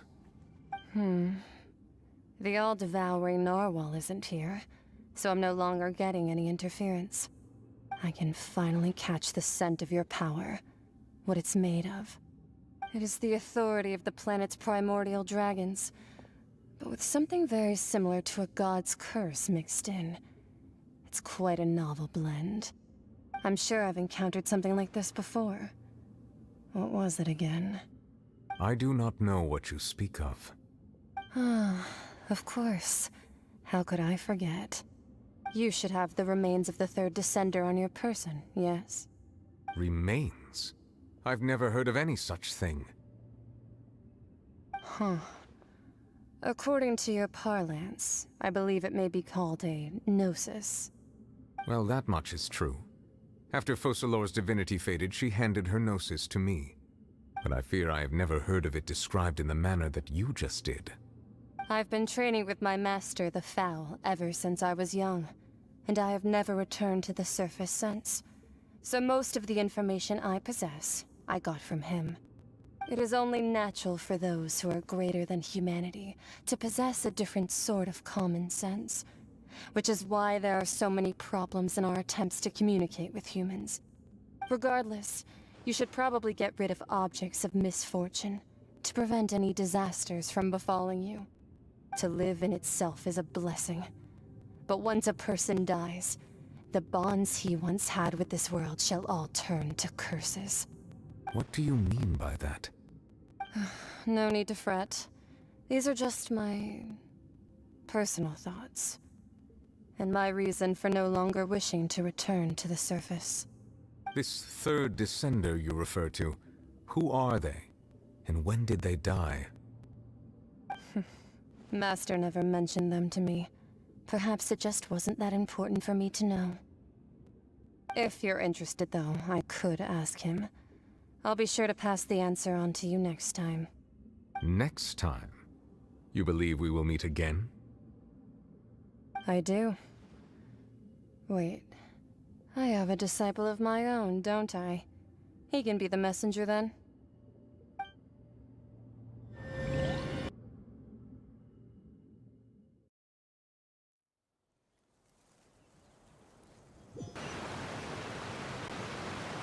That's what she told me. Whether it would prove useful... The remains of the third descender? So that's what the no-sees actually are. Paimon just thought they looked like chess pieces. How could they be a person's remains? All the same, assuming that there was no misunderstanding or special metaphor at play, that... And she said that it would bring misfortune and that you should check it, which is why you gave it to the Fatui. If she speaks the truth, then I would simply be putting Fontaine at unnecessary risk by keeping it here.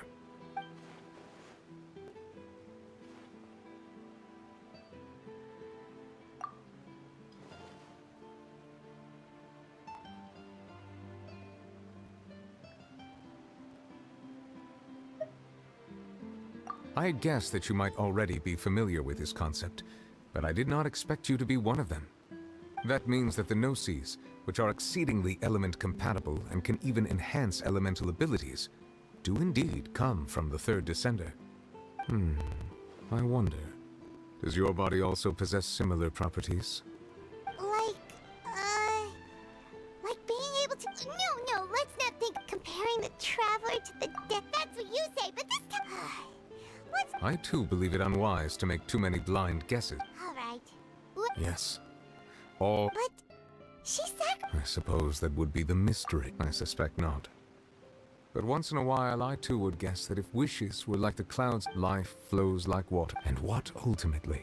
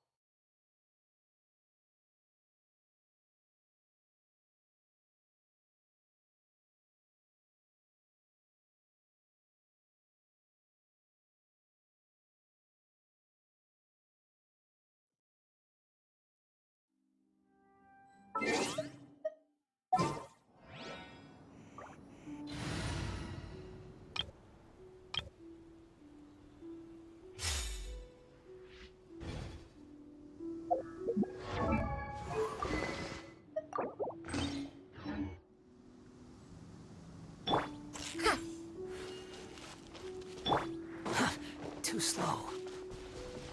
Quit following me. Flag fly! Observe! Gather! We'll see about that. Behold!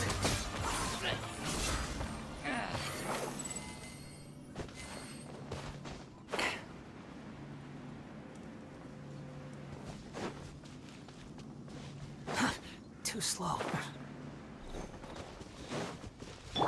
Dare to mess with me? Another test subject. That tingle? Flags up! Observe! Squall and fury.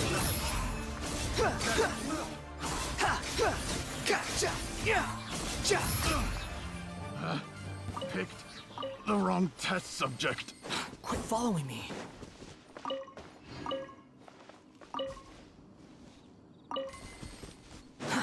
Too slow. Another test Flag subject. fly! And step! Too late for regret! Careless. The wind rises. Upon the gale.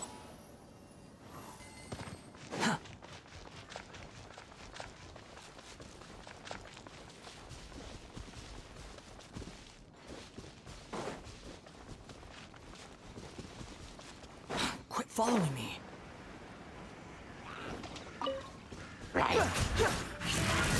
Behold!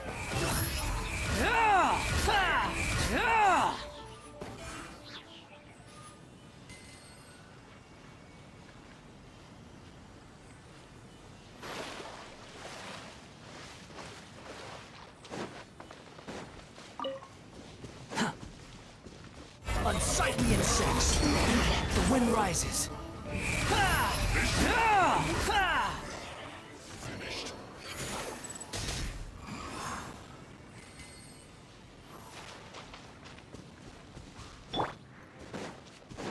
to mess with me.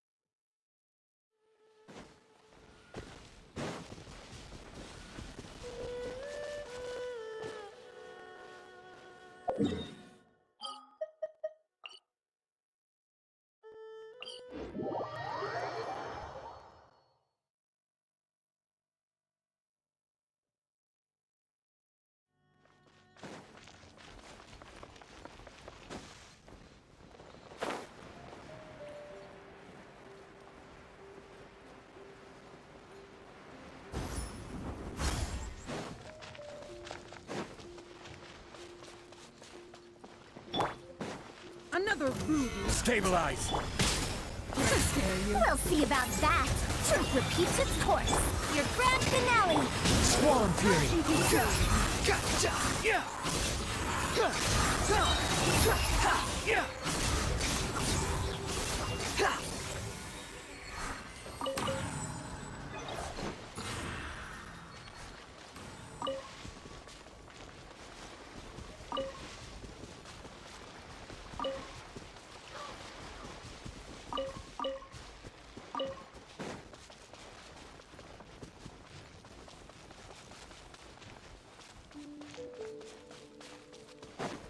The wind rises.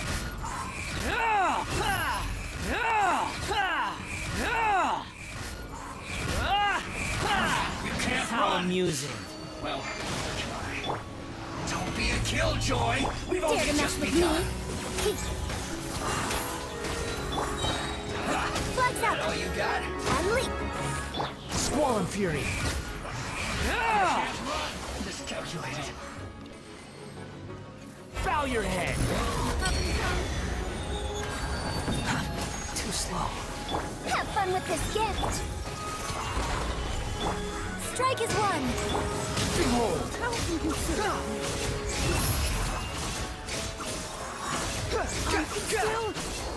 Let me try.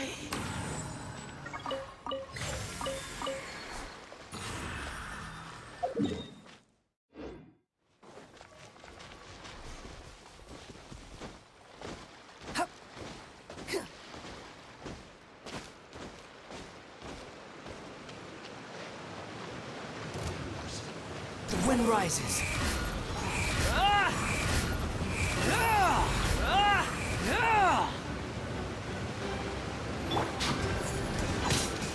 And leap. We'll see about that. Behold!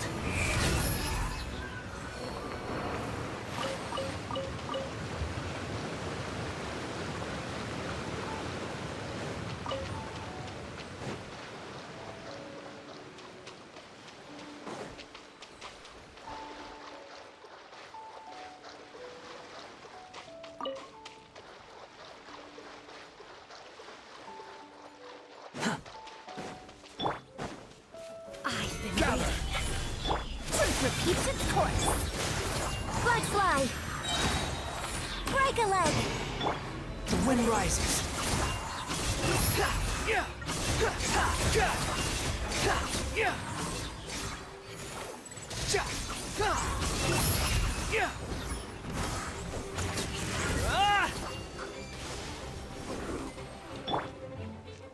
This is order.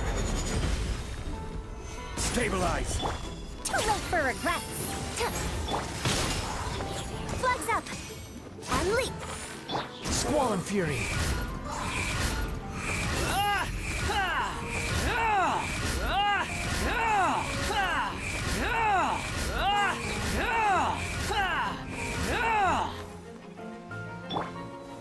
Solidify. We'll see about that. Flags fly. Again. And step. I can still Try.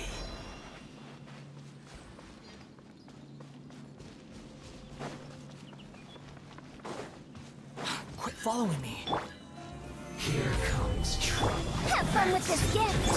Your grand finale. Wretched vermin! Well, I miscalculated. Behold!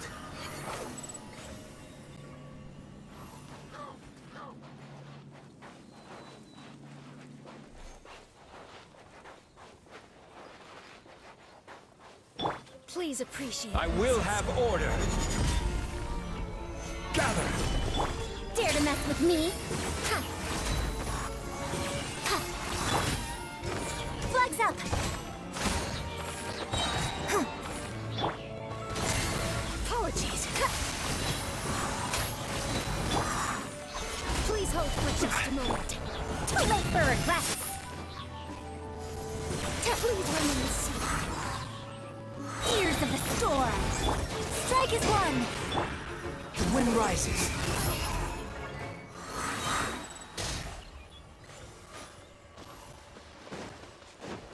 Cry loud! You will never go to this. You can't run! The price for my sins.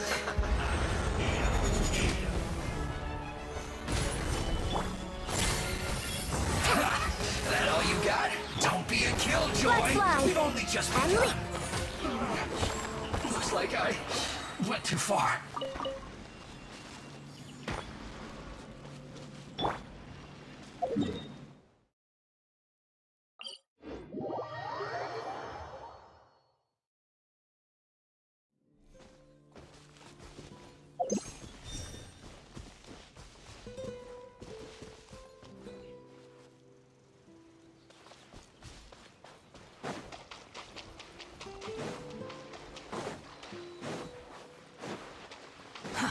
Too slow.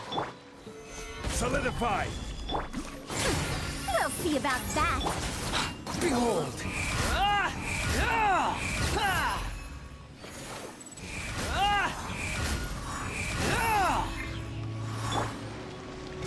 Flags up. Stabilize! Truth repeats its course. Your grand finale.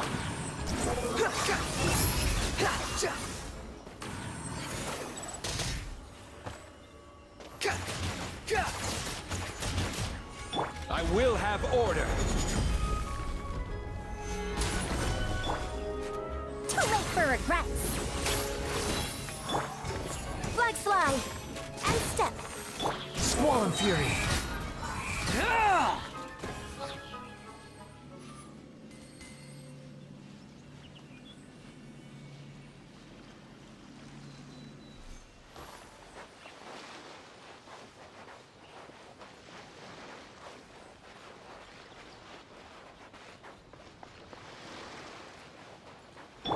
Dare to mess with me? Gather! Flags up. Considerate of me. The wind rises. You dare to gaze upon me? Did I scare you? We'll see about that.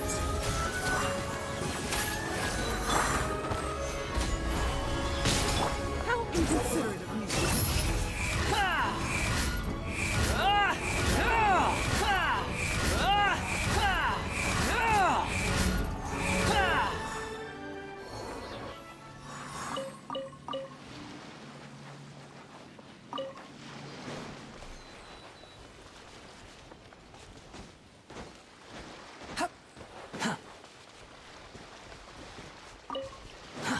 Too slow. Too late for regrets. I've been waiting.